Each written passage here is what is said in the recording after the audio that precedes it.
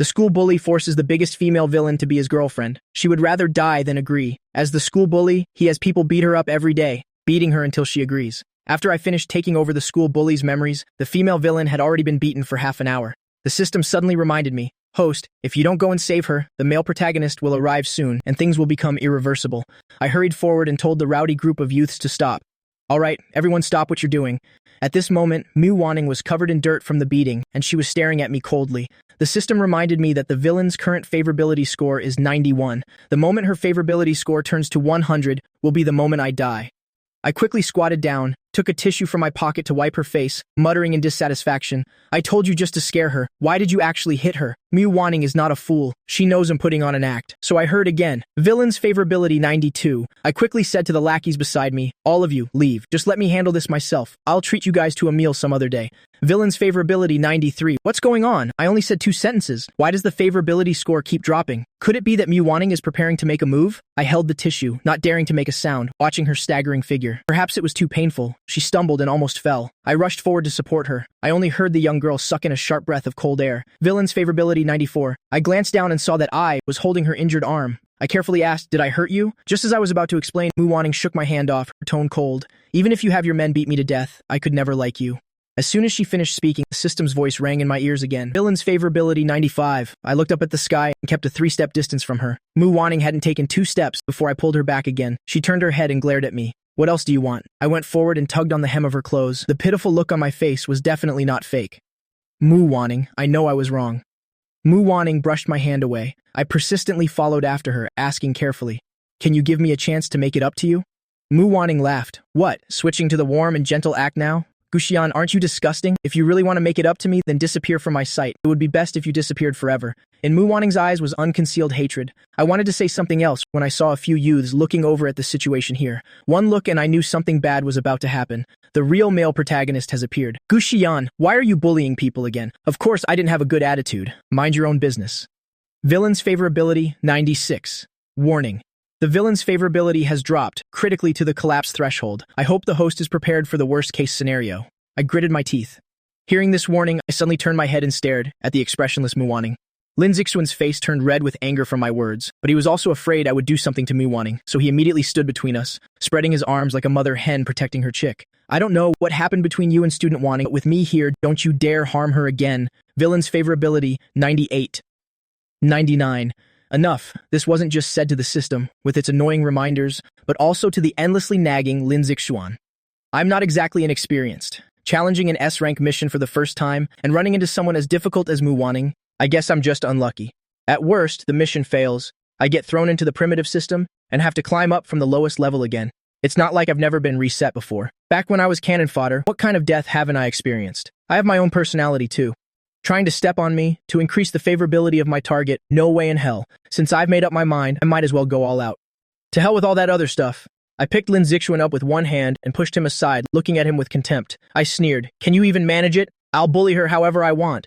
I even want to bully her for the rest of her life. You and I don't even go to the same school. Can you do anything if I beat her at school?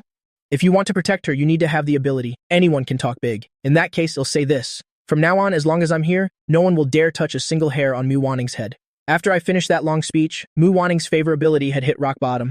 But when I saw Lin Zixuan's horrified expression, I was indescribably happy. My original mission was to come and save the villain. Now, I feel like I am a true villain myself. I lowered my head and glanced at Mu Wanning, not caring what she was thinking, and dragged her away. Lin Zixuan blocked me again, looking worriedly at Mu Wanning, and said breathlessly, "Tell me, what will it take for you to let Student Wanning go?" "Let her go? I want to let her go too. But will the system let me go? Right now, I'm a fish on the chopping block, just waiting for Mu Wanning to meticulously plan to send me on my way."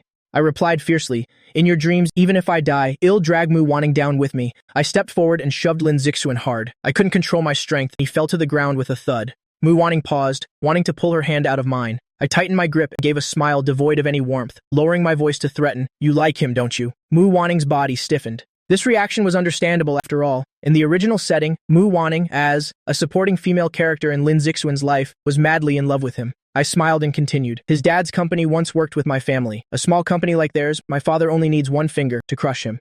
If you want him to suffer misfortune with you, you can absolutely choose not to come with me." In that moment, Mu Wanning's gaze was like a sharp knife. After leaving Lin Zixuan's sight, I stood by the road and called the family driver. Mu Wanning hugged her school bag and turned to ask me, "Can I go now?" I refused without a second thought. "After all, you're not very cooperative, but luckily I've discovered your weakness. You don't want others to suffer because of you, do you?"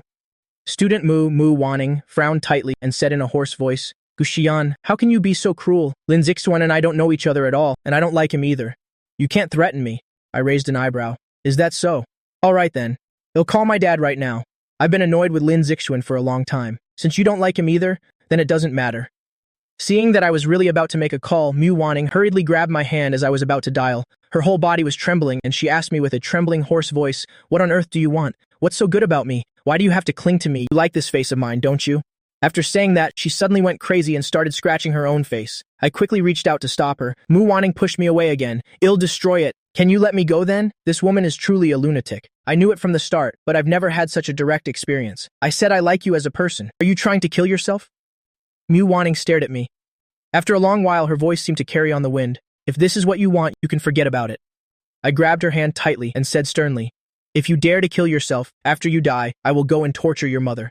Mu Wanning's whole body trembled. She said in a pleading voice, "Gushian, don't cause any more trouble. I'm begging you." At this moment, the driver arrived. My heart was in turmoil, but my face remained impassive, making it impossible for anyone to see what was on my mind. I pushed Mu Wanning into the back seat and said to the driver without emotion, "Go to Jiangcheng Hospital and call my private doctor." Mu Wanning didn't say a word the whole way, her pale face staring out the car window. I touched my chin. This situation, compared to the strategy plan I had prepared for Mu Wanning, was not very similar. I recalled the words I had just said. They were truly too vicious. It's because I had no other choice. Failing the mission at worst means starting over, but if the target dies, it'll be judged for improper protection and my self-awareness will be erased immediately. Well, without consciousness, I'd be like a walking corpse. I shuddered. Either way, I'm going to die anyway. I still have a month, I should try a little harder. But then I thought of the 100 favorability, and suddenly I didn't want to try anymore. I just want to be a salted fish. I leaned back in the car, suffering in silence. Why do I have to bear the consequences of the original owner's mistakes? Next time when a mission is assigned, can you give me a naive villain to capture? I handed Mu Wanning over to the private doctor while I curled up on the long bench, hugging Mu Wanning's tattered school bag. I don't know how long this bag has been used, the bottom even has patches. Actually, Mu Wanning is very pitiful.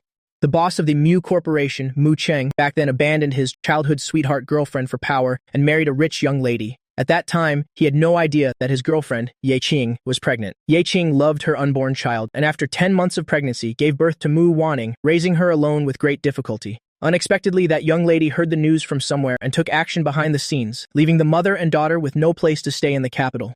After Mu Wanning grew up, she came to Jiangcheng with her mother, originally wanting to start a new life, but ended up encountering this tyrant, the original owner. Truly, not a moment of peace.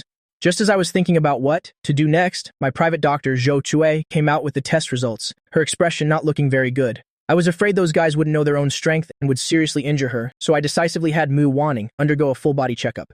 Seeing Zhou Chue's gloomy expression, I thought to myself that this wasn't good. Zhou Chue handed me the test results, explaining, "The girl has many new and old injuries on her body. She even had a broken rib before, and it seems it hasn't fully healed. Her health is also poor. Whose child is this that she isn't even given enough food to eat?" Hearing this, I fell silent. Zhou Chue continued to ask, "What about the injuries on her body?" I didn't dare to say. Zhou Chue asked again, "Is she your classmate?"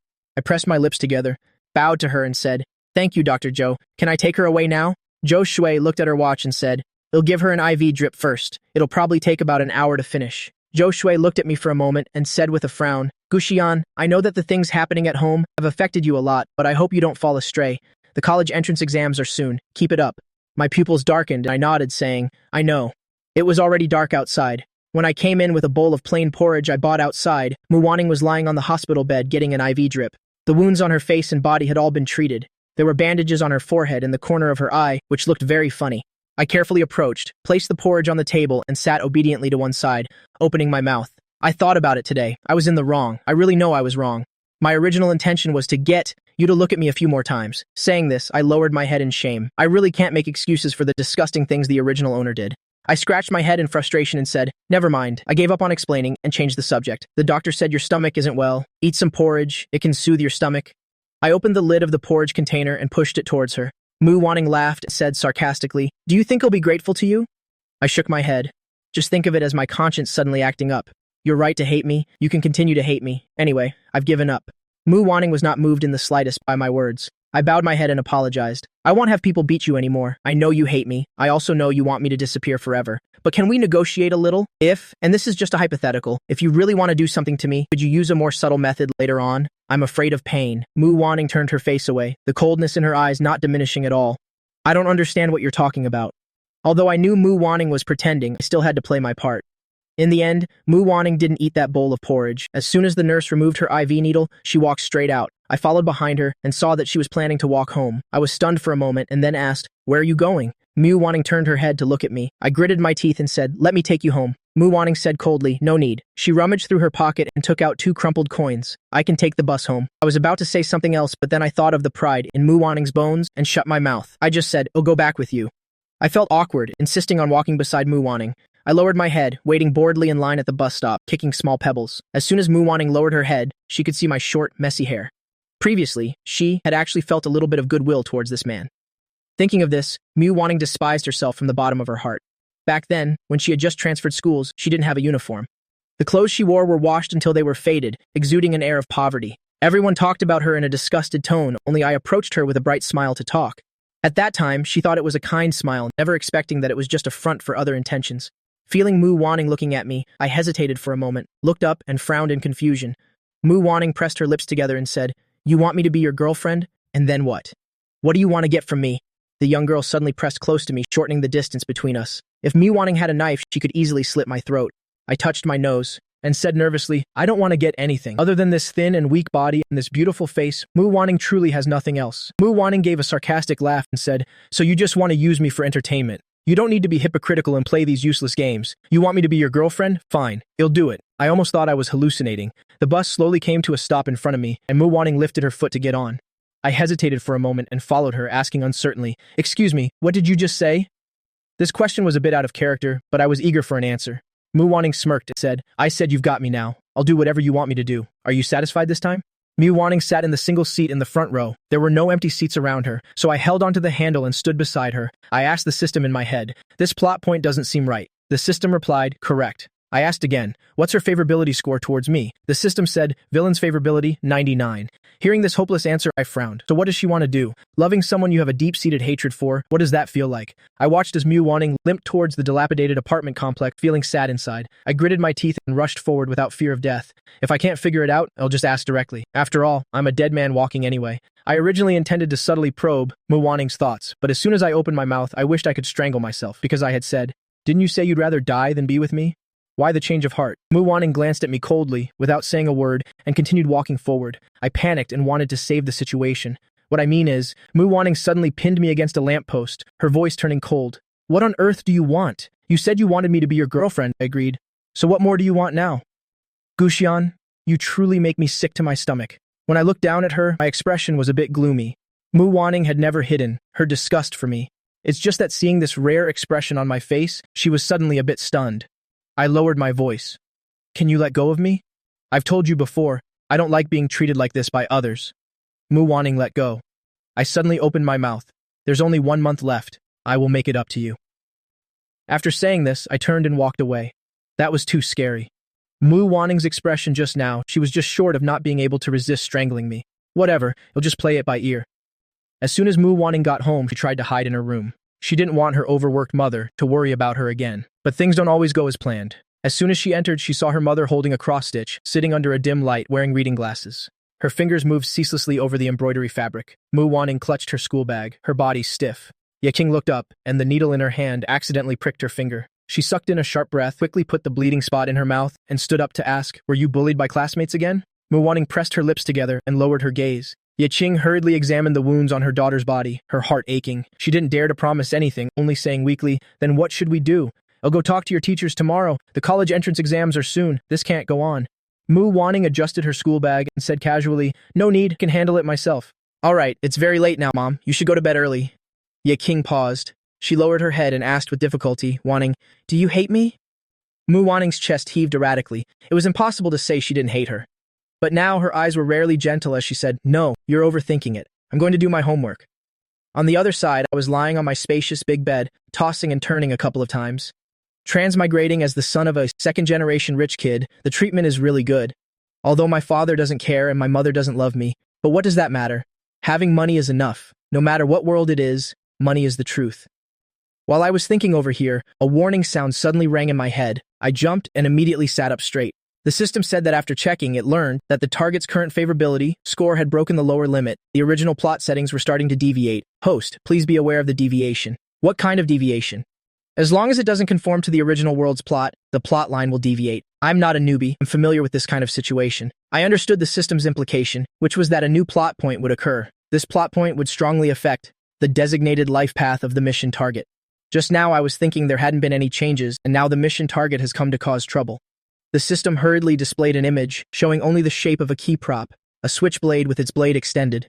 Above it was a note saying, "This was one of the main props used to kill me." My expression darkened. This thing has already appeared. It seems my death day has truly arrived earlier. I ruffled my hair in frustration. I knew it. This time Mu Wanning suddenly said she wanted to be my girlfriend. It was very strange. Turns out she couldn't hold it in anymore. If it were according to the original owner's way of thinking, as soon as he heard Mu Wanning's answer, he would definitely be over the moon and then lower his guard. Wouldn't this just give Mu Wanning a chance to take advantage? I was gloomy all night with the thought of trying to win over the villain and struggle a little longer. I bought breakfast for 2 on the way. Grade 12 is busy with morning self-study. We have to be at school by 6:30. Mu Wanning loves her mother, so she doesn't ask for allowance, so she has never eaten breakfast throughout her 3 years of high school. I prepared to take the warm, sentimental route, but I don't know if this will still work on Mu Wanning. The original owner was a bad student. He never attended morning self-study. The moment I walked in, the classmates were all a bit incredulous. Mu Wanning heard the commotion but didn't look up. At the back of the class, she was writing a test with her head down.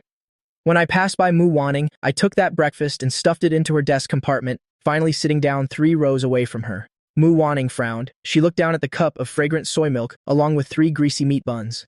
She took a small note off the plastic bag. On it was scrawled, "Breakfast for you, enjoy your meal." Mu Wanning expressionlessly crumpled the paper into a ball and threw it in the trash. She wasn't hungry at first, but after smelling the fragrance, her stomach wouldn't stop growling. For the past 2 years, eating irregularly had caused Mu Wanning's stomach to ache in spasms. She looked up. I was laughing and talking happily with those delinquent boys. She gave up and lowered her head, as if afraid others would see. She put the straw in her mouth and took a sip of soy milk. The soy milk had added peanuts and sugar. It tasted surprisingly good. As for me, I noticed Mu Wanning's actions from the corner of my eye and finally breathed a sigh of relief. I quickly told the system to check her favorability score. The results showed the villain's favorability was 100. Damn it, she ate my food and is still so cruel to me, I said angrily to the system. Alright, system, I don't want to check anymore in the future. Block this function for me so I don't have to go crazy with anger every day. Favorability or whatever, let's just leave it to fate. On the other side, Mu Wanning restrained herself and only ate 1 bun. The remaining 2 were carefully hidden in her desk compartment. She planned to take the buns home for her mother to try. At that moment, I don't know what I said to those guys. I suddenly grabbed my school bag and walked towards her. Mu Wanning's body stiffened. Then she saw me pull out the chair next to her and sit down, taking out a clean test paper and spreading it on the desk. With a hopeful look in my eyes, I said, "Hey buddy, can I copy your homework?" Mu Wanning composed her expression and said, "Don't you never do homework?" I scratched my head and said with a grin, "So you do pay attention to me." Mu Wanning's face turned cold as she sneered, "You're overthinking it. Who doesn't know that because you don't do your homework, your course credits have been deducted into the negatives. If it weren't for your father, you would have been expelled long ago." The corner of my mouth twitched nonstop. I was so angry I almost laughed. "If you won't let me copy, then fine. Can I just write it myself?" I turned my head looking at the test paper with an annoyed expression, as if I really intended to write it myself. Mu Wanning was a little surprised. It wasn't that she hadn't said similar things before. Back then, I would have grabbed her by the collar and said arrogantly, "So what if I don't study? I have a good father. Unlike you, who has nothing. That's why you have to study desperately, right, you poor thing." I didn't know what Mu Wanning was thinking. I've transmigrated through many worlds. I'm only afraid of transmigrating into worlds with a school plot because I really have no feelings for studying anymore. I looked at the math test, filled in whatever looked right, and just copied a random number if I didn't understand. It takes others an hour to do a test. It took me 5 minutes to scribble through a test. Mu Wanning frowned. Not a single question on that test was correct. I noticed Mu Wanning was secretly looking at me. I raised an eyebrow and said, a little smugly, "How about it? Is my test-taking speed fast enough?" I don't think the homework is that hard, is it?" Mu Wanning said nothing, just let out a cold laugh, as sarcastic as it could possibly be. Fine, I won't argue with her anymore. When the morning self-study period ended, I immediately took out a breakfast identical to Mu Wanning's and spread it on the desk. Mu Wanning turned her face away with some difficulty. She forced herself to immerse in the test paper. Not long after, my hand was already holding a bun in front of her. I held a napkin in one hand and said casually, "I can finish this, help me eat it." I didn't wait for Mu Wanning's reaction. I directly stuffed it into her mouth as she was about to speak. Then, mission accomplished, I leaned back in my chair, looking at Mu Wanning's stubborn expression. If she weren't such a psycho, this personality is actually quite interesting. When she eats, Mu Wanning is a bit elegant, slow, and deliberate. She should have been a very good person, right? At this moment, a girl in a baggy uniform came up to me and said, Guxian, why are you here so early today? Zhang Yuyao glanced at the bowing Mu Wanning and frowned, saying with some dissatisfaction, Why are you sitting here? Isn't it dirty? This remark didn't get any reaction from Mu Wanning, but my heart skipped a beat. I carefully glanced at Mu Wanning while retorting, It's not dirty. Where do you see dirt? I can just wipe it clean. Zhang Yuyao laughed. She glanced at Mu Wanning and said, If you're bored, hurry up and come back. I was stunned for a second. Next, Zhang Yuyao placed the cold milk tea in her hand in front of me, adding, I added pudding for you. I instinctively said thank you. Zhang Yuyao raised an eyebrow, a little surprised. Is there something wrong with your head? Idiot. I bristled. There's something wrong with your head, cursing at me for no reason. Zhang Yuyao didn't argue with me. She threw her bag down and came over to ask me, Want to go for a ride? I just bought a motorcycle. I shook my head repeatedly, pulling Mu Wanning's test paper over and lied against my conscience. From now on, I have to study hard with my girlfriend. Zhang Yuyao's patience ran out. Did you take the wrong medicine this morning? Stop messing around. Hurry up. The teacher will be here soon, and you won't be able to skip class. I said sincerely. I'm really not messing around. I want to turn over a new leaf. After all, my girlfriend is a good student. I want to get into the same university as her. Hearing me say girlfriend over and over, Zhang Yuyao immediately slammed the desk, sending parts flying. Stop joking. Girlfriend, my ass. She's just a plaything. Is she even worthy? Are you blind? Your brain can be that waterlogged, can it? Didn't you just have people block her yesterday? And today you're here playing the good guy. Stop messing around. Let's go. I listened to her long tirade, my left eyelid twitching uncontrollably. The corner of Mu Wanning's mouth had curved into a mocking smile. I felt my head was about to explode. I gritted my teeth and said, I really see her as my girlfriend, not a plaything. I'm serious. From now on, I won't hang out with you guys anymore. What happened yesterday, bullying her, was my fault. I've corrected it. From now on, you guys better not look for trouble with her either. Hearing my serious tone, Mu Wanning's eyes gradually darkened. Zhang Yuyao went berserk and laughed coldly. Fine. Guxian, you've got guts. Others might not know, but don't I know what kind of person you are? Zhang Yuyao turned her head, her sharp gaze fixed on Mu Wanning, and asked, What did you say to him? Seeing that Mu Wanning was ignoring her, Zhang Yuyao reached out and patted her face, saying, I'm asking you. Mu Wanning was also provoked in that instant. She clenched her fists and said, You're asking me? So I have to answer? Zhang Yuyao flared up. Mu Wanning, are you tired of living? Zhang Yuyao grabbed Mu Wanning's collar with one hand and pulled her to her feet. The ordinary students around immediately held their breath. The classmates started moving their desks and chairs, preparing to watch a good show, even whistling provocatively. But the next second, I slapped Zhang Yuyao's hand and said in a cold voice, Let go. Zhang Yuyao had never seen me like this and knew that I was truly angry now. What was this? Before, he would brag to them every day, saying he wanted to lure Mu Wanning into being his lapdog, to completely break her self-esteem. Why has he changed his tune now? Seeing no reaction from Zhang Yuyao, I gritted my teeth and said, I told you to let go. I forcefully pulled Zhang Yuyao's hand away, pulled Mu Wanning behind me, and said with a frown, It has nothing to do with her. I'm doing all of this willingly. Zhang Yuyao's face was dark. She let out a cold laugh and kicked the desk hard. I couldn't dodge in time and it hit my side. I immediately sucked in a cold breath.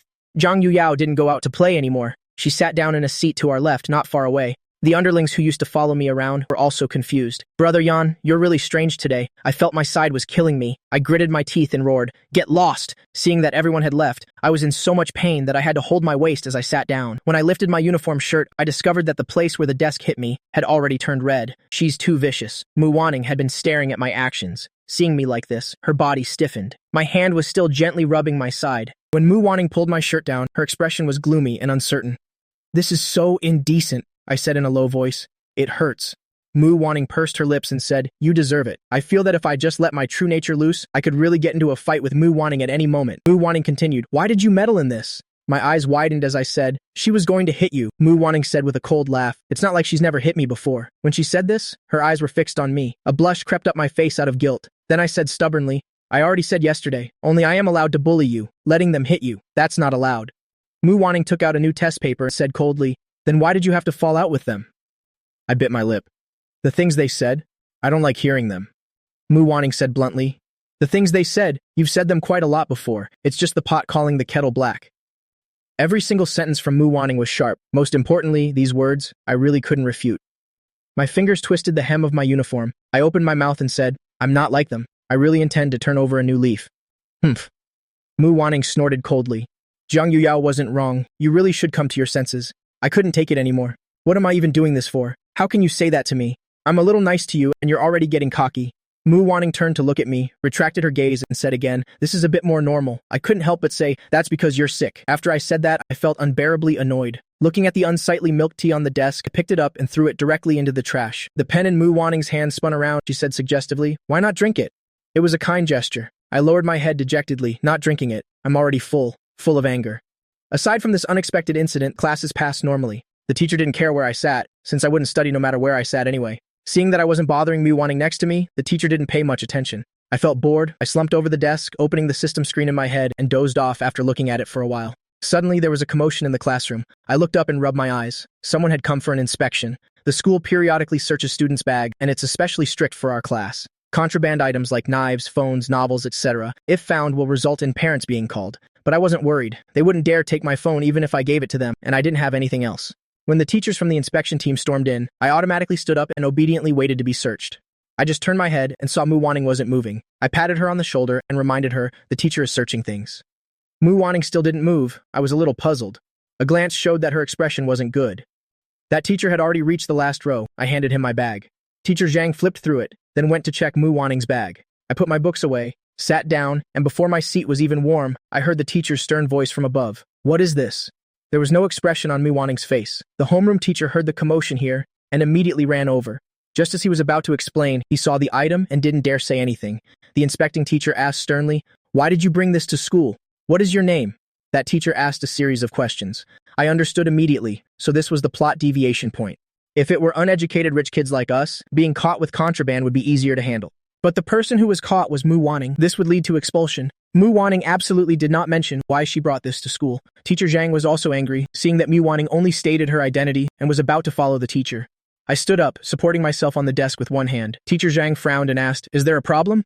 I glanced over. I don't know if she had given up struggling or was just scared, but Mu Wanning took a deep breath and said she didn't know anything. "This knife in the bag." Mu Wanning suddenly looked up at me, her gaze complex. I pursed my lips and continued. "I was the one who put this knife in there." Everyone was in an uproar. The inspecting teacher's eyes widened as he asked me, "What do you mean?" I swallowed. The fear of being dominated by teachers was still deeply ingrained in my bones. What could I do? If Mu Wanning left school because of this, then her life would completely deviate from its original path. If that happened, the plot challenge I would face would be uncertain. I don't like uncertain missions. In a moment, I had thought of a coping strategy. Teacher Zhang then shouted, "You and her, follow me to the office." I walked side by side with Mu Wanning and said in a low voice, "Later, no matter what the teacher asks, just say you don't know, understand?" Mu Wanning answered firmly, "I'm the one who put it there. I was about to die from anger. Don't talk nonsense, this will get you expelled." Mu Wanning still didn't back down. It was me. I angrily grabbed Mu Wanning's uniform, about to say something. The teacher noticed our actions and got angry. "Don't play tricks in front of me." I quickly withdrew my hand, leaving behind a sentence, "Remember what I said." I held my head high and followed the teacher into the office. The homeroom teacher asked us, "Speak up, what exactly is going on?" I was afraid Mu Wanning would answer, so I spoke before she could. Just like I said in the classroom, I'm the one who put the knife there. Teacher Zhang didn't buy it and asked, "What's the reason?" I said, "I wanted to threaten her." Teacher Zhang frowned. My bad reputation among the teachers was more or less known. He was a very righteous person, so he immediately slammed the desk and said, "Guxian, you have some nerve? What did you want to threaten her with?" I was speechless for a moment and a little embarrassed. But things had already come to this. I could only say, threaten her into being my girlfriend. Teacher Zhang was the grade director. Hearing these words, he immediately decided to call my parents. He didn't reconfirm the situation with Mu Wanning. Mu Wanning had good grades and was obedient. It was impossible for her to do such a thing. But I was different. My suspicion level was so high that people couldn't help but believe it. Teacher Zhang told Mu Wanning to leave. Seeing her not moving, I also got anxious and pushed her out the door. Next, Teacher Zhang, in front of all, the other teachers in the office scolded me harshly. Things like scum of society, shameless. I took it all. And my father, Gu Qing, came to the office. After briefly understanding the situation, he raised his hand and slapped me, without holding back at all. Half of my face swelled up immediately. Gu Qing continued to speak to me with contempt. "Look at what you've done. I'm so disappointed in you. Today I have to bail you out of school. Tomorrow will I have to bail you out of the police station? Look at yourself. You don't look like a student at all. Did I spoil you too much, making you so lawless?" I gritted my teeth and said in a low voice, "You spoiled me? You don't even care about me. Where did you spoil me?" Gu Qing was furious with nowhere to vent. "What are you talking about?" I craned my neck and said stubbornly, "Am I wrong? Every day now, Dad, you're either revolving around that homewrecker who harmed my mom, Zhao Yuting, or you're taking care of her. As for spoiling me, tell me, how many times have you even seen me in the past 2 years? Do you even know what class I'm in?" Hearing this, Gu Qing raised his hand to slap me again. I straightened my back and puffed out my chest to take it, saying with a cold laugh, "Go ahead and hit me. It'd be best if you beat me to death, so I can go to the underworld and let Mom get a good look." Seeing the confrontation between father and son escalating, Teacher Zhang quickly intervened to mediate and pushed me out of the office door. I lowered my head, trying to hold back my tears. It wasn't sadness, but a feeling of intense pain. Just then, a shadow fell over me. I looked up, saw the slender figure of Mu Wanning standing there. I quickly wiped my face with the back of my hand and asked in a hoarse voice, "Why haven't you left yet?" Mu Wanning pursed her pale lips and asked me, "Why did you say that to the teacher?" I was fuming because of Gu Qing, but facing Mu Wanning, I refused to show any weakness. I said in a harsh tone, "You wanted to use this to get the teacher to expel you? I won't allow it. Don't even think about escaping from me. Don't even dream of it." A glint appeared in Mu Wanning's eyes, her mood unclear. Finally, she gently mocked, "You look so ugly when you cry." I clenched my fists, holding back my tears, and immediately discovered something even worse. Gu Qing had frozen my bank card. Compared to being slapped, this financial pressure made me even angrier, but I didn't feel like I had done anything wrong. Whether it was for the me of the past or the me of now, Gu Qing could be said to have completely failed his responsibilities as a father. Besides giving money, there was nothing else. Now, even the money was gone. I punched the wall and gritted my teeth saying, "It's over, I'm broke." Mu Wanning was startled by my sudden action. She rummaged through her school bag and took out a crumpled tissue, holding it out and saying softly, "Don't be like this." Hearing that made me even more irritated. I snatched the tissue and wiped my face. Mu Wanning said softly, "If you want to cry, go cry outside. Crying here is disturbing my studies." I almost laughed out of anger. My mission target has no gentleness at all. I suppressed my anger, my jaw tight. This expression looked as if I had suffered a great injustice. Mu Wanning was stunned for a moment. She seemed to waver a bit at her own words. "No, that's not right. Gu Xian is a demon. Seeing him like this, I should be happy." As for me, after calming down, I turned away and listed the house I was living in for sale, at a cheap price on a real estate website. This house was bought for me by Gu Qing when I was 16. Perhaps not wanting this burden of his to bother his new family, he decisively packed me up and threw me out. Soon, it was noon. The students were in a hurry, so most of them went to the cafeteria to eat. I had angered Jiang Yudao, and although the money in my wallet was enough to last a few days, I didn't want to eat alone. So I shamelessly followed behind Mu Wanning, looking like a lost stray dog.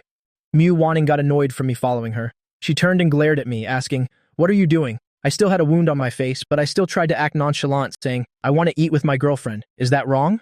Only then did Mu Wanning remember that she had impulsively agreed last night. She pursed her lips and said, "I'm not eating."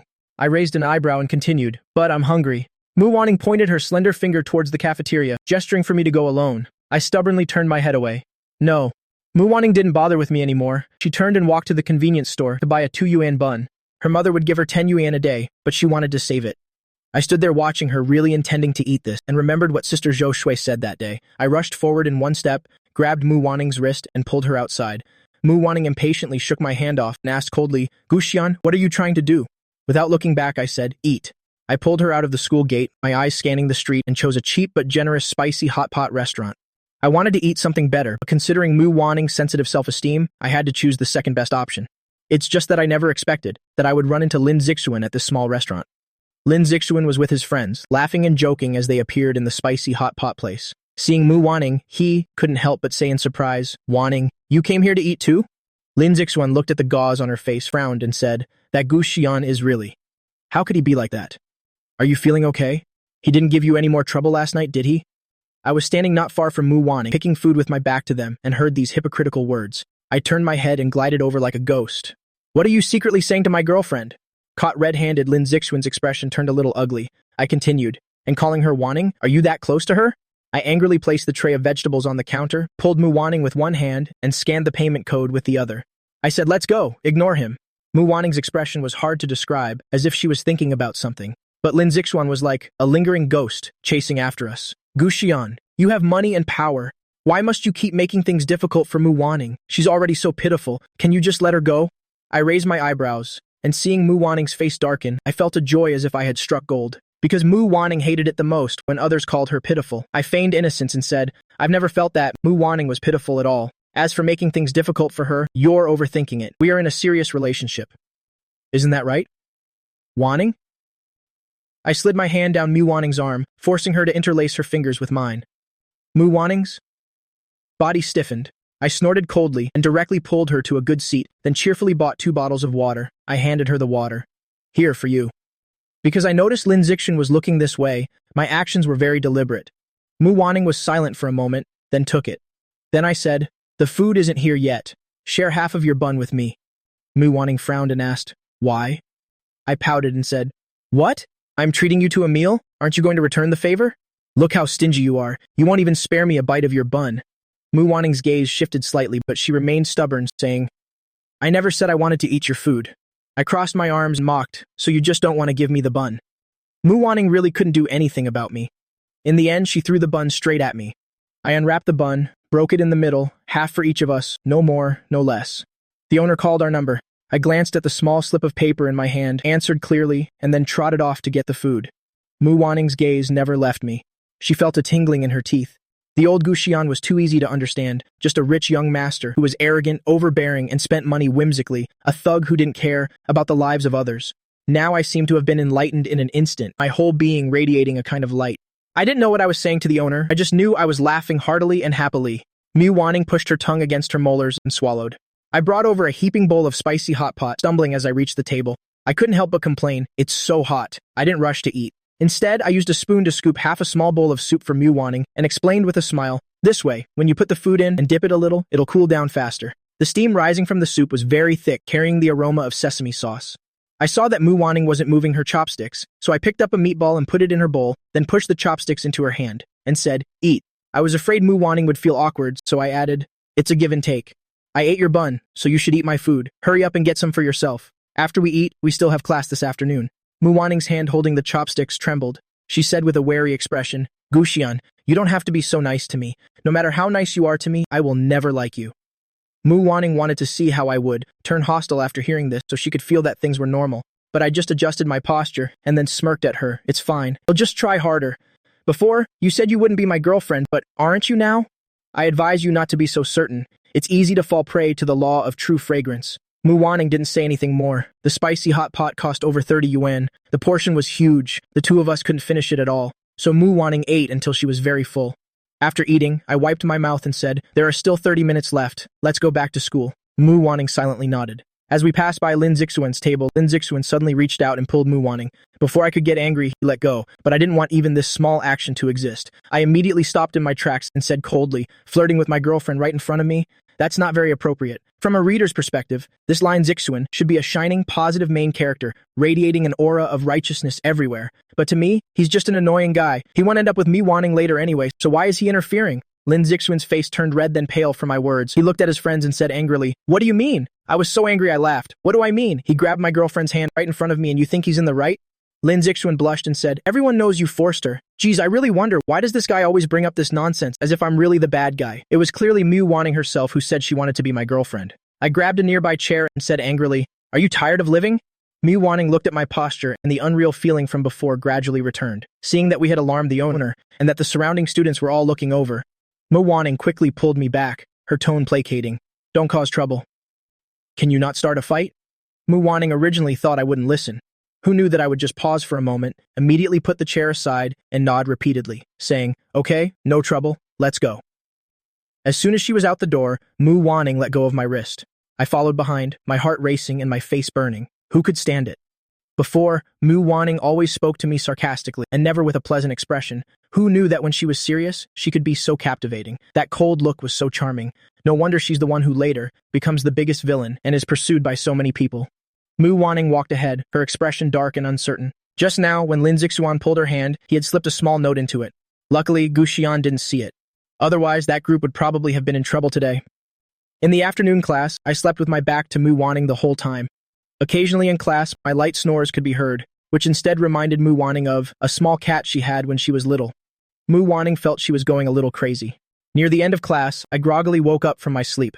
After stretching, I was caught right in the act by the physics teacher.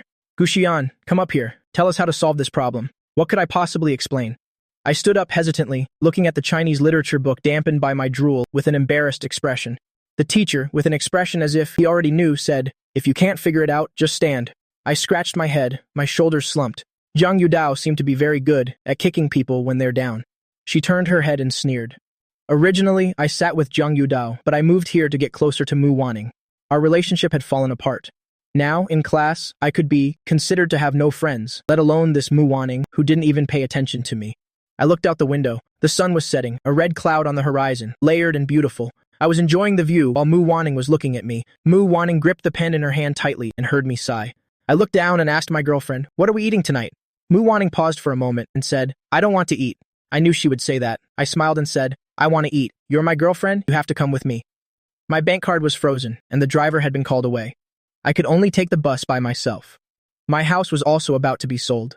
After the agent looked at it, he had contacted quite a few people who wanted to buy my house. If the process went quickly, this would probably be the last happy time for me in this large villa. I really regretted it, but I didn't want to bow down to Gu King. The villa sold for 3 million, and the buyer was a sworn enemy of the Gu family. After learning this news, I signed the contract with them without a second thought. When Gu Qing hears this news, he will definitely buy the villa back. How could he let others know about the scandal of his own son having to sell his house because he had no money? I had calculated this move very carefully. After getting the money, I immediately rented a house near Mu Wanning in the same building as Mu Wanning, but I didn't dare tell her. I was afraid that Mu Wanning would turn around and cause my mission to fail. Every day, I secretly brought breakfast for Mu Wanning and dragged her to eat 3 meals a day. Mu Wanning endured it silently, not saying anything. However, her attitude had softened a bit. I was having dinner with her and asked tentatively, "Which university are you planning to apply to?"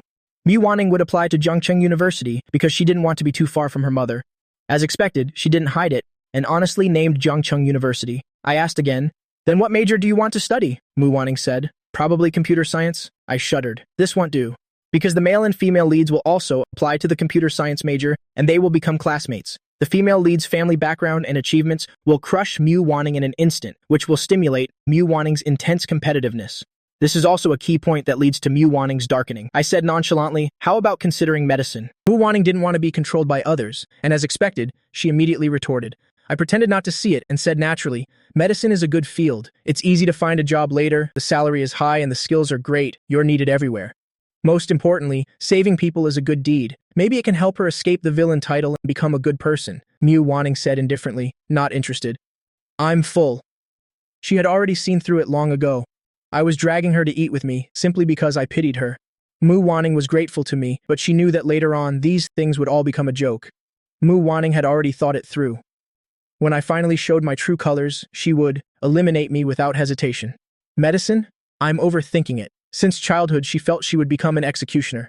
Mu Wanning cut me off. Instead of worrying about me, "Why don't you think about your own grades?" I suddenly had a great idea. "That's right, my grades are bad. How about this? From now on, they'll treat you to meals and you can tutor me." With less than half a month until the college entrance exams, the teachers had already become lax. Those who wanted to teach didn't need it, and those who didn't want to learn couldn't be taught. Mu Wanning looked at me seriously and then concluded, "Useless." I pouted. "No. How do you know it's useless?" "I'm very smart." Mu Wanning sneered, "So smart that you're always first from the bottom." I frowned and said nothing.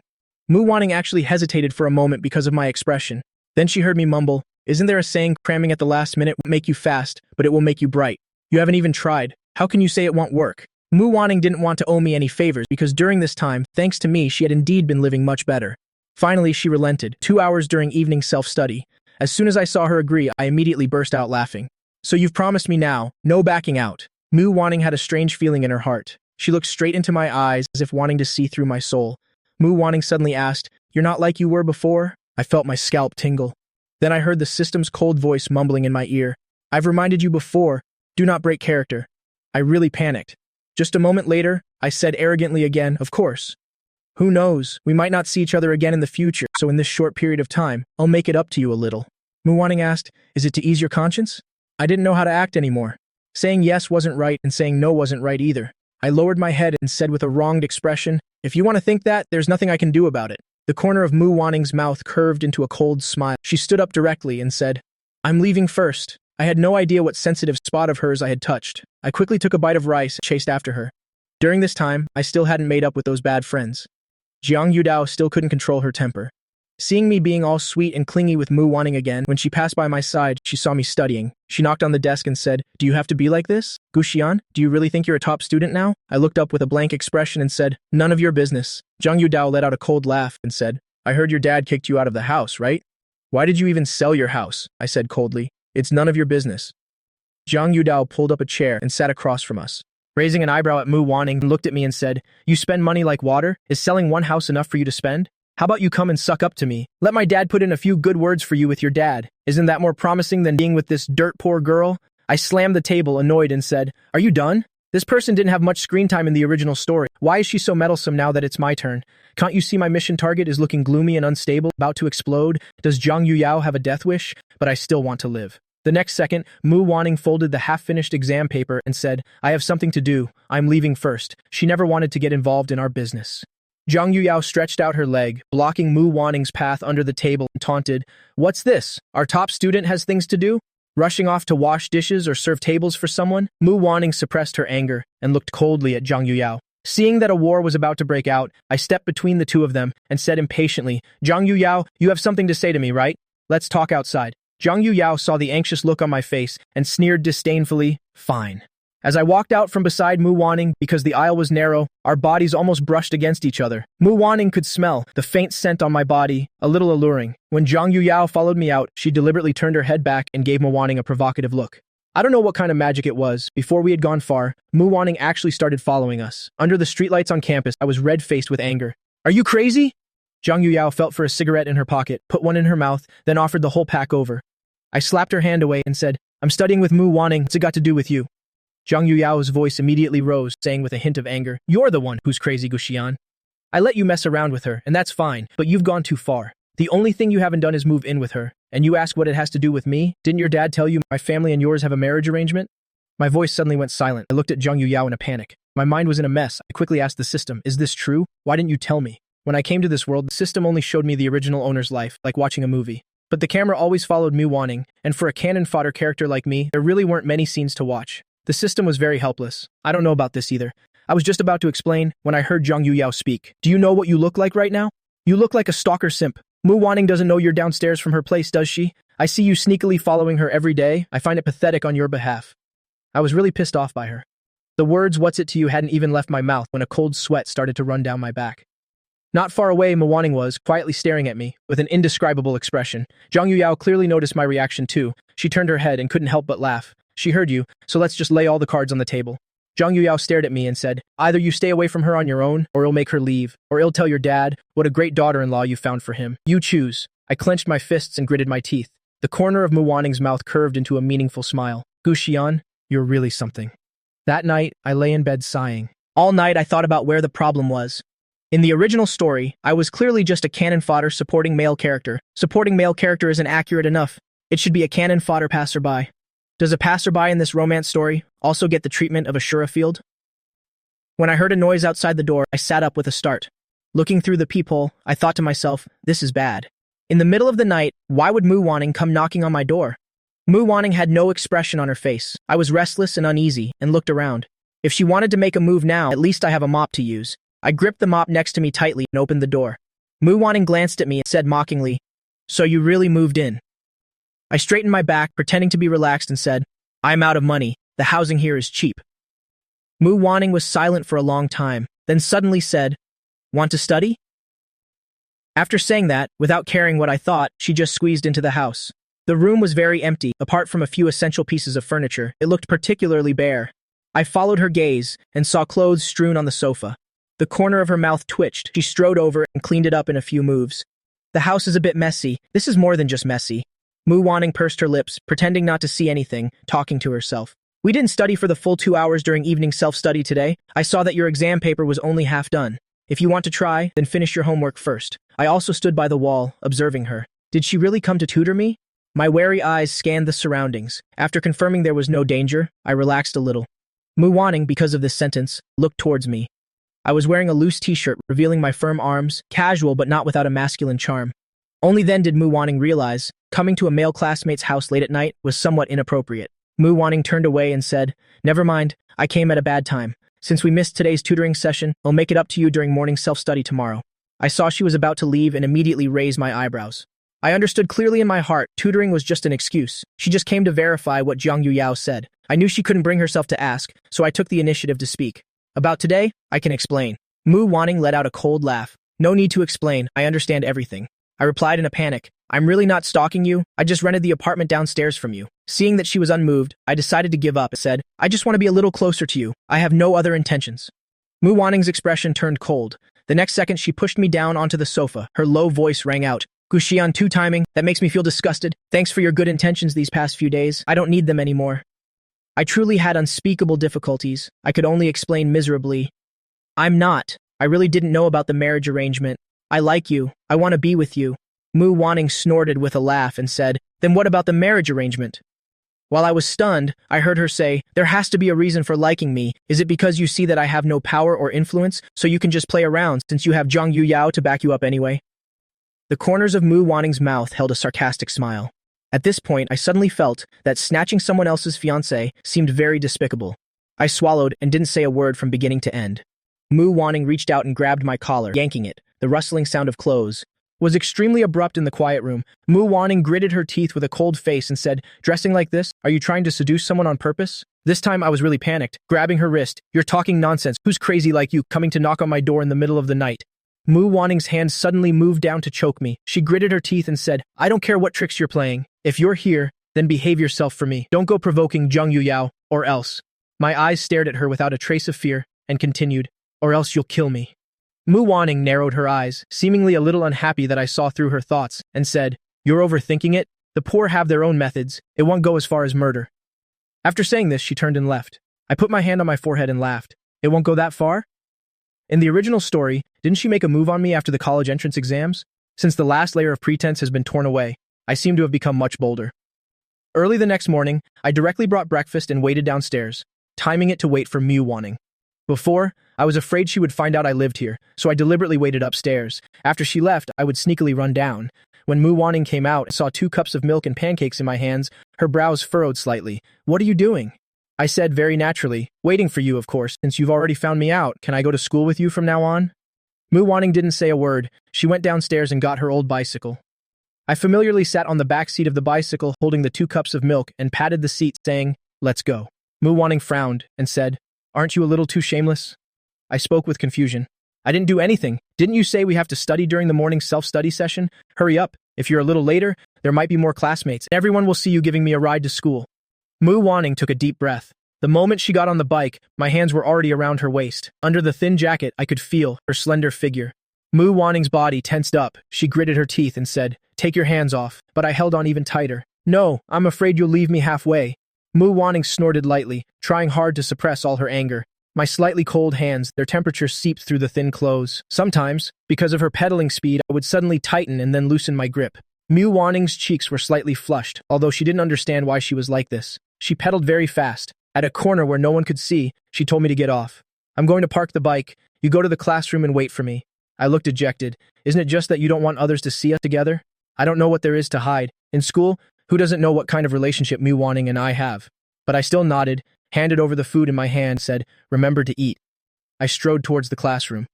Mu Wanning was dazed for a moment. She pursed her lips and nodded awkwardly. I sighed. The day I find out whether I can pass the mission is getting closer. I'm very worried. I can't figure out if Mu Wanning is genuinely good to me, or if she's boiling a frog in warm water like in the original story, to make me let my guard down. On the way to the classroom, I couldn't help but ask the system to check Mu Wanning's favorability score. I've been wanting to check for the past few days, but I didn't dare. I was afraid of seeing the favorability at 100 again. I would have a mental breakdown. The system's calm voice sounded. "Yes, host, checking for you now. Please wait. Villain's favorability score is 70. I froze, feeling both surprised and dejected. Surprised that my being friendly with Mu Wanning actually worked. Dejected that the effect didn't seem to be very significant. I kind of regretted turning off the favorability notifications. I had no idea where Mu Wanning had been docking points from. I quickly said, "Turn this function on and don't turn it off again." Then I stopped at the school gate. I intended to test something. In less than 5 minutes, Mu Wanning arrived at the gate. The breakfast in her hand was almost finished. When she saw me, she narrowed her eyes. Before I could flash what I thought was a handsome smile, I heard the system announce, "Villain's favorability score is 71. The smile on my face immediately vanished. That sensitive? I didn't do anything, just appeared in front of her. The favorability dropped before I even said anything. I tried to support my crumbling body. "I want to go in with you." Mu Wanning put the half-drunk cup of soy milk in her hand, aside, and asked with a serious face, "You look pale. Are you not feeling well? Isn't it because you made me angry?" I took a deep breath, raised my head, and pretended to be aggrieved. "I was just thinking, if I left, I would see you for 10 minutes less. We probably don't have much time left together. I don't want to be away from you for that long." Then came the sentence. "Villain's favorability score is 72. All right, I get it now. Mu Wanning doesn't like clingy, disobedient people. Forget it, I'm leaving." I turned my head, planning to slip away. I heard Mu Wanning say, "If you want to be with me, then let's go together." Villain's favorability score is 70. What the hell? I regret it again. After turning on the system's notifications, my mood has been a complete roller coaster. I completely couldn't guess what Mu Wanning was thinking in these few short minutes for the number to change so quickly. I followed behind Mu Wanning. For the first time, everyone in class saw me and Mu Wanning arriving together, and they wouldn't stop whispering. My changes recently have indeed been huge. The classmate sitting in front of me boldly asked, "What's the situation? Has our goddess Mu finally given in?" I blushed and said, "What nonsense are you spouting? This wasn't embarrassment, anger."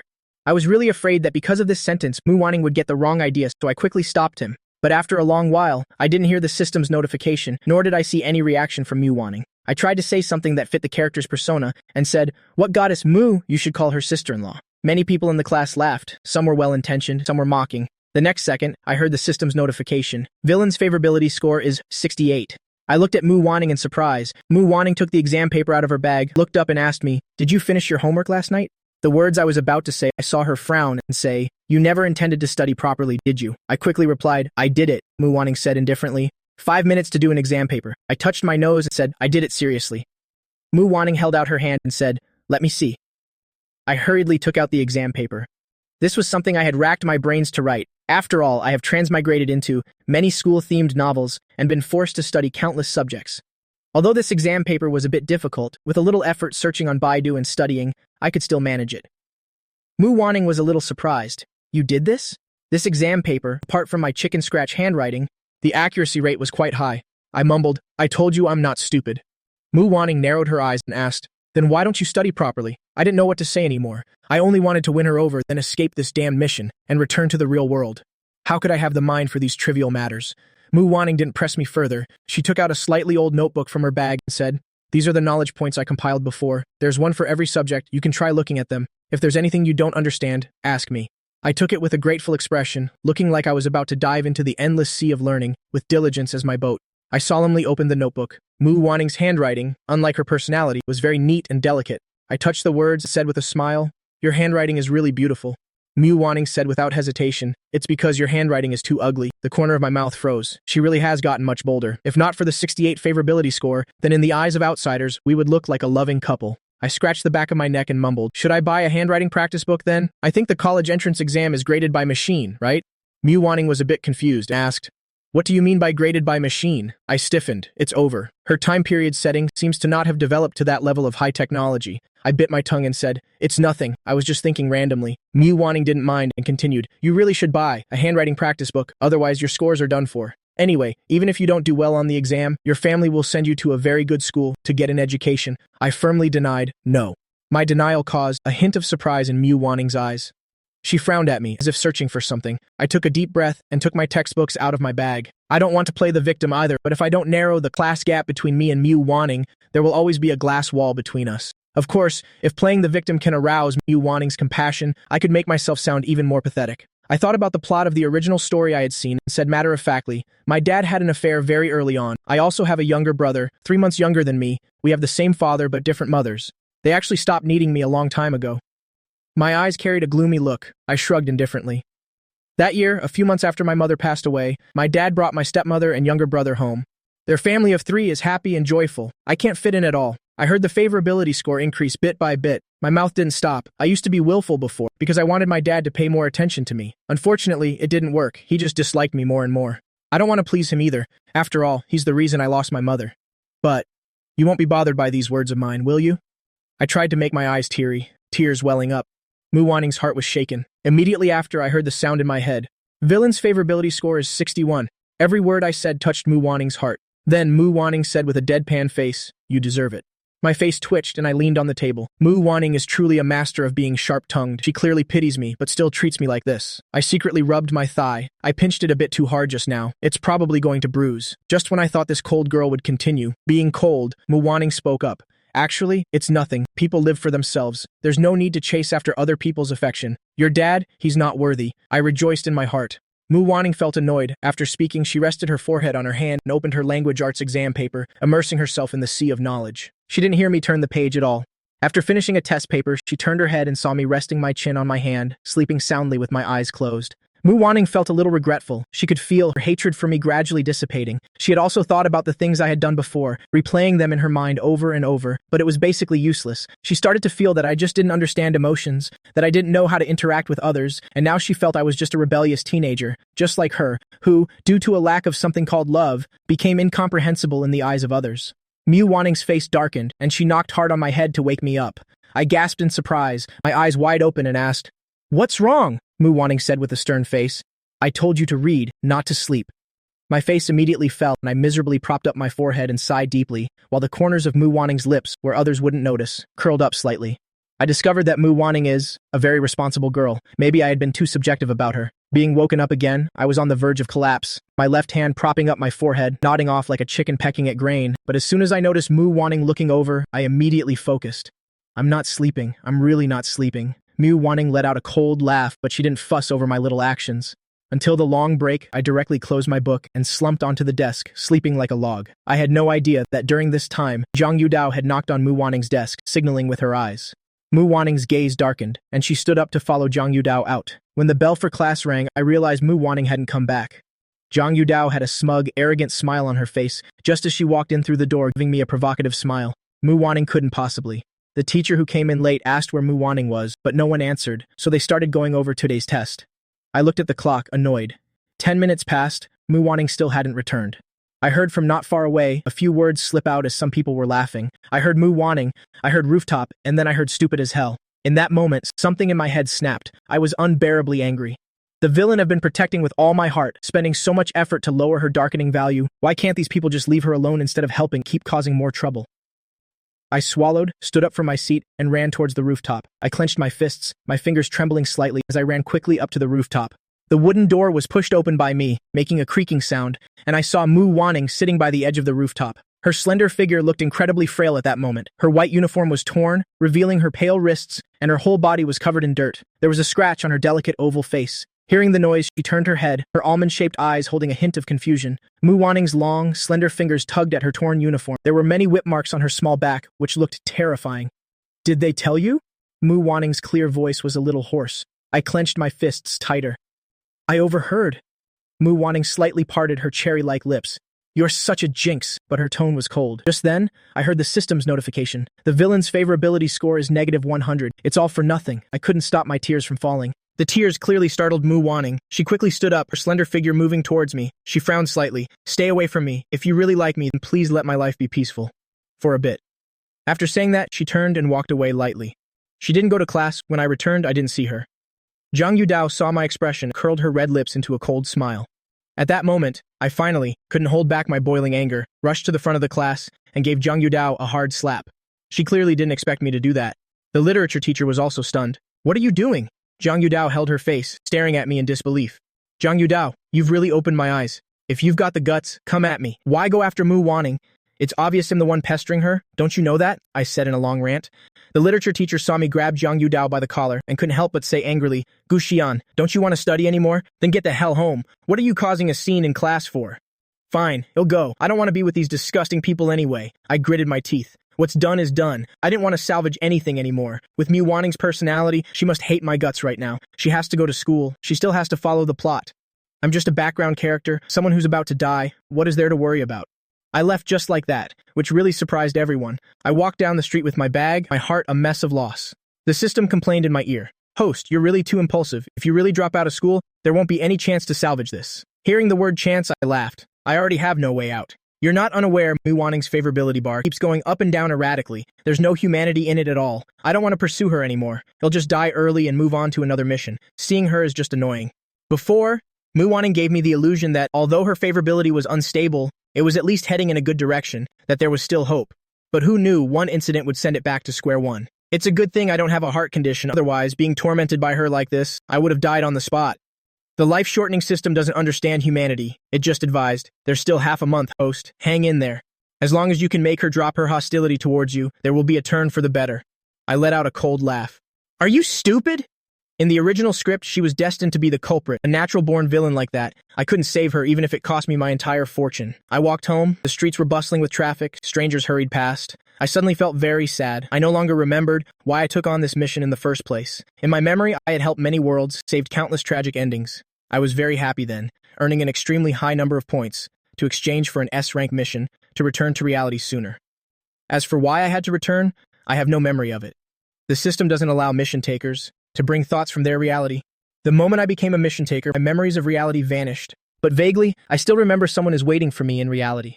I kicked a stone in front of me, and unexpectedly, under that dilapidated apartment building, I saw Mu Wanning. She was carrying a garbage bag and had changed into clean clothes, the white dress accentuating her pure and ethereal beauty. The two of us looked at each other. Mu Wanning coldly turned her head away, without saying a word. I stood still, and as we passed each other, I said, "I'm sorry, you should go to school. I can guarantee they won't bully you anymore. For the hurt and trouble I caused you before, I apologize. I know it's useless, but I still have to say it." Actually, forget it. The words I wanted to say suddenly stopped. I ruffled my hair and strode upstairs. Mu Wanning was a bit dazed. "Isn't it class time right now? How did he get out?" But in an instant, she figured it out. Wasn't he always like this before? I slept like a log at home, and when I looked up, I saw the stuffy, dirty ceiling, the ceiling fan creaking above. There was a loud knock on the door. I hesitated for a moment before opening the door, only to see Gu Qing with a frosty face and the gaudily dressed Sun Yufeng behind him. I immediately became gentle again. "Is something wrong?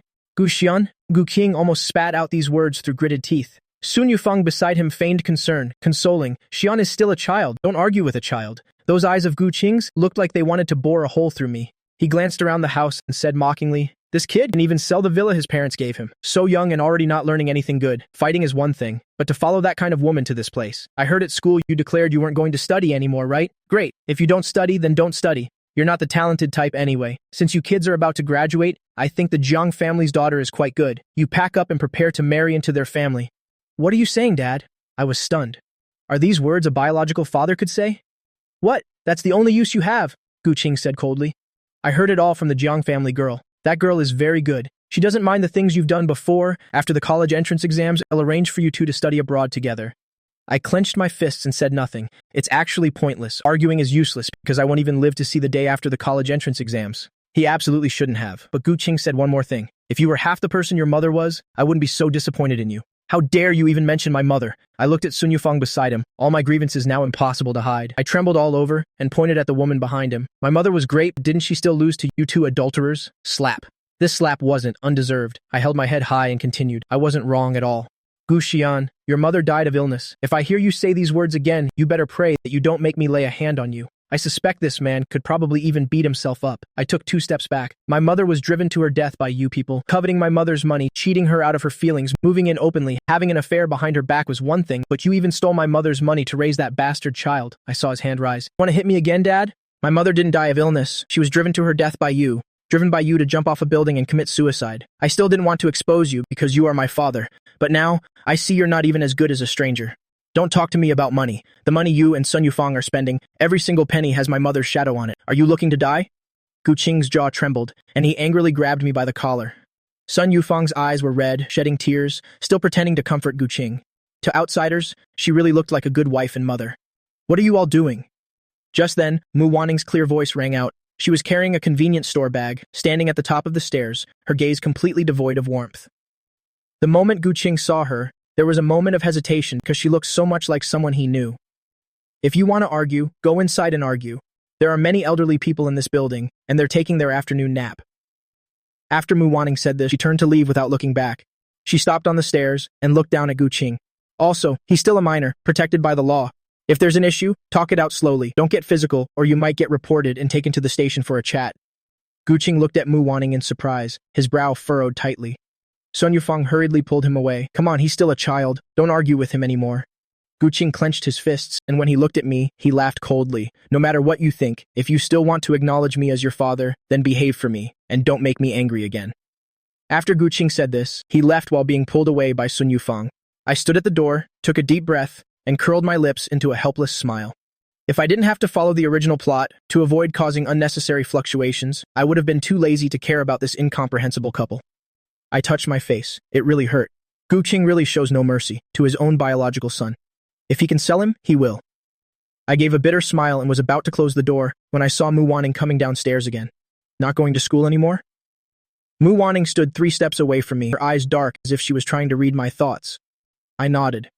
"So you can go to school without worry. Not seeing me at school, you must be very happy, right?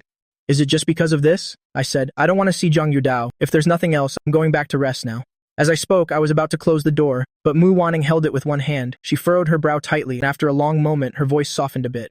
Does your father often hit you like that? Does it hurt? I touched my face, bit my lip, and shook my head. I'm not going either. This sentence from Mu Wanning truly shocked me to the core. No, what is this? Anyway, it's the review period now. The teachers have already taught everything they need to, so reviewing at home is fine too. Mu Wanning pursed her lips and looked at me, her gaze complicated. I can also tutor you while I'm at it. If your father doesn't want you anymore, with your current grades, it'll be hard to get into college, right? Don't overthink it. I see you really intend to turn over a new leaf. If I just leave you like this, I'm afraid I don't know how far you'll fall in the future. I continued to be amazed. The direction of this plot is indeed a bit unexpected. Are you serious? Suddenly, in my mind, a light flashed. The system didn't announce any increase in favorability, but Mu Wanning's attitude clearly shows she's softening. Mu Wanning turned cold again because of my question. Fine, just pretend I didn't say anything. How could that be? I pulled her back, looking at her with expectant eyes, filled with a bit of hope. Mu Wanning thought, if I had a small tail behind me, it would definitely be wagging happily. She lowered her eyes and heard me say urgently, You've already promised someone, so you have to do it. Let's study right now. Mu Wanning felt her eyelid twitch and pushed my hand away. Wait for me to get my books. I watched Mu Wanning go upstairs and ask the system, How do you define this favorability? The level of disgust in the villain's heart, I scoffed contemptuously. I think your system might be broken. Look at Mu Wanning. She look like she detests me in any way? Have you forgotten? The system on the other side gently reminded me. In the original script, Mu Wanning also acted friendly towards the original host. What was her purpose? My scalp tingled. Mu Wanning had come down from upstairs, carrying her old, worn-out school bag, and looked a bit surprised when she saw me. Why are you still standing here? I rubbed my hands together, a little embarrassed. Mu Wanning smirked. My house only has one desk, which is old, rickety, and about to collapse. You can tell at a glance it has barely been used, and there isn't a single book on it. Mu Wanning propped her hands on it and shook it, then immediately turned and put her school bag on the coffee table. Actually, there are many moments when I can truly forget that I will die at Mu Wanning's hands. For example, when she is beside me, occasionally showing me how to do problems, it seems like she's genuinely planning for my future. You're clearly very smart. Mu Wanning held the test I just did. The wrong answers on it were mostly due to carelessness with the results. If before, one could say I didn't know and had copied from somewhere, but this time I did it right under her nose so it couldn't be fake. I never said I was stupid. I retorted in a low voice and then heard the system's rebuttal. If you're so capable, then don't ask me. Let's see if you can solve this math problem. So annoying. Shut up. I cursed relentlessly. Mu Wanning closed her book. I found a part-time job. You study on your own. I'm leaving. I really didn't pester her anymore. I waited for her to leave. Then I threw down my pen, rested my chin on my hand, and asked the system. I keep feeling like she doesn't intend to kill me. In the original script, during this period, are there any other dramatic plot points? The system was actually useful this time. It checked for me and concluded that yes, there were. In the original story, the original host's older brother once sought out Mu Wanning. Other than that, she will meet the male lead 3 more times, one of which will increase the favorability of the target towards the male lead. When does that happen? I jumped up. There aren't many days left in this half-month. Even if I can't increase my own favorability score, I can't let Mu Wanning go further down the path of liking the male lead and becoming more and more darkened. A female supporting character and the male lead will never work out. It should be in the next few days. The system's answer was vague. That won't do. I shot up immediately. Hurriedly grabbed my bag. I have to keep a close eye on Mu Wanning. I can't let someone else take this opportunity to steal her away. Mu Wanning's workplace has become more upscale. It's a coffee shop. I'm not stupid enough to go inside the shop, so I specifically wait at the milk tea shop across the street. 1 cup of milk tea every day, sitting until Mu Wanning gets off work, then secretly following her home. After a few days, I became friendly with the staff at this milk tea shop. Someone even teased me. What's up? You like that pretty girl over there? Just go for it boldly. You're so handsome. She'll definitely be moved. I waited, and finally, it was time for Mu Wanning to get off work. I immediately packed up, holding the half-finished cup of milk tea, and in a great hurry, I went outside. I always keep a distance of 10 steps from Mu Wanning. I've already thought it through if I'm discovered. They'll say I came here for milk tea, that it has nothing to do with Mu Wanning. Mu Wanning walked at a leisurely pace, a smile playing on the corners of her lips. Seeing an alley, when no one was paying attention, she turned into it. Just a moment ago, I was following with my head down. When I looked up now, she was gone. Panicked, I quickened my pace for a few steps and looked around. I only looked down for a few minutes. Where did she go? My body froze, and I heard a cold voice behind me. The homework I assigned you, have you finished it? As soon as I turned around, I saw Mu Wanning leaning against the alley wall, looking a bit indifferent. The young woman's figure was slender, about 1.7 meters tall, wearing the coffee shop uniform, giving off an unapproachable vibe. The white shirt accentuated her elegant and otherworldly beauty. Every gesture exuded a special aura. Why do you follow me every day? This sentence from Mu Wanning left me stunned. I put down the milk tea in my hand, before the lie could even escape my lips. I resigned to my fate and asked, How did you find out? Who stalks someone by tailing them every single day? with their head hung low, not even bothering to hide. Do you take me for a blind person or an idiot? I retorted, I'm not. I'm just worried. Worried about what? Mu Wanning was a little surprised. I took a deep breath and said, you're so beautiful. What if someone targets you? Besides, this uniform of yours? This isn't a uniform? It's clearly very attractive to others. Mu Wanning listened to me with a blank expression. I took 2 steps toward her, only to be pulled back forcefully by her, and with a spin, she pinned me against the wall.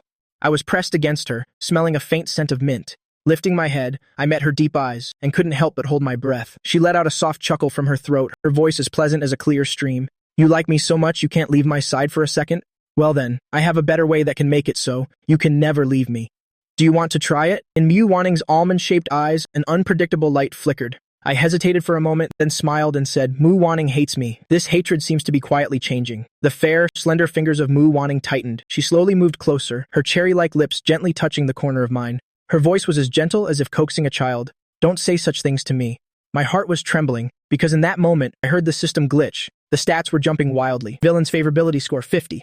Villain's favorability score plus 10. Villain's favorability score plus 30. It's gone crazy. I don't know if the system is crazy or if Mu Wanning is crazy. The moment our lips and tongues met, I heard the favorability score had become a positive number. As a result, just as we separated, this damn beauty changed her mind. What's wrong? Do I have bad breath? Go home and do your homework. After leaving this sentence, Mu Wanning elegantly turned and left, leaving me stunned on the spot for a long time. Mu Wanning also didn't know what she was thinking. She wanted to kiss me. It was just a fleeting impulse. The young man's appearance made her heart beat faster. His lips were indescribably beautiful. It made her want to explore deeper. In that moment, she felt an unprecedented panic. Her delicate hand unconsciously rose to her chest, trying to calm her racing heart. She never thought that someone could stir her emotions so much in just half a month. I am a demon. Mu Wanning kept deluding herself. Her long, slender fingers clenched into a fist. He's definitely waiting for me to take the bait and then ruthlessly kick me away to see my miserable state. Something like that. He's not someone who hasn't done it before. Mu Wanning felt that she had been too careless. Lin Zixuan and a few friends went out to buy stationery. When he saw Mu Wanning alone through a roadside window, his face flushed slightly. Mu Wanning was truly very beautiful, especially when wearing a white dress. Her cold aura carried a hint of aloofness. It gave people a sense of mystery, as if she had many stories. She was particularly enchanting, especially for a boy as lively and radiant as Lin Zixuan. He remembered Mu Wanning had not added his contact information at all. He couldn't help but frown, put down the pen in his hand, and chased after her. Mu Wanning, Lin Zixuan called from behind her. Mu Wanning stopped, turned around to face Lin Zixuan, who had a happy expression, always confident and radiant. It made Mu Wanning admire him. Did you just get back from your part-time job? The college entrance exams are soon. Are you still working so hard? Mu Wanning's expression was indifferent. It's fine. Seeing that she didn't seem to want to talk, Lin Zixuan asked awkwardly, Has Gu Xian still been bothering you lately? Hearing the name she didn't want to hear, Mu Wanning frowned slightly.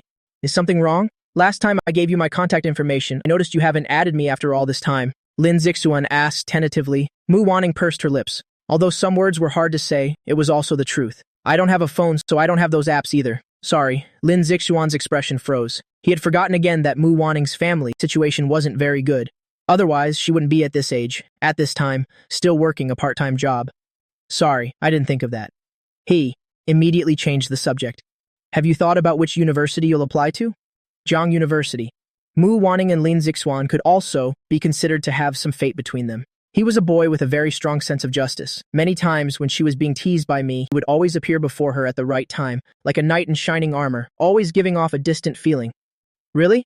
I'm also planning to apply to the computer science department at Jiang University. Mu Wanning looked up at this coincidence. It was somewhat of a meeting of minds, but she felt surprised. Before she could even speak, she suddenly saw me standing behind Lin Zixuan. She just stared at me, full of disbelief. For a moment, Mu Wanning felt a pang of guilt. Lin Zixuan said cheerfully, If we both get into Jiang University, we could become good friends, right? I think I get along really well with you. Get along? My voice was a bit resentful. Then you're fucking easy to please, getting along with just about anyone.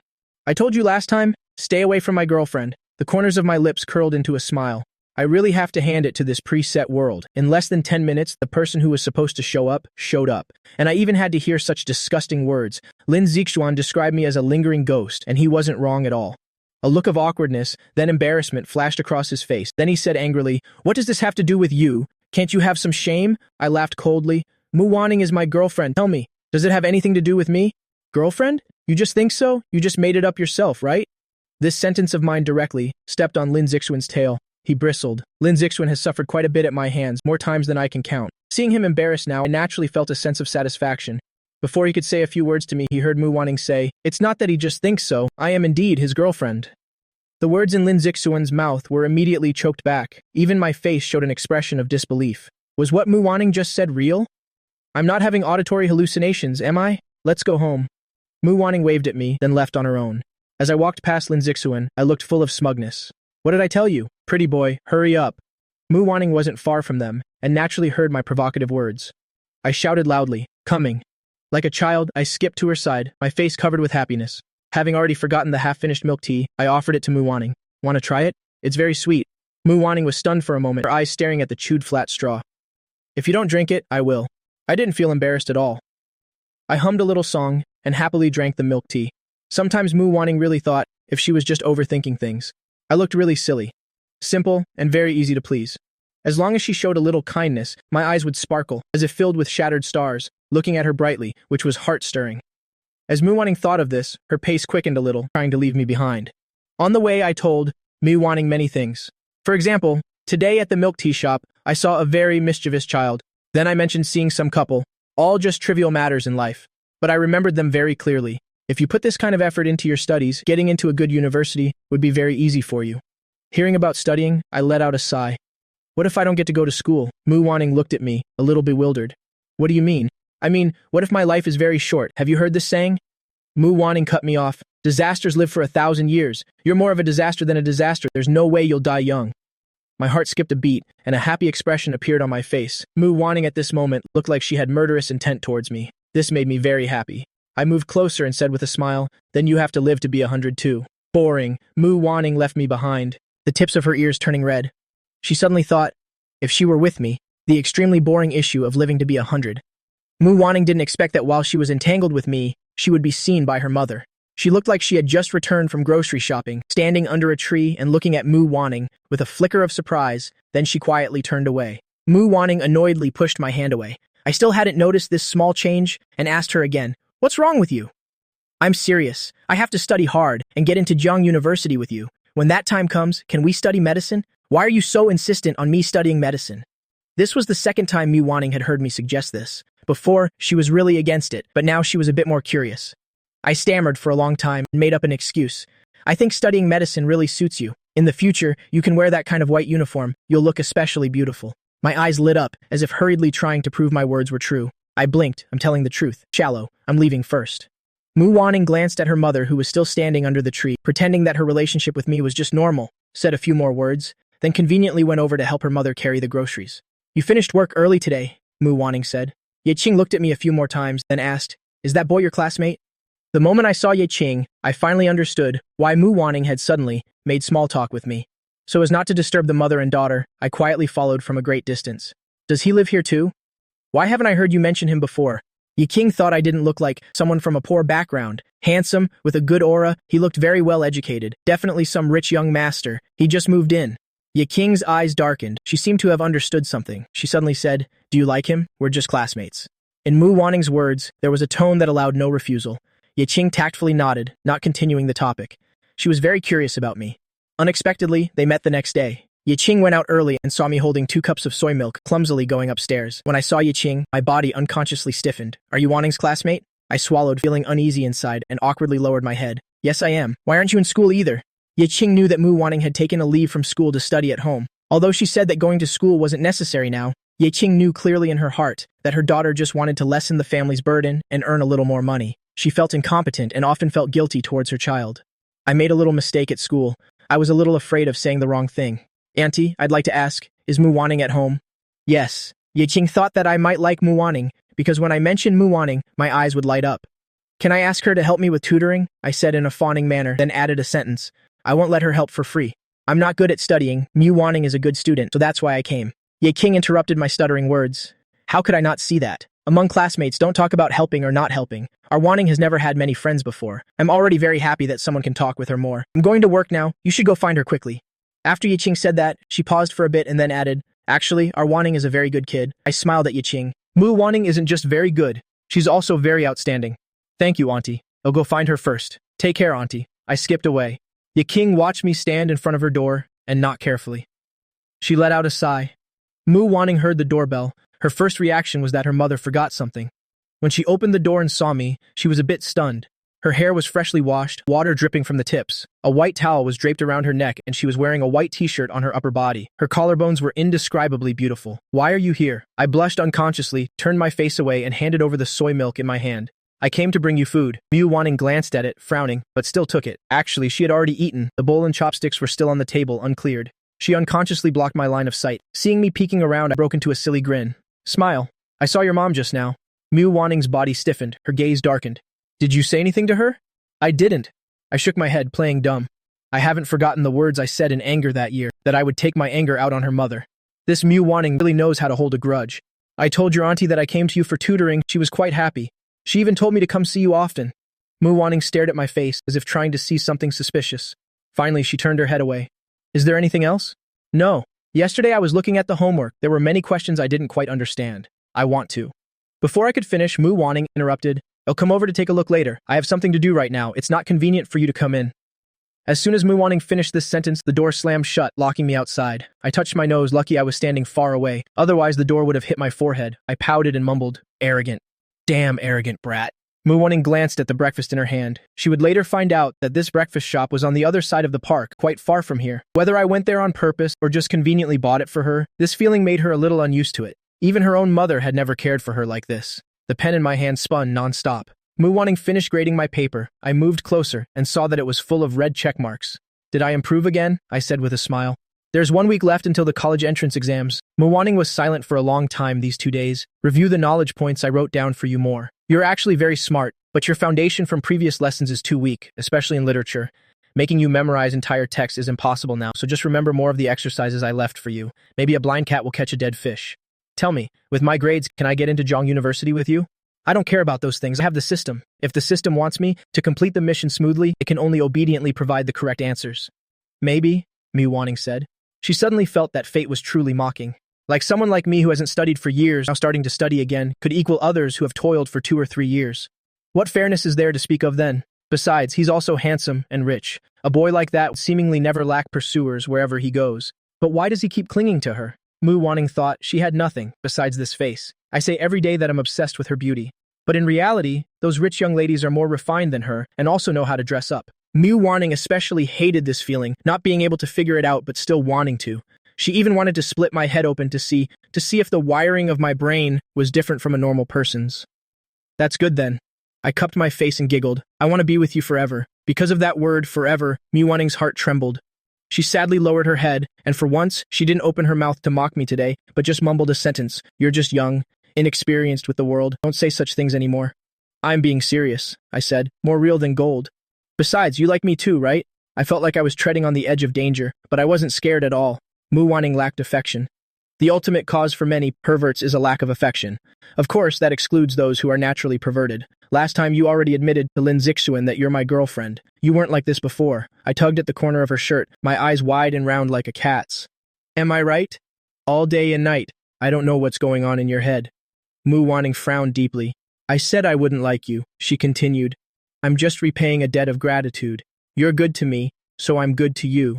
Then since I like you, shouldn't you like me even more?" The corners of my lips curved up. "Now that's what I call repaying a debt of gratitude. I still have to go to my part-time job first. I'm leaving." When she left, Mu Wanning was in a bit of a hurry, not even cleaning up her own workbook. She put on her backpack and fled in a panic. I clutched my stomach, laughing on the sofa, laughing until tears streamed down my face. During this time, I heard the favorability score skyrocketing. When it stopped at a favorability score of 35, it suddenly changed to 99. I was already used to the fact that the system could glitch during an S-rank mission, so it seemed explainable. Because my system assistant once said it had never entered an S-rank mission before. As for its previous hosts, what they did to cause the mission to fail, I never asked. Mu Wanning was in a bit of a daze all day.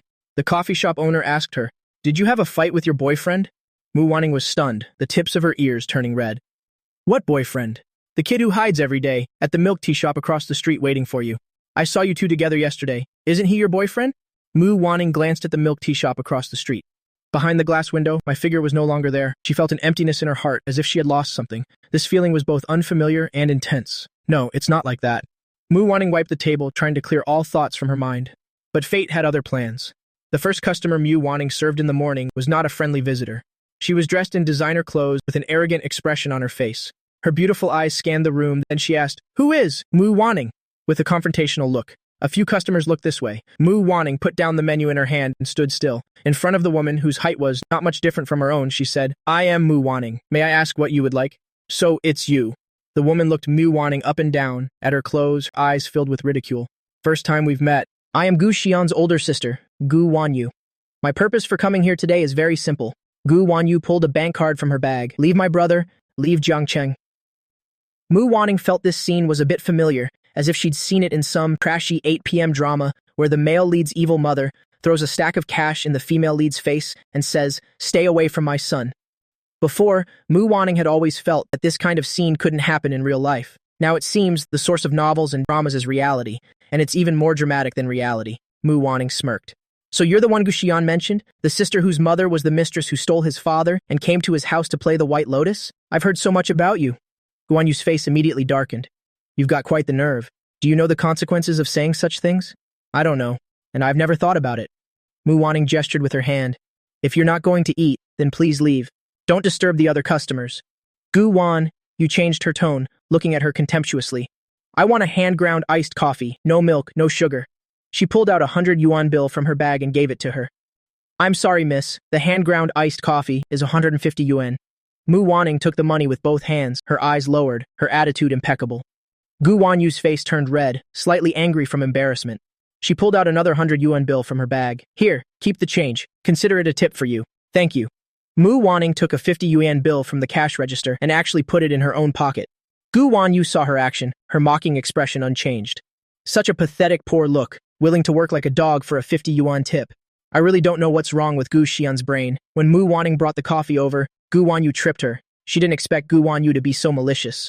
Her hand trembled. The entire cup of coffee went flying, spilling all over Gu Wanyu. "What, getting personal revenge on company time?" Gu Wanyu's expression remained calm. The coffee. The cup shattered, and the shop owner also ran out. He didn't know what had happened before. Seeing the clothes on Gu Wanyu, he hurriedly pulled Mu Wanning to apologize.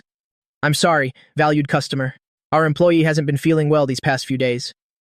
"All right, spare me the talk." Gu Wanyu took off her coffee-stained jacket and placed it on the table. The owner hurriedly picked it up. "I'll have it dry cleaned for you and bring it back to you once it's clean." The owner's face showed a pleased expression. He hadn't even had a chance to praise Gu Wanyu when he heard her say, "I never wear clothes that have been washed again. Pay up. This jacket is from Italy. I'll give you a 20% discount, 8,000 yuan. Are you here to cause trouble?" The owner's face fell. He could tell it was a high-end brand, but he didn't expect it to be so expensive. Gu Wanyu tapped her fingers on the tabletop, glancing at Mu Wanning. "She has money." Mu Wanning looked up, a little confused. Her way of causing trouble was truly too childish. Before Mu Wanning could finish speaking, I pushed aside Lin Zixuan, who was about to enter, and practically crawled and scrambled to Mu Wanning's side. "What did you just say to Mu Wanning?" When I came in, all I heard was something about money. Then, looking at the jacket in the owner's hand, I immediately pulled Mu Wanning behind me to protect her. "Gu Wanyu, who allowed you to come here?" The moment Gu Wanyu saw me, her expression changed. The difficult expression from before vanished without a trace. She put on the act of a good older sister. "Xian, you haven't been home in a long time. Mom and Dad told me to come find you. I have no intention of discussing this with you." I didn't even bother to look at her and turned my head to ask Mu Wanning, "What did she just say to you? It has nothing to do with me." Mu Wanning looked at me, stubbornly turning her face away as she spoke. "This is my fault. This jacket just needs a little wash. Making her pay 8,000 yuan, isn't that just making things difficult for her?" Mu Wanning works very diligently at the shop, her attitude is proper, and the owner is also very fond of this kid, so he couldn't help but speak up for her. Mu Wanning frowned, looking at the owner disapprovingly, feeling he was being nosy. 8,000 yuan? I immediately flew into a rage. Forget 8,000. Right now Mu Wanning probably doesn't even have 800 yuan. "Why don't you just go rob someone?" I said angrily. I knew Gu Wanyu came to cause trouble on purpose, probably to lure me back home just to curry favor with her father. This scheming bitch is just like her mother, Gu Xian. I've seen Mu Wanning in too many difficult situations. Sometimes Mu Wanning would toss and turn, unable to rest, always feeling that, if only her life were a little better. That way she wouldn't be controlled by others, and she wouldn't be so helpless in this situation. Don't say anything. For the first time, The reason is very simple. Although I don't know what was said when Mu Wanning met Gu Wanyu in the original story, what they talked about, but because of Gu Wanyu, she hated the Gu family even more. Even after taking over the Mu family, she used every means to bring down the Gu family and drove my family members to their deaths and to insanity. Gu Wanyu was also thrown in jail and rotted there. So this kind of person is not to be provoked. 8,000 yuan, right? I'll pay you. I opened her contact info and immediately transferred the money. Take your money and get lost. Don't come looking for me again. I felt really cool at that moment. Guan, you looked at me, her eyes narrowing. Xian, how long are you going to keep causing trouble? If you don't want to marry Zhang Yudao, just tell me. I'll help you break off the engagement. Why won't you come home? Dad misses you a lot. Guan Yu sighed. The corner of my mouth twitched. What does he miss about me? Misses that I'm not living well?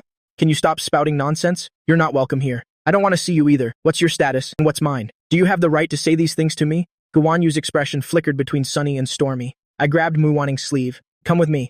As we left, I bumped hard into Lin Zixuan's shoulder, my tone unapologetic. I said harshly, sorry, didn't see you. Of course I knew. If the system hadn't suddenly reminded me that a key plot point had arrived, what would happen next? Lin Zixuan's family doesn't have much money, but he has saved up a lot of red envelope money and would help Mu Waning out in this situation. Mu Waning is a person who is very starved for affection. She'll remember even a small kindness for a long time. Especially since the good person image of Lin Zixuan in her eyes has already been established, her favorability towards him would only multiply. I can't let that happen. Why are you here? My sudden appearance made Mu Waning feel it was too much of a coincidence. She's very suspicious, though not to the point of suspecting that I orchestrated this drama, to be a hero saving a damsel in distress, but she would still be very curious. My heart wasn't feeling well just now, so I wanted to come see you. I lied with a straight face. As soon as I got to the door, I saw Guan Yu sitting inside. I was also afraid she would do something to you. What could she do to me? Mu Waning scoffed. She definitely wouldn't give any money. Now she suspects that, in my eyes, she's just a delicate and weak flower, unable to withstand any storm. She's not a good person. The words I said were extremely awkward. The biggest villain in this world is Mu Waning. Saying these words in front of her was no different from telling a joke. But Mu Waning didn't. She just snorted, her tone unconsciously softening, and she chuckled softly. That's right, she really isn't a good person. I don't want to work anymore. Treat me to a meal. After all, she came to cause trouble because of you, so you should take responsibility, right? Mu Waning suddenly made such a request, and I was both surprised and delighted. Surprised because this didn't sound like something she would say. Delighted because I felt like I had taken another step closer to Mu Waning. Although the system reported that the villain's favorability score was still 99, I simply assumed it was because the system was broken. Okay, what do you want to eat? My face turned red. Mu Waning had seen many boys blush in front of her, but this was truly the first time. She found this expression quite interesting. For no reason, she recalled the small alley that night. I looked at her with eyes full of fear, eyes like a startled rabbit.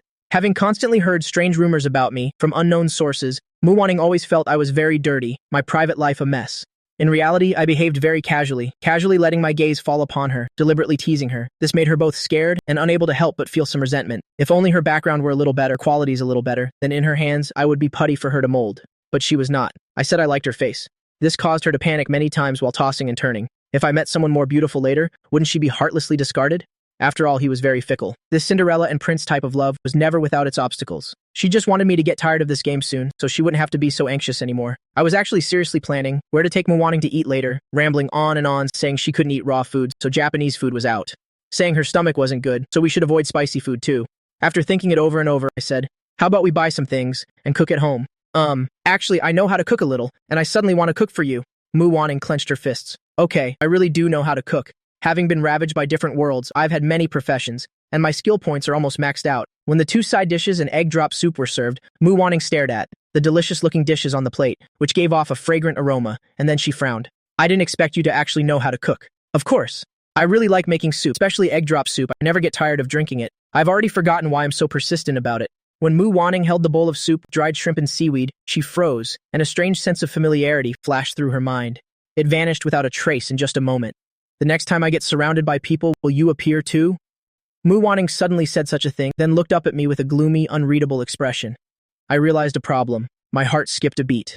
When she said the first sentence, I was so nervous my hands started to shake. My voice stuttered a little, completely lacking any confidence. What problem? Do you hate Lin Zixuan that much? She didn't feel that way before. This time Mu Waning saw me and Lin Zixuan appear at the same time, and only then did she recall and pay attention. Whenever Lin Zixuan appeared, I was always there right on time. My hostility towards Lin Zixuan was too obvious. I picked up a piece of food, my eyes darting away. Still not telling the truth. Mu Waning's tone grew a few shades colder. It's not that I've never seen a female lead with a strong aura, that's called the protagonist halo. But a Mu Waning with such a dense villain's aura is still the first I've known. I don't like him. I couldn't hide it. I looked up and said decisively, I don't want you to have contact with him, not even a little. Why? You and he won't have a good outcome. My tone was very firm. Mu Waning raised an eyebrow and asked in return, will you and I have a good outcome? Mu Waning's voice was very light, as if she were joking. I was stunned. I didn't quite dare to say it. First, Mu Wanning would kill me, although that possibility is very low now. But if the mission is completed and Mu Wanning is put on the right path, I will leave this world. A smile formed at the corner of Mu Wanning's mouth, tinged with ridicule. We will. I said suddenly, I will let you have the best outcome. The college entrance exam was getting closer. Mu Wanning went to the school for a bit and specifically brought back news to tell me. Come with me to buy school supplies. What are you standing there for? Mu Wanning paid and turned to look at me, still standing in the same spot, and frowned. Haven't you bought enough stuff? I glanced at Lin Zixuan with a gloomy expression. His friend was still angrily saying something about the distance being too great. I couldn't hear clearly. No, I hurriedly followed. Leaving the store, Mu Wanning saw the milk tea shop across the street. Do you want something to drink? I see you quite like milk tea. You just... I pointed at Lin Zixuan inside the store, somewhat in disbelief. Mu Wanning's face was expressionless. I pursed my lips and smiled at her. I want some. While Mu Wanning went to buy milk tea, my soul gradually returned to my body. Just now, Lin Zixuan had once again met Mu Wanning, showing his trademark smile, and greeted Mu Wanning. What a coincidence. We meet again. Before I could even go over, I heard Mu Wanning say coldly, I don't see anything to be happy about in meeting you. We're not close. When Lin Zixuan heard this, the smile on his face immediately froze. I was also stunned. For you. Mu Wanning pushed the cup of milk tea into my hand, then walked straight ahead without looking back. I kept chasing after Mu Wanning. By the time I was standing next to her, Mu Wanning's steps had gradually slowed, and we walked forward side by side. Our exam rooms aren't too far apart, are they? I moved closer to strike up a conversation with her. Yeah, you're on the 3rd floor, I'm on the 1st floor. So can I wait for you after the exam? Mu Wanning looked at me, frowning, and only after a moment said, Okay. The night before the college entrance exam, I stood in the hallway, pacing back and forth, extremely worried. In just 24 hours, I will die. If I can survive, Mu Wanning's mission will be considered halfway complete. She can completely escape her original setting, and the world will welcome a brand new Mu Wanning, not sleeping in the middle of the night. What are you wandering around for? Mu Wanning was wearing a long white dress, looking like she was about to go downstairs to buy something. My body froze. Turning my head, I saw Mu Wanning's long, soft hair hanging obediently, covering her eyes. But those eyes were truly sharp. Even though they seemed nonchalant, I could still feel an indescribable sense of pressure. I was tense. Mu Wanning looked down at me for a long time. Want to go downstairs for a walk? Okay. Mu Wanning walked parallel to me. She could see that I had something heavy on my mind. She had never been good at comforting people. Just as she was about to say a few words, she lowered her head and met my gaze. We both opened our mouths at the same time, feeling a bit awkward. I scratched my head. You go first. Mu Wanning didn't argue and spoke softly. Don't be nervous. You'll always have a university to go to. No matter how I heard it, that sentence made me feel uncomfortable. Mu Wanning also looked annoyed. What I mean is, I know. I looked up and smiled at her. My grades aren't good, you don't need to remind me, but I'll try my best to get into Zhang University. I want to be with you. Mu Wanning clenched her fists. Actually, Zhang University isn't that great. Zhangcheng, normal university isn't bad either, and it's not too far from Zhang University. What did you want to say just now? What do you think of me as a person? When I asked this question, my voice trembled. Mu Wanning pressed her lips together. Not good at all. I let out a sarcastic laugh. I had forgotten Mu Wanning says one thing and means another. She's truly the best at it. Not good at all, huh? Fine. When I said this, I'll just assume she's saying the opposite. I looked down at her and asked, Are you still planning to major in computer science? Yeah. I'm saying, what if? I glanced at her and carefully probed. If you met a guy who was gentler than me, more handsome than me, and more eloquent than me, would you like him? I don't know. My eyelids immediately drooped and I let out a sad, I want to go back. I stopped in my tracks and turned to leave. What does I don't know mean?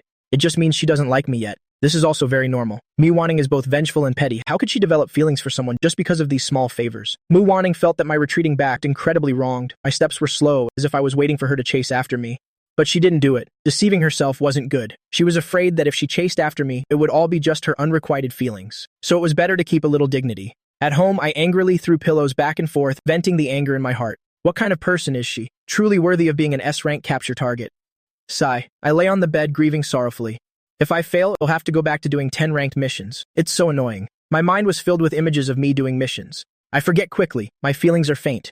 Many heartbreaking, gut-wrenching things. I'd be fine after a month of calming down. I would distinguish things very clearly. This is just a game. But I'm a little tired now. No matter who I become, this isn't my home, and there's no real place for me. The joy I felt when I first came to this world has now almost completely vanished, leaving only boundless despair. Host, you're crying. The system assistant reminded me in my ear. I wiped my tears and sniffled. Can't a person be sad? Do you know how much it hurts to die? It's not certain that you'll die, the little assistant whispered beside me. Now I also suspect the system has a loophole. Before, the capture target stats were supposed to be fixed, not like this one. Alright, I get angry every time this is mentioned, I muttered. What damn use are you? Isn't that because you don't have enough points? The little assistant retorted. I advised you from the beginning that for an S-rank mission, you should accumulate more points as a backup. You didn't listen. Okay, I deserve it. I covered my ears with a pillow. Go away, don't say any more. Mu Wanning was afraid I would oversleep, so she came to knock on the door early in the morning and urged me to pack my things, not to forget things like the exam admission ticket. I was in a daze. I had many things I wanted to ask, but in the end, I didn't say a word. Mu Wanning gave me a ride on her bicycle. She seemed to have gotten used to my hands on her waist. They were still very warm, and I would occasionally tighten my grip. Do well on the exam. I stood at the classroom door listening to Mu Wanning say that. Mu Wanning, seeing she was about to leave, I called out her name. Seeing her turn her head, I pulled her into a hug. The sudden hug made Mu Wanning's body stiffen. I just hugged her. Mu Wanning endured it for a long time, then reached out and patted my head. I was trembling. She thought I was nervous, and her voice was gentle. Don't be nervous. If there's a question you don't know, just skip it and do it at the end. She hesitated and added, don't fall asleep. I grunted and said something incomprehensible to her. I hope you live well. Whatever you do, we'll be happy. Will you remember me? What are you talking about? Mu Wanning frowned. Good luck. I took a few steps back and then slipped into the classroom. Mu Wanning still didn't understand my words. When she entered her exam room, she saw the boy by the window, Lin Zixuan. The boy seemed to want to strike up a conversation with her, but in just a moment, his gaze turned gloomy. The exam went very smoothly. The only thing that wasn't smooth was, Mu Wanning always frowned deeply after finishing the exam. She suspected I couldn't do the problems. This year's exam was ridiculously difficult, so she thought about it and left the last big question blank. As for me, it also went very smoothly. With the little assistant's reminders, I deliberately found a few difficult questions to leave blank. Don't overdo it. I knew the admission score for Zhang University this year, so I always controlled my score around that level. Not too much, not too little. If Mu Wanning still insisted on choosing the computer science department, then I would risk my life to get in with her. I ran quickly, submitted the exam immediately, and zoomed up to the 3rd floor. Mu Wanning was still slowly packing her things in the classroom. I frowned at Lin Zixuan over there. The male lead's halo is so strong, they even managed to meet like this. Hearing someone whisper, Mu Wanning looked towards the back door. Right after, I pounced on her from behind and hugged her. Mu Wanning immediately blushed a little and wriggled. Let go, I want. Mu Wanning was stubborn. Her voice was also cold. I held her and refused to let go. I'm so tired from the exam. I need to recharge my energy. Mu Wanning immediately stopped moving. I looked at Lin Zixuan, who was looking this way, smirked provocatively, took a deep breath behind Mu Wanning, and raised an eyebrow. Lin Zixuan felt a bit suffocated. Mu Wanning is an ungrateful person. Gu Xian is no good either. They're truly a match made in heaven. Lin Zixuan proudly raised his head. All right. The classroom gradually emptied. Mu Wanning felt her body heating up. She tensed her face, not letting the boy behind her notice anything unusual. Are you done? As soon as she spoke, Mu Wanning felt her voice was terrifyingly hoarse. I saw that the danger was gone, pulled up a chair, sat in front of her, and slumped onto the desk. This exam seems really difficult. Yeah. Mu Wanning nodded. What's for lunch?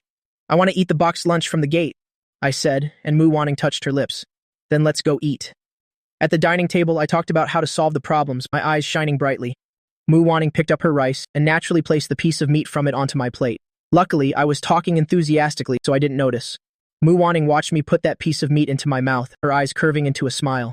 Mu Wanning lowered her eyes and said nothing. I'm going to the restroom for a bit. I stood up, straightened my t-shirt. As soon as I left, Mu Wanning's expression changed. Us being together is like a game of chess. One wrong move, and the whole game is lost. Is this your wallet? Hearing someone talking next to me, I came back to my senses and turned my head to see the innocent face of a girl. Her aura was different from Mu Wanning's. It was a true innocence and purity, gentle eyes and brows, a gentleness that moved people. I froze, looking at the wallet in her hand, and nodded. Thanks. The girl smiled. You're welcome. I took a few more glances. Because this woman was the female lead, Shen Yue. Is she pretty? Suddenly asked a question. I instinctively answered, pretty. After saying it, I stiffly turned my head and met Mu Wanning's heavy gaze. I'm screwed. Mu Wanning licked her back teeth. Her words were thorny. Did I interrupt you from admiring her? Sorry. When Mu Wanning said this, the corner of her eyebrow raised and she turned to leave. I immediately panicked and hurried after her. That's not. Get out of the way. Mu Wanning gave me a push. I saw she was already out the door and panicked immensely. I took out my wallet, and when I went to pay, the owner told me, this table has already been paid for. I was stunned and rushed outside, to think I was the one who paid. Mu Wanning stomped hard on a pebble on the ground, getting close to a sewer drain.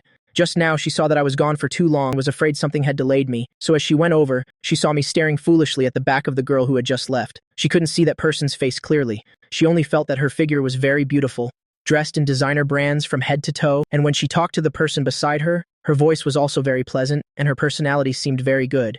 The boys nearby would also secretly glance in that direction. In short, Mu Wanning thought that girl must be very beautiful. At that moment, her chest was in turmoil. I followed behind her, feeling wronged without saying a word. Mu Wanning didn't speak either. When she was about to enter the exam room, I finally pulled on her sleeve, explained. That person. She looks a lot like a celebrity I know, so I don't need to explain. Mu Wanning coldly pushed my hand away and said emotionlessly, I'm not interested in these things. Right, seeing her expression just now, I even thought she was jealous. Forget it. This emotion. Mu Wanning definitely wouldn't have it. Thinking of that 99 favorability score, I let out a cold laugh. I was just being delusional. I have 5 hours left before I die. I slumped over the desk, my mood plummeting. These 5 hours felt as long as a year. I thought about it over and over. Mu Wanning probably has no reason to kill me. Towards Mu Wanning, not to mention anything else, during this time, I've fed her, grinded for favorability points, and have done quite a few things for her. It's unreasonable. I finished the last exam and nervously waited for Mu Wanning at the door. When Mu Wanning appeared, she noticed that I was in a bad mood. After thinking for a moment, she thought that maybe her attitude at noon was too harsh and it had scared him. She had already thought it over. She didn't need to be angry in the first place. He is like a kite flying high in the sky that I let go of. It could fly away at any moment, not even leaving a trace for me. Mu Wanning gritted her teeth, feeling it was extremely unfair. She was like a fish on a cutting board, at the mercy of others. Let's go. Mu Wanning brought out her bicycle. I didn't get on, but stood beside it and shook my head. Can I walk home with you? Okay. Mu Wanning didn't hesitate and went along with my request. She felt that I seemed to have a lot to say, but always hesitated to speak. Today Mu Wanning, the plot has gone off track. Mu Wanning didn't ask me out, but being with her is like being next to a ticking time bomb. Let me ask you something. I looked at her and asked, what do you consider our relationship to be? Mu Wanning frowned. What do you think? I don't know. Mu Wanning's heart sank. Didn't he always say that I was his girlfriend? And now he doesn't know. Up to you, Mu Wanning blurted out, looking extremely annoyed. I didn't know what to say. Mu Wanning saw me standing there silently, endured it for a long time, then turned her head and asked, have you had enough fun? What? Are you trying to tell me now that you were nice to me before just so you could abandon me, right? I panicked. My mind is a mess right now. All sorts of emotions are mixed up, and Mu Wanning's pressing words are making my train of thought even more chaotic. Whatever you say. After Mu Wanning said this, her chest ached with sharp pains. My head was filled with notifications about the favorability score, fluctuating erratically, almost making my head explode. So I stood on the spot, motionless in pain. Mu Wanning was in absolutely no mood to look at me again and just got on her bike and left. She was used to leaving me behind. I was also used to watching her back. But this time, it happened too suddenly. I couldn't understand why it became so difficult to resolve in an instant. The moment the favorability score returned to 0, I stood stunned on the spot for a long time. What does this mean? I asked the system assistant, who was also very confused. Suddenly returning to 0, what is the capture target thinking? Only Mu Wanning knows. She's thinking that from now on, we should just be strangers, completely erasing what happened before, as if this person never appeared. I couldn't figure it out, and didn't want to go home either. Mu Wanning didn't know. Why she was standing by the window, looking down, she still couldn't see any sign of me. Has he gone home already? He's tired of playing, he's caused enough trouble and should return to his own place. Mu Wanning felt that now. Even swallowing saliva was difficult. She hated herself to death, clearly knowing it was a trap, yet she still walked right into it. 8 p.m. I stood at the place where the original owner intended to die, 10 steps away. Mu Wanning isn't here. I've come down. I was a little dazed. Calculating the time, there's still half an hour left. I blinked, not knowing whether to laugh or cry. Surviving means the mission isn't over. I still have to keep appearing by Mu Wanning's side to prevent her from darkening. This can also be considered a good result. I turned to leave and heard a terrified scream from the alley. I froze for a moment and instinctively walked towards the alley. And so I saw the pretty boy male lead, cornered by a group of thugs baring their teeth and shouting, "Don't come over here! He'll call for help!" I scratched my head. What kind of plot is this? Goo! Xian the pretty boy saw someone at the entrance of the alley and for a moment was overjoyed, shouting loudly. The thugs all turned to look at me in unison. One of them happily called out, "Brother Yan!" Lin Zixuan's face immediately darkened and he said tremblingly, "Did you call these people here?" Gu Xian. I stared at the thug's face, thinking it over and over. I had no idea who this person was. "What are you guys doing?" I furrowed my brows tightly. The young thug rubbed his hands together. Our boss wanted to invite him over to hang out, but who knew he'd refuse a toast only to be forced to drink a forfeit. The thug took out a cigarette and offered it to me. I heard Brother Yan doesn't like this kid either. How about we let Brother Yan deal with him first today? You guys, grab him. I hadn't even finished my sentence when someone tapped me on the shoulder. When I saw Mu Wanning, the string in my mind snapped. Wanning, Wanning. Save me, Lin Zixuan. I don't know where he got the strength from. Actually broke out of the circle of people and rushed straight over here. I was knocked off balance by him. Lin Zixuan ran to Mu Wanning's side while I was caught by the thug next to me. Damn it, are you looking to die? Brother Yan, are you hurt? Didn't I already say? Hold him for me, this kid. Haven't you guys eaten? Before each of the thugs could finish speaking, a reason suddenly occurred to me. I didn't do this, I said with a frown, pushing the thug beside me aside to clear my name. Lin Zixuan looked terrified, trembling there, which made my heart skip a beat. Mu Wanning patted Lin Zixuan to comfort him and said softly, "I'll go home with you." The thug wouldn't have it and was about to block me. I slapped him across the face, the atmosphere dropping to a terrifyingly low pressure. Brother Yan, he looked incredulous. I gritted my teeth. If you don't know how to talk, then don't. And don't let me see you guys again. Brother Yan, why are you? Shut up. I held the bag with my exam materials and lowered my head dejectedly. Mu Wanning left. On the way, she inexplicably recalled, the way I looked at her just now, a myriad of lingering feelings that made one sad. What happened just now? Mu Wanning asked.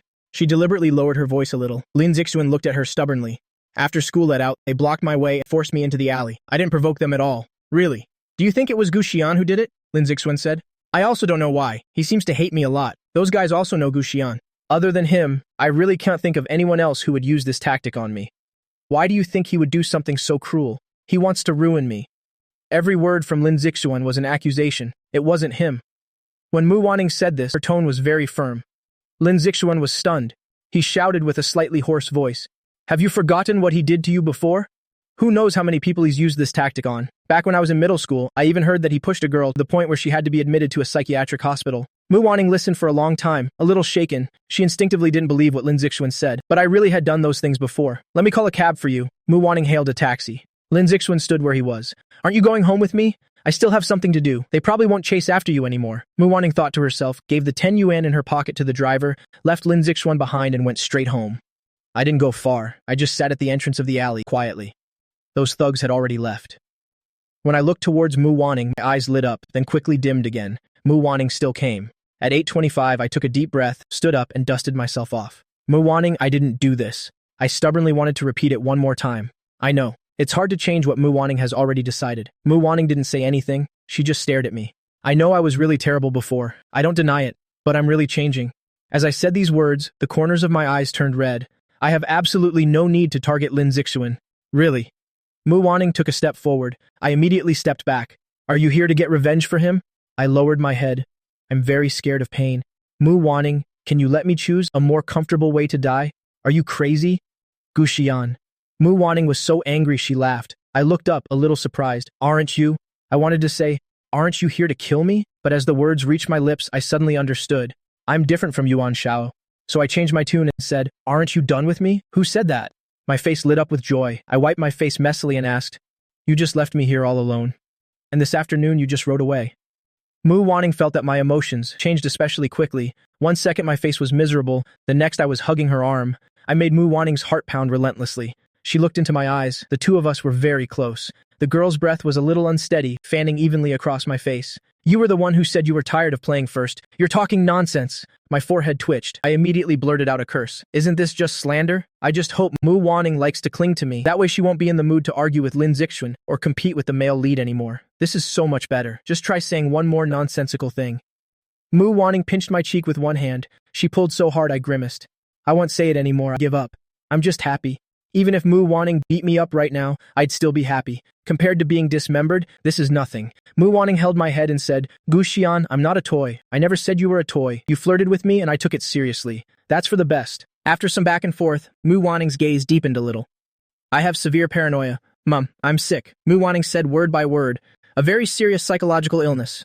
I'm sensitive and suspicious. My emotions are unstable. I lack a sense of security. I'm a very bad person. The promise you made to be with me forever, I took it seriously. Mu Wanning said, all our past feelings are wiped to zero from now on. Let's start over from the beginning. If you don't like me, we can absolutely treat each other as strangers, or even just casual classmates. But if you flirt with me again, I will like you. And being liked by me is not a good thing. In the original story, being liked by Mu Wanning was indeed not a good thing, but I'm not afraid of her. It's for the mission after all. I like you, I said. Mu Wanning looked at me, wanting to find some clue, but there was none. My eyes told her that I was saying this from the bottom of my heart. At least in this moment, I really did like her. The next second, I was pulled into an embrace. Mu Wanning's lips pressed against mine. She lowered her eyes, deepening the kiss. I nearly held my breath, feeling that even the wind was gentle and the moonlight was soft. On the way home, I held Mu Wanning's hand.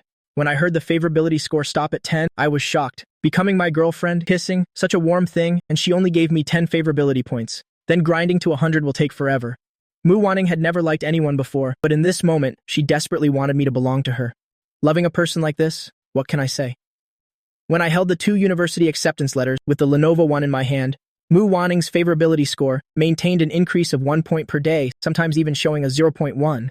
The system was also dumbfounded by this favorability data, but once Mu Wanning's heart warmed up, she really was a model girlfriend. She wanted to earn money during the summer break to save up for living expenses. But every time she came back from her part-time job, she would bring back a few small things. For example, the milk tea I like, the chicken legs I like to eat. Are you dating the young man downstairs? Mu Wanning had the day off today. Hearing that I wanted to go out, she got ready to go out early. This sentence from Ye Qing made Mu Wanning's body stiffen. She lowered her eyes. Being found out by her mother was very normal. Yes, she replied. Then she heard Ye Qing ask, that young man's family background isn't ordinary, is it? Yes, you should go. Ye Qing said this inside. Mu Wanning said nothing and closed the door. I had been waiting in the hallway for a long time. Seeing her come down, my face lit up with joy, but Mu Wanning was very quiet. I tilted my head to look at her. Did you argue with your mom? No, you're not happy. Mu Wanning glanced at me. I was like a worm in her stomach, always able to see through her deliberate disguises. You're overthinking it. Mu Wanning casually linked her arm with mine. Have you been in contact with your family lately? Mu Wanning suddenly asked. My hand holding hers tightened, but the words that came out were, no, liar. Mu Wanning held my fingers. My knuckles didn't expose my lie. I did. It's so annoying. I got into Jiang University. My father suddenly saw the light. Not only did he buy that villa back for me, he also urged me to come home for a visit. I'm not going back. Mu Wanning's mood was very low all day. No matter how I teased her, she didn't seem to cheer up at all. Now their favorability score had reached 30. Seeing Mu Wanning every day made me happy. Although I didn't know if it was sincere or what, it didn't matter anymore. I swung my legs on a stone bench in the park. Mu Wanning suddenly said in a low voice, why did you think I would kill you? The smile on my face immediately vanished. I was a little panicked.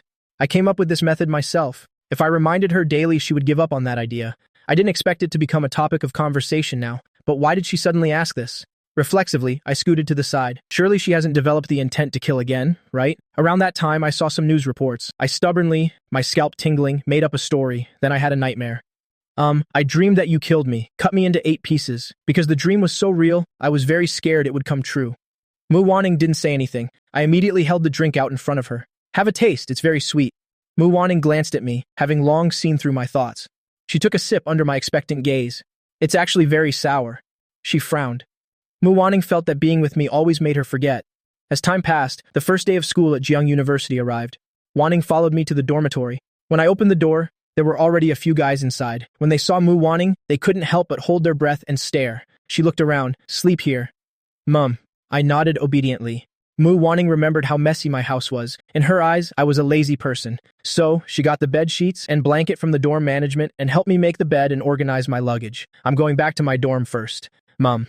I watched her busy figure, my face flushing and my heart pounding. Even though I had conquered many targets, to be able to do this much, Mu Wanning was truly the first. No wonder back then, even though Lin Zixuan already had a lover, he still didn't want to let Mu Wanning go. Who could resist?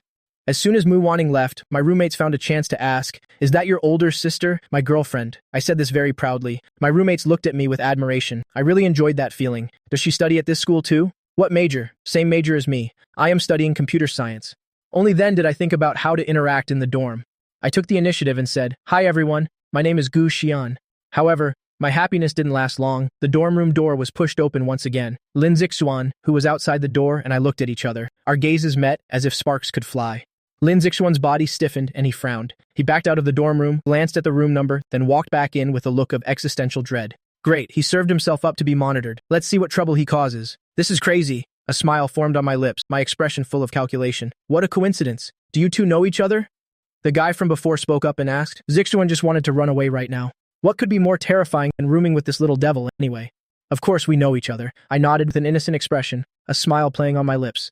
Our Zixuan is very kind. If you have any problems in the future, you can go to him. He even has the nickname, Morality Committee member where we're from. Lin Zixuan was shaking with anger. This person was complimenting him, but every single word felt like sarcasm. You guys chat. As I left, I patted his shoulder. I'm going to hang out with my girlfriend. When Mu Wanning arrived, the dorm room was already full, with only the last bed remaining. As she was laying out her mattress, I peeked my head inside to watch. Those girls weren't shy either, asking, hey handsome, who are you looking for? Mu Wanning looked over and frowned. Why are you here? I was curious. Mu Wanning stopped making her bed, jumped down and pulled my hand. I was carrying several cups of Coke and smiled at her roommates. First time meeting you all, I'm Mu Wanning's boyfriend. This is for you guys to drink.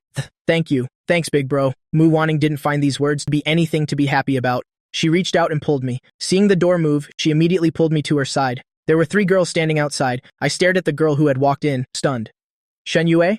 Such a coincidence? Shen Yue probably arrived early. Everyone in the dorm already knew each other. Everyone immediately greeted her. Sister Yue, our roommate's boyfriend brought Coke. Shen Yue glanced over, a smile on her face. It's you? Mu Wanning's hand tightened. Shen Yue pointed to herself and said, Do you still remember me? I'm the one who found your wallet at that restaurant. That restaurant, of course I knew it. Thank you. I also smiled at Shen Yue. Mu Wanning stared at Shen Yue for a long time. Only then did she remember something and immediately pulled me outside. Aren't you hungry? I'll take you to eat. I was dragged away inexplicably, said goodbye to her roommates, and then followed beside her. Mu Wanning felt very uncomfortable. That girl had both money and looks. From the way she looked, you could tell she was very attractive to young men. Mu Wanning pulled me into the hallway and leaned in to bite me. Couldn't bear to leave. What? Is that girl pretty? Not as pretty as you. I've learned my lesson. Now I can be sure Mu Wanning is jealous. Have you seen the class assignment list yet? Mu Wanning changed the subject. Only then did I remember and take out my phone. Mu Wanning worked part-time to earn money and also bought one for herself. But she wasn't very used to it yet. She had heard about it from her roommate. Don't look. We're not in the same class. Mu Wanning felt annoyed. I insisted on looking. After I looked, I was immediately disappointed. What is this situation? I already studied so hard for the exam, and I still didn't get to be in the same class as Mu Wanning. It's following the old script again. The plot is exactly the same. The love triangle drama has cast me aside. The class schedules for the 2 classes are also different. Oh, I'm in the same dorm as Lin Zixuan, I blurted out. Mu Wanning raised her eyelids and said, Mum. I pulled her and said, You'll keep an eye on him. Why keep an eye on him? The incident with Lin Zixuan before, Mu Wanning didn't ask about it in detail. He's always hovering around you. I don't like it. I clenched my fist. If I find out you 2 are in contact, he's dead meat. Mu Wanning let out a sneer. He definitely wants to steal my girl, I said. You're not allowed to get close to that bad guy. Got it? Mu Wanning especially liked me. Like this. It made her feel that she was especially cared for by me, that her heart was completely filled by me. Okay, Mu Wanning patted my head. High school and university are not the same. Every day after military training, a group of teenage girls would chatter in the dorm. With no books to read to relax, Mu Wanning was especially not used to it. She felt that she should find a part-time job to keep herself busier. Hey Mu Wanning, tell us about you and your boyfriend. How did you and your boyfriend meet? High school classmates. That's great, not really. Mu Wanning thought sadly. If I hadn't changed at all, she would probably hate this person to death, but now she couldn't seem to leave him. Have you two, done what? Mu Wanning glanced over. Shen Yue, who was nearby, said, All right, stop talking about other people's private matters. I'm just reminding Sister Ning, boys go bad as soon as they get to university. I broke up with my boyfriend right after graduation. So annoying. Mu Wanning frowned, thinking for a moment before she understood what that was. Her expression darkened. I pretended not to hear in the dorm room. The male lead's halo has been revealed. I don't know what Lin Zixuan said behind my back, but I could feel the distance from my roommates. That's fine too. I don't want to associate with these people anyway. As long as I keep an eye on Lin Zixuan and Mu Wanning, that's enough, right? How did you and your girlfriend meet? When a teammate asked this question, there was a hint of teasing in his tone. I raised an eyebrow. She fell in love with me, so I just went along with her. Really? The guys laughed. I rested my forehead on my hand. Of course. I glanced over, looking at Lin Zixuan. Go ask him. He even caught me and my girlfriend talking back then, said I forced her to be my girlfriend. And then what did my girlfriend say? Lin Zixuan didn't want to talk anymore. Everyone's eyes turned to him. I smirked. My girlfriend said she wasn't close to him, told him to stop pestering her. What nonsense are you talking? Lin Zixuan immediately got angry. Am I talking nonsense? I straightened up. I wonder who's the one who hangs around my girlfriend every day, always talking about righteousness. She and I were flirting. Why does it sound so bad coming from you? The roommates looked at me. I looked at you, not knowing what to say. Guxian, don't go too far. Lin Zixuan's eyes were red. He stood up. I wonder who was the one bullying people at school every day. Ask your own conscience. How many times have you hit Mu Wanning? Shouldn't I be suspicious of you? Who knows if the thugs during the university entrance exam were called by you? You're just that disgusting. So what? Relying on your family's money, you cause trouble all day long. Am I wrong? My gaze turned cold and I let out a cold laugh. So what if I hit her? She still likes me anyway. Unlike you who confessed so many times and was still rejected. Also, don't slander me. Those thugs had nothing to do with me. You should think carefully about which romantic debt you haven't paid off that's coming back to bite you. Just as Lin Zixuan was about to retort, I raised a hand to my lips, signaling for silence. All right, stop talking. If you say any more, I'll get angry. I'm not someone you want to mess with. After I argued with Lin Zixuan in the dorm room, the roommates also understood. I'm not a good person. Lin Zixuan is no good either. He knew the person had a boyfriend but still went after her. If that's not a scumbag, then what is? I don't care about these rumors myself. I only care about what Mu Wanning thinks. But Lin Zixuan isn't as carefree as I am. He has been outstanding since he was a child. Everywhere he goes, people cherish him. Not to mention the constant setbacks he's faced because of me. And I even bit back at him. It was obviously my fault. What's wrong, Zixuan? Are you not used to school? Shen Yue saw his heavy heart. He was lost in thought. Her voice was incredibly gentle. Or did someone bully you at school? No. Lin Zixuan shook his head. I'm just in a bad mood. Tell me about it. Shen Yue and Lin Zixuan grew up together, childhood sweethearts. Because of her family background, she had a mature personality. She also took care of Lin Zixuan a little more.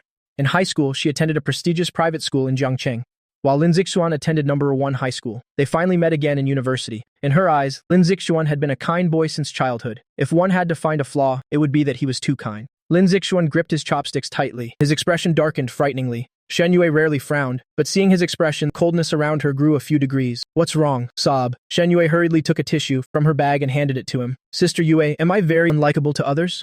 Who said that? Shen Yue asked quickly. Is it that you're not getting along with your roommates? I don't want to be like this either. Lin Zixuan felt extremely wronged. No matter how carefree his personality was, he still noticed the overt and covert ostracism from his roommates. Sometimes he would be standing at the door and clearly hear his roommates chatting about everything under the sun, but as soon as he stepped in, their voices would immediately die down. I knew someone before. He really dislikes me. He kept insisting that I wanted to steal his girlfriend. Now he's my roommate. He badmouths me to the other roommates. Now no one in the dorm talks to me anymore. The more Lin Zixuan spoke, the sadder he became. Something like that happened? Shen Yue immediately became angry. Lin Zixuan is kind, but that doesn't mean just anyone can bully him. What's his name? I'll go talk to him. Shen Yue couldn't sit still any longer. She pulled Lin Zixuan, about to leave. Lin Zixuan sniffled. He pulled her hand. Sister Yue, don't do it. I don't want to cause trouble. Let them say what they want. I'll be fine. Fine? Do you know how vicious gossip can be? Shen Yue let out a cold laugh. So young, yet so skilled at spreading rumors and twisting the truth. Doesn't he love to talk? I want to see what he'll say to my face. I took a stroll around the cafeteria. Mu Wanning beside me noticed my gaze. I'm the type of person who wears their heart on their sleeve. Mu Wanning said, Is there nothing you want to eat, or should we go to another cafeteria? I pouted. This cafeteria is the closest to the dorm. I've been in military training for half a day. I'm about to die from exhaustion. All right, I don't want to settle. I turned and said to Mu Wanning, I heard there's a really good double-layer milk tea shop nearby. I don't think I had even finished my sentence when I spotted the perfect couple over there, Lin Zixuan and Shen Yue standing together.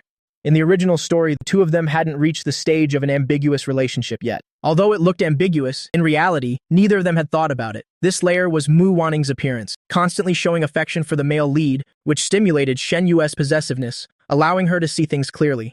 Mu Wanning saw that I wasn't moving and turned to ask suspiciously, Didn't you say you wanted to get double-layer milk tea? I tilted my chin.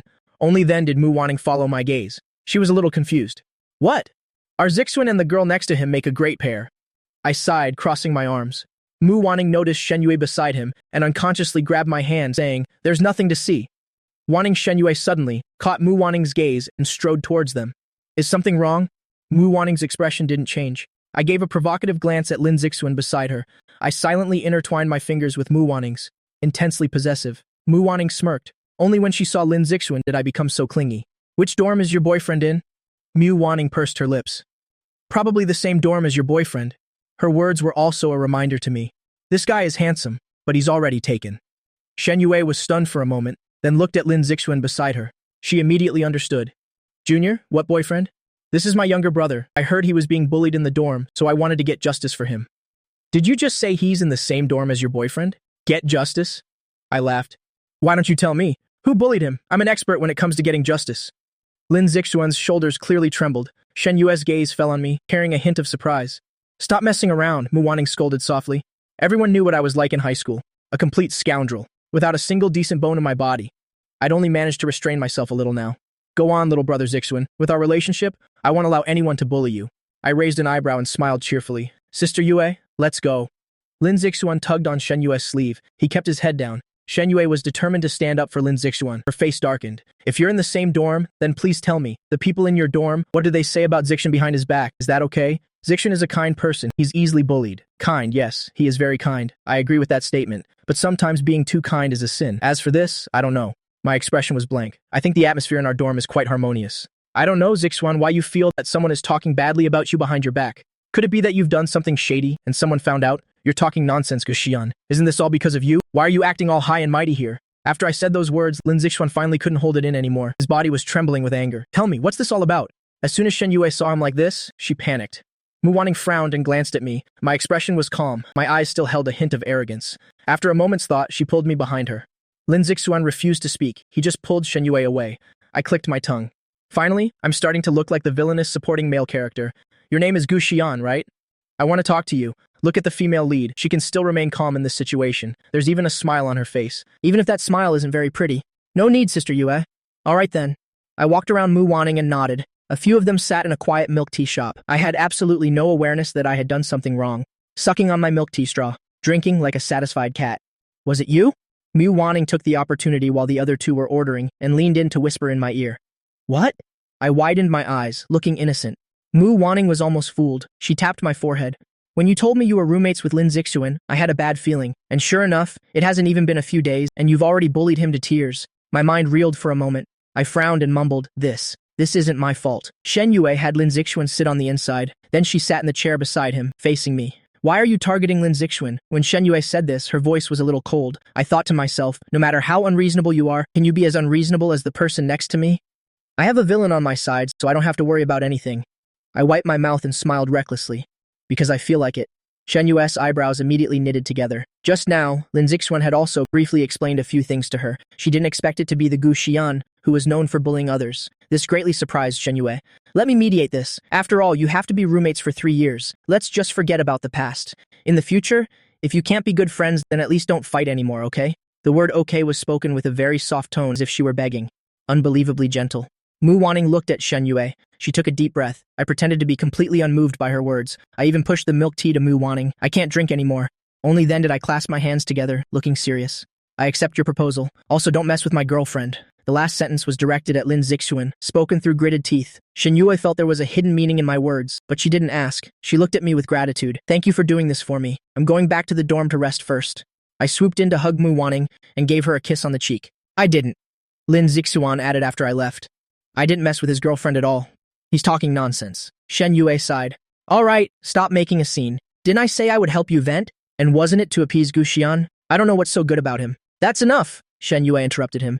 Each side takes a step back. There's nothing wrong with that. Besides, weren't you the one who brought this up first? If he causes trouble for no reason again, I definitely won't go easy on him. When Shen Yue returned to the dorm, she saw Mu Wanning was there. She leaned against the bathroom door, thought for a moment, and said, Today's fuss wasn't very pleasant. Is your boyfriend not mad? What's there for him to be angry about? He's never been on the losing end. Lin Zixuan is nothing. Mu Wanning was very confident about this. That's good then. I'm planning to treat the whole room to drinks tonight. Bring your boyfriend along. You'll bring Zixuan then. At that time, well, bury the hatchet over a drink. Mu Wanning frowned. No, he doesn't drink. After Mu Wanning said this, she added another sentence. He also doesn't like places where Lin Zixuan is present.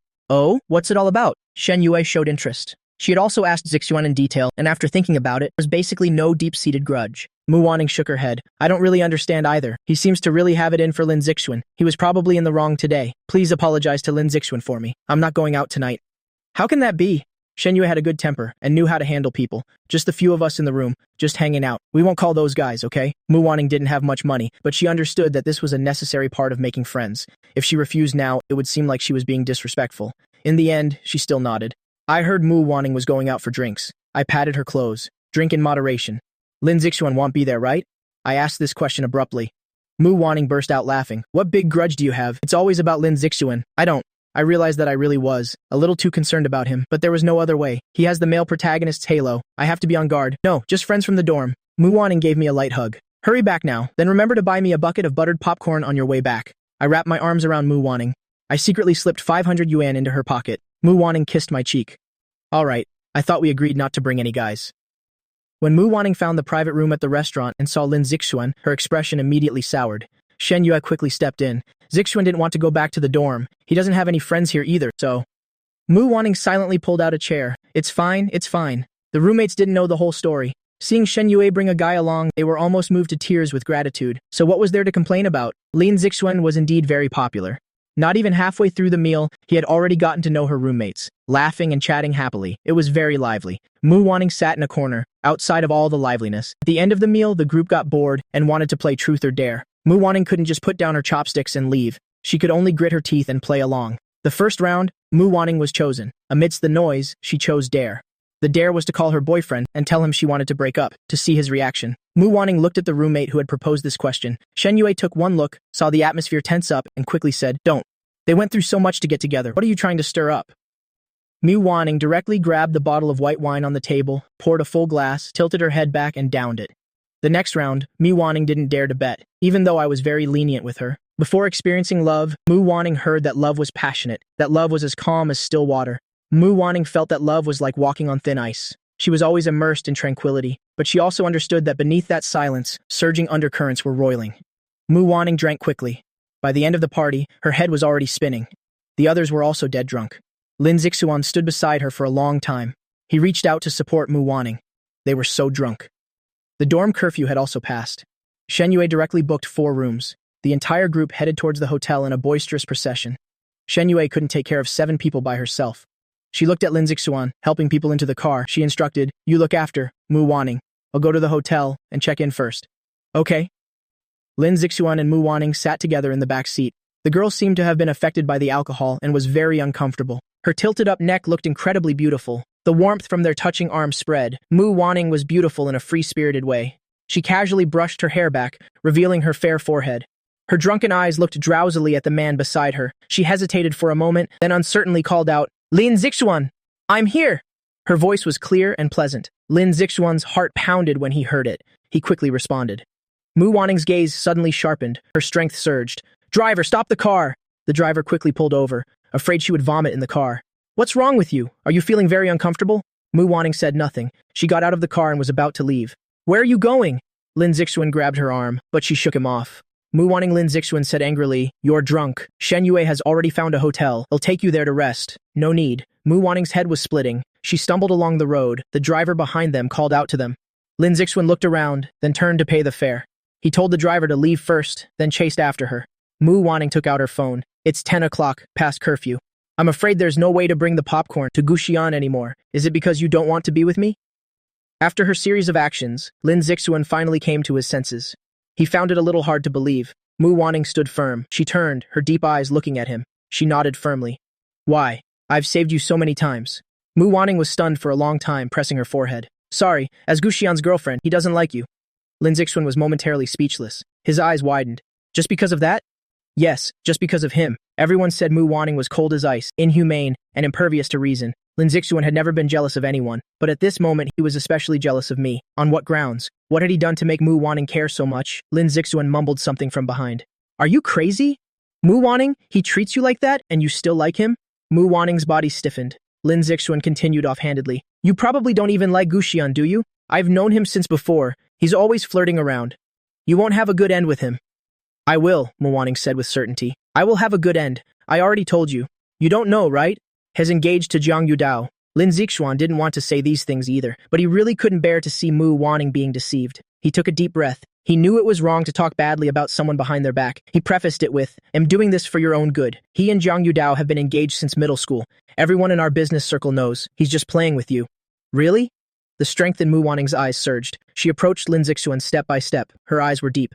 "Shut up. I'm not lying to you," Lin Zixuan said firmly. "The two families have already agreed. When Jiang Yudao returns from abroad, they will let them get married. My aunt is best friends with Jiang Yudao's mother. That's how I know." Mu Wanning's fists clenched, cracking. Lin Zixuan saw that Mu Wanning wasn't moving and wanted to reach out and pull her.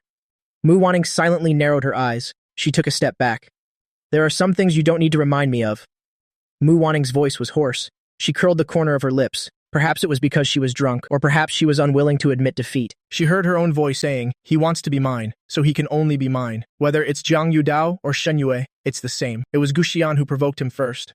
Mu Wanning looked around. She didn't see me at all. She shook her head. She just walked straight along the road. She didn't know where to go, and she didn't know who she was waiting for. Lin Zixuan called her name from behind. Mu Wanning didn't turn back. That person followed her like a tail. For some reason, it made Mu Wanning think of me. She sighed. She felt like she was going crazy, because the next second she saw me in my pajamas getting out of a taxi with an incredulous look on my face. My eyes were staring at her. At that moment, Mu Wanning felt her heart being filled. "You're late." But I still came. I was lying in bed. I had just fallen asleep when I heard the system's alarm blaring. It said the storyline had been changed. Now the male lead had met the conquest target. Upon hearing this news, I was stunned. Mu Wanning had even learned to deceive others. When did those two get involved with each other? This won't do. I climbed down from the second-floor bathroom windowsill. I didn't even have time to change my clothes. I took a taxi straight to the location the system indicated. On the way, I frantically imagined a series of things the male lead would do. In the end, the two of them would fall in love. Mu Wanning would turn around and fall in love with the male lead, following the original plot. But now it seems, the troublesome one is still this scum Lin Zixuan. I rolled up my sleeves, ready to rush over. Today, I must teach Lin Zixuan a lesson. As I passed by Mu Wanning, someone wrapped their arms around my waist and held me back. Mu Wanning seemed very happy. There was even a hint of excitement in her voice. What are you planning to do? Is he bothering you? What did he say to you? I asked angrily. Lin Zixuan saw me like this. He was startled. He quickly took 2 steps back. Mu Wanning rested her head on my shoulder. She said softly, "Your timing is perfect. I'm so sleepy, can you take me home?"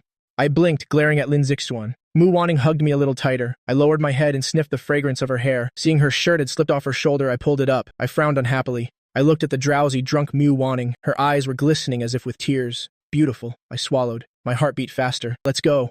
Mu Wanning reached out her hand and intertwined her fingers with mine. Our knuckles tightened. I couldn't swallow this anger, so I stopped in my tracks. I turned my head and said to Lin Zixuan with a sinister tone, "I've told you before, stay away from Mu Wanning. You didn't listen to my advice. Then don't blame me for being cruel and ruthless." Lin Zixuan was once again amused to the point of anger by my words. He and I are like fire and water. Why is Mu Wanning so clueless? Even someone like me wants to step on his head and bully him. Lin Zixuan isn't the kid I used to bully. The kid who didn't dare to make a peep. He immediately said, "Are you afraid he'll steal Mu Wanning away?"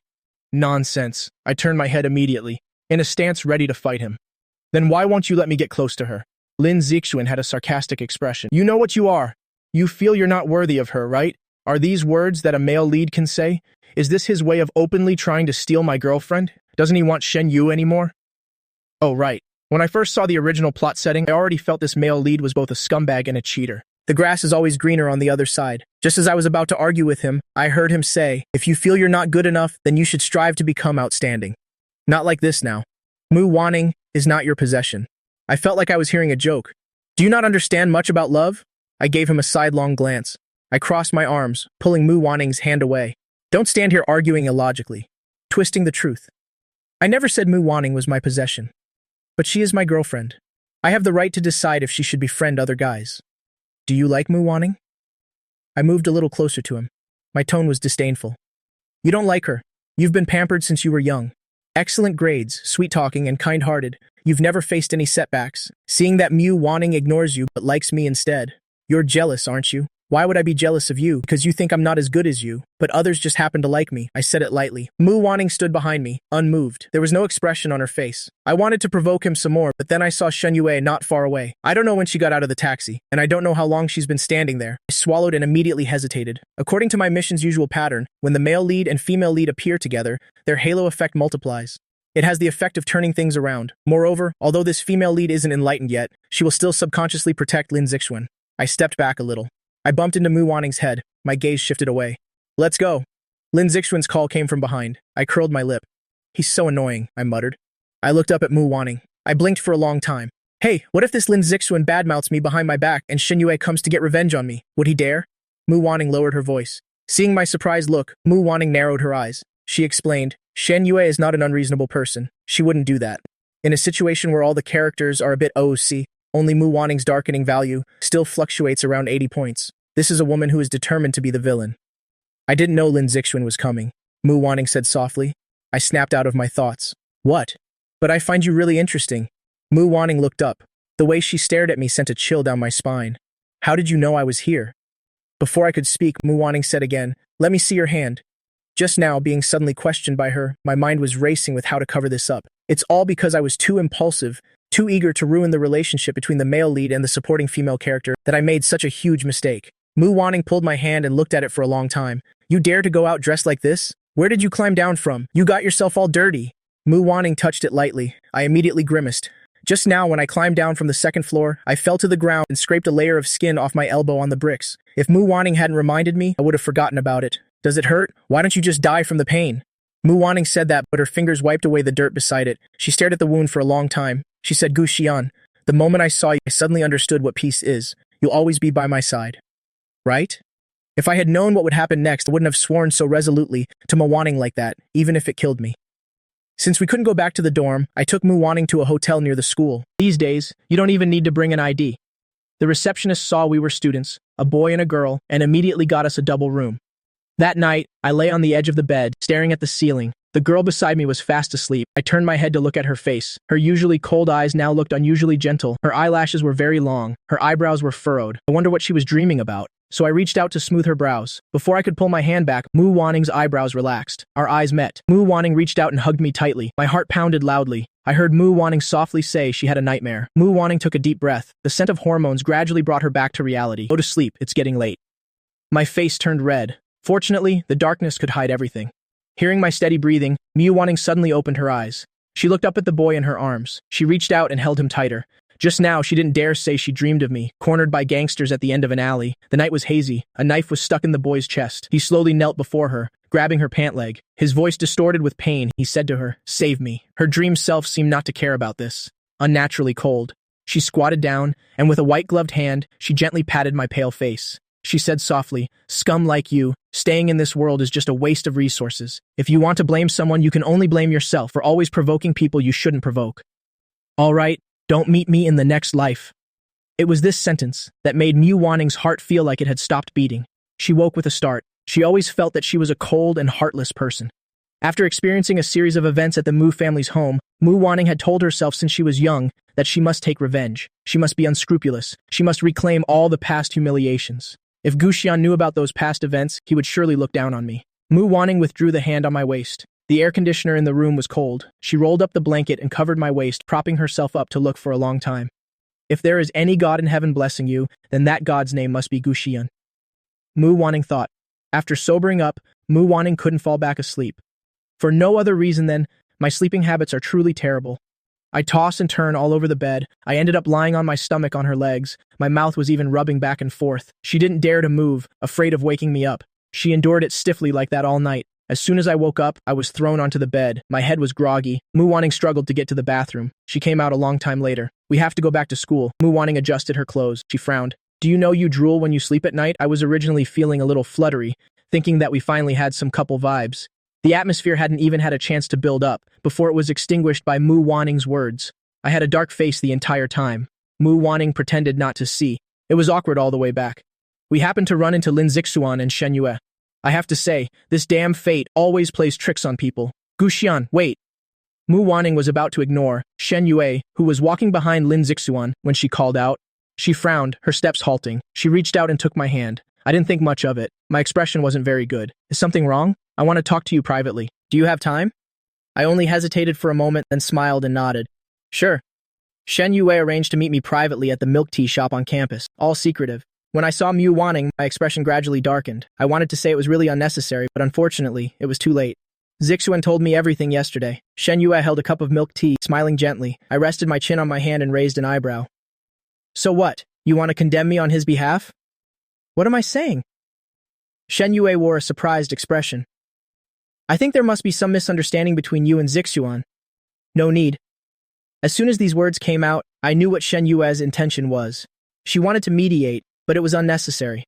I don't belong to this world in the first place. The people here, besides my conquest target, who is worthy of my concern. I don't need to care about anyone else. Shen Yue frowned and said, "Zixuan has no intention of stealing your girlfriend. Is that so?" I said this disdainfully. "So did Lin Zixuan tell you what I was like in high school?" Shen Yue was silent. I answered my own question. I'm arrogant and domineering, unreasonable and tyrannical. To be blunt, I just hate him hanging around my girlfriend. I'm targeting him. So what can you do to me? After I said these words, I silently praised myself in my heart. As expected of me, this evil male supporting role, my acting can be said to be outstanding. All right, my girlfriend is still waiting at the door. I tapped on the table. If you come looking for me because of Lin Zixuan again, then don't talk to me anymore in the future. How hateful. From childhood to adulthood, wherever Shen Yue went, she was always the center of attention. This was truly the first time that a boy disliked her to this extent. She sat on the chair, watching me embrace Mu Wanning. There was none of the impatience he showed when confronting her. His expression was impatient, but his heart and eyes were filled with the person before him.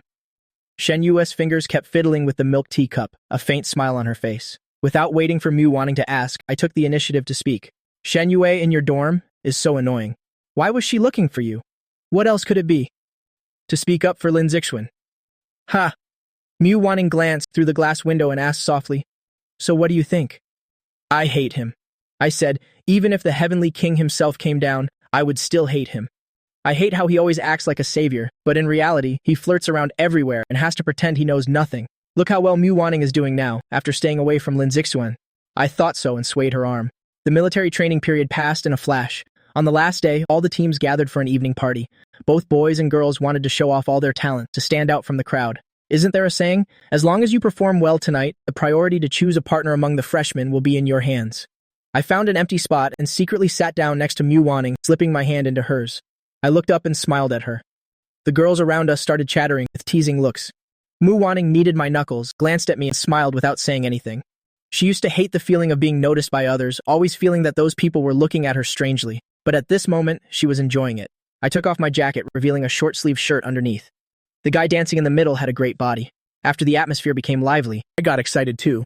I whistled towards the center. Mu Wanning only glanced inwards once, then kept staring at me. Her gaze never left me. The guy behind us secretly passed something over. Mu Wanning hesitated for a moment and realized it was 2 bottles of beer. The night breeze was very gentle. I smiled and said thank you, patted his shoulder, and decisively opened a bottle. I lowered my voice and said in her ear, "Come on, to our arduous love." "Cheers, what arduous love? You wouldn't understand." I drank it all in one go. When I knew the S-rank mission I challenged, the target was a pervert. I was very worried about Mu Wanning every day. That face that looks like she could commit suicide at any moment, that cold and heartless appearance, who wouldn't be afraid? Fortunately, I analyzed and grasped Mu Wanning's weakness. People with mental illnesses mostly lack love. Mu Wanning doesn't have a sky, so I will strive to become her sky so that she, a villain, can become a truly good girl. The more I thought about it, the happier I became, so much so that I drank the whole can of beer. After drinking, I just felt the world spinning and my head was dizzy. Mu Wanning also realized something was wrong. She turned her head to look and saw the guy who gave them the beer scratching his head. I was just about to say, "This beer is indeed a bit strong. It's the devil's beer I just bought. I wanted you guys to try it. Seeing your boyfriend drink so hard, is he okay?" On my side, I was already silent. He was eagerly looking at the center stage. His eyes drooped, not saying a word. The music suddenly switched to a song with a very fast tempo. People in the field were already dancing wildly. The young people were lively. It immediately turned into a large dance floor. Mu Wanning was distracted for just a moment and saw me slip away from her side in a flash. I had squeezed into the center position, clutching the beer bottle in my hand. I lifted my shirt, bit my teeth, and danced to the music. The people around hadn't even seen clearly when Mu Wanning rushed up and pulled my shirt down, dragging me away. Incurable. So infuriating. Mu Wanning heard me, starting to cause trouble beside her. "Why are you stopping me? That's my stage. What the hell are you dancing? Isn't it beautiful?" I frowned. I used to be an A-list star. I suddenly remembered something, trying to fight off the drunkenness. I moved closer to her. One hand held her head. I lifted her face and looked at it for a long time and planted a kiss on her cheek. "Thank you. Why are you suddenly talking about this? For giving me the chance to finish." Mu Wanning clearly saw my mouth moving, but the words in the middle were like they were muted in a movie. "What did you say?" I said I. My body suddenly convulsed, as if in extreme pain. My legs went weak and I knelt on the ground. Mu Wanning watched helplessly as I kowtowed to her. "What are you doing? I don't drink. I know I have a bad habit, which is that I tend to talk nonsense when I'm drunk." Just now, the system's protection mechanism was activated, and it directly zapped me with a high-voltage current. The alcohol instantly disappeared. I sobered up. I found myself lying face down on the ground. Mu Wanning squatted in front of me, her expression full of meaning. I smirked. "Thank you so much for being my girlfriend. But I don't know how to express my excitement. So I kowtowed to you. Are you satisfied with this way of thanking you? Get up quickly." Mu Wanning knew I was talking nonsense. I didn't know whether to laugh or cry. "Is your knee scraped?" When Mu Wanning saw me suddenly kneel, she was startled at that moment. Seeing me get up shakily, she unconsciously squatted down and rolled up my pant leg. Under the streetlight, she indeed saw a red patch. "Does it hurt?" I didn't feel anything at first. The pain from resisting the system before was much worse than this, but no one had ever asked me if I was in pain, so I was immediately a little touched. I hugged her and randomly touched her leg. Mu Wanning's eyes darkened. She turned her head, her voice hoarse. "What are you touching so randomly?" "I'm touching my girlfriend. Do you have a problem with that?" I tilted my head and asked. Mu Wanning scoffed and didn't answer. For a moment, I really felt that I could truly be with her for a lifetime, and it wouldn't be strange at all. This S-rank conquest target is the closest to reality. That day, I kept asking the system, what was the biggest mistake that hosts who took on S-rank missions but failed usually made? The system assistant said, falling in love with the conquest target. We walked hand in hand to the dormitory building. "Wait for me for a moment." Mu Wanning felt her pocket. I was stunned, watching her run off to the vending machine to buy a cold Coke. She didn't seem very good at this, shyly handing the Coke to me. "If your knee swells up, you can use this to ice it. It helps with blood circulation and reduces bruising."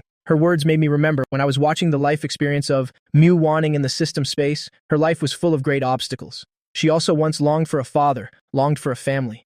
The result she faced was one beating after another.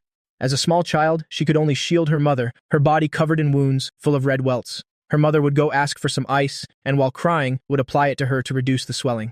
Go to bed early, I waved my hand. Good night, dream of me. I gave her a hug, then turned and left. Mu Wanning stood downstairs with her hands in her pockets, watching for a long time. I felt that if days like these continued, there would always be a bit of a blur. If the system hadn't reminded me that a new chapter was about to begin, I would still be immersed in teasing Mu Wanning every day. I received the news in the middle of the night and immediately shot up in bed. I counted on my fingers, and my expression changed. The phone suddenly rang. I quickly answered and heard Mu Wanning's low voice say, "Gushayan, I have to go home tomorrow. I don't know when he'll be back. Can you behave yourself at school? Can you tell me what happened?" Calculating the date, it was about time. In the original plot, after Mu Wanning killed me, her darkening value was already at 100%. So when Lin Zixuan and I met again, I desperately wanted to set a trap. Even if I couldn't be a good person, I could at least live up to Lin Zixuan's actions. And this opportunity was, Mu Wanning seemed to be going downstairs. Her breathing was unsteady. "Don't worry. I'll be back soon. It's not a big deal. I want to hear." I scrambled out of bed, grabbed my clothes, and put them on. "Can you wait for me downstairs for a bit? Just for a moment." Mu Wanning was silent for a long time. I took a deep breath and said, "I want to see you. Right now." "Okay." I had climbed out the window once before, so I was familiar with the route. Mu Wanning seemed to have expected that I would appear this way, so she was already waiting downstairs. Seeing me trembling as I was about to climb down the drain pipe, she quickly said, "Don't come down. Didn't you say you wanted to see me? Then just take a few more looks now and go back to sleep." Mu Wanning said these words with great difficulty. She had just received a call from a neighbor, saying that her mother had fainted in the hallway. She only found out when she got home in the middle of the night that her mother had been taken to the hospital. The test results said that Yiqing had a tumor in her brain. Whether it was benign or malignant, they would have to wait for the professor to return tomorrow to determine. At that moment, her heart ached so much it almost felt distorted. She wished she could fly to her mother's side immediately. She forced herself to calm down quickly, forced the useless tears back inside, and called me, to prevent me from causing a scene when I didn't see her at breakfast tomorrow. I didn't listen. My legs were dangling outside the window. I gritted my teeth and jumped. The second floor wasn't high, but if I jumped in this position, landing face first, it would be a very bad fall. Mu Wanning had already had enough scares for one day. Seeing me act so recklessly, she rushed over with her arms outstretched. The weight of the young man completely fell on her, and they both let out a groan.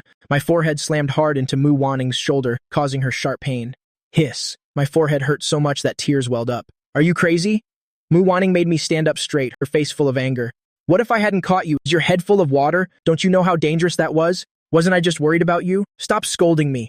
I took her hand. "Didn't you say you had to go home? It's so late. Did something happen at home? I'll go back with you." "Go back." Mu Wanning looked at the boy who was still grimacing in pain with a look of burning anxiety, and she suddenly calmed down. "Don't worry." Mu Wanning's chest felt tight. She glanced at the second floor window. "Once you've jumped, you can't go back. My mother has been hospitalized. If you want to come, then come. I'll take you back tomorrow morning." "Auntie is in the hospital? What happened? Is it serious?" Although I already knew about this, I still pretended as if I had just found out. Mu Wanning gently squeezed my hand. If you had said before that I would care for someone like this, she would definitely have said I was crazy, but now she seemed to be a little used to it. "We don't know yet. I have to go see." "Then let's go quickly." Mu Wanning felt so useless. She had felt this way since she was little. "Don't panic, Auntie. Good people are blessed by heaven. She'll definitely be okay." Seeing her distress, I lifted her face and rested it on my shoulder.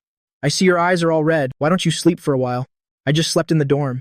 I'm not sleepy. I'll wake you up when we get to the hospital." I said this hesitantly. I had never felt that knowing the future could be so painful, a matter with not a shred of hope. There was no such thing as good people being blessed by heaven, only a cruel fate. I choked up a bit. Mu Wanning helplessly held my hand, her whole body trembling.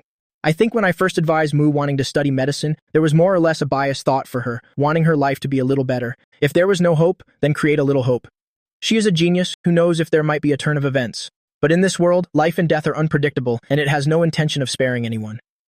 Mu Wanning didn't sleep. Countless images of the past flashed through her mind. I heard the system's notification in my head. Her darkening value was soaring. I turned and pulled her into my arms and said with a grin, "Girlfriend, this isn't considered puppy love anymore, is it?" Mu Wanning, her darkening value immediately stopped at 90. "So if your mom meets me, can I say I'm your boyfriend?" I tilted my head. That would count as officially meeting the parent, right? Mu Wanning's thoughts were completely distracted by me, and I don't know what she thought of, but her darkening value started to slowly decrease. I lay my head on her lap. Pat my head. "Were you born in the year of the dog?" Mu Wanning said that, but her fingers rested on my hair. I heard people say that patting someone's head can make them feel a little better. I looked up at her. Are you in a better mood now? Stop reading those useless tidbits.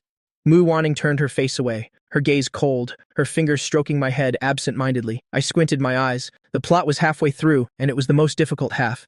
I didn't know which path I should take, but I had to take advantage of the things that I knew had a high probability of happening to pave the way for Mu Wanning.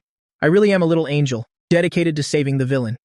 The two of them had just arrived at the hospital when Mu Wanning rushed to the hospital room. I looked towards the neighbor, a middle-aged woman in her 50s, who looked very kind. Hello, Mom. I just asked the doctor. Was it you who helped pay the hospital fee? I took out my wallet. How much was it? I'll pay you back on Mu Wanning's behalf. 600. The woman didn't refuse much and said with some curiosity, Are you the one from downstairs? Are you a relative of the girl's family? I nodded and then shook my head. Not really. I'm the one from downstairs, but I'm a Wanning's boyfriend. I guess that counts as a relative. These words came out very smoothly. I counted 600 yuan from my wallet and gave it to her. If Mu Wanning asks about the hospital fee, please don't tell her that I paid it. Could you just say you don't need the money? Otherwise, I'm afraid she'll feel uncomfortable. The neighbor thought for a moment and chuckled. You're a good young man. That child, Wanning, has had a hard life. Having you is a bit of a blessing for her. I paid for Yi Qing's recent hospital fees and hospitalization charges by myself with my card. I stood in front of the hospital room door. Several times I wanted to reach out and open the door, but my hand would quietly retract as soon as I extended it. I felt the timing wasn't right and was also afraid that Yi Qing's condition was very bad and that Mu Wanning would be upset seeing it. I was extremely conflicted. After I had paced back and forth for the 10th time, I frowned and took out my phone to call Zhu Shui. She is the Gu family's private doctor and also the original host's mother's best friend. She has some influence in the major hospitals. Although I knew the outcome in the original plot, I just wanted to do something, perhaps futile, but I still wanted to struggle a little, so as not to have any regrets. I couldn't tell if this was to win Mu Wanning's favor or simply to comfort this pitiful villain. The phone rang for a long time. I knew it wasn't good to disturb someone in the middle of the night, but it was for a reason after all. Zhu Shui wasn't angry about being woken up. She asked patiently, Xian, what's wrong? Auntie Zhu, I thought for a moment and said, at Zhengcheng Traditional Chinese Medicine Hospital, do you know anyone who is a good neurologist? Zhu Shui's sleepiness immediately vanished. She asked urgently, Neurology? Did you get into a fight and damage your brain, or did you damage someone else's brain? I was speechless. No, it's not me. Are you at the TCM hospital? Wait for me, I'm coming right now. No. Auntie Zhu, I didn't get into a fight. Just say no more. Wait for me. I looked at the disconnected phone, my mouth twitching. This Auntie Zhu of mine is great in every way. It's just that she's very impulsive, not like a meticulous, skilled doctor. I sat on a bench outside the hospital. There weren't many people here at night. The air conditioning was on full blast.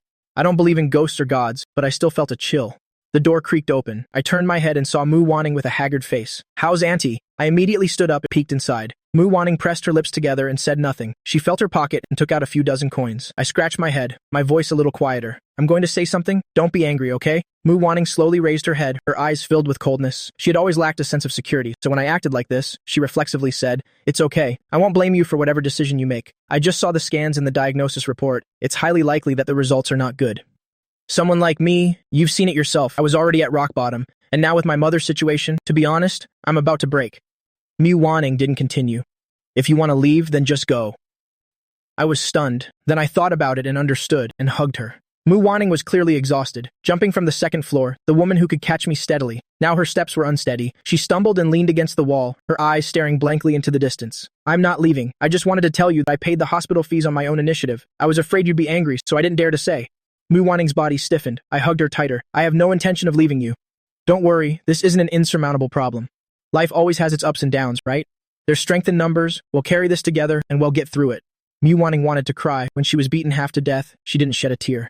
But at this moment, her hands trembled, and she hugged my shoulders. I'm so tired, Gu Xian.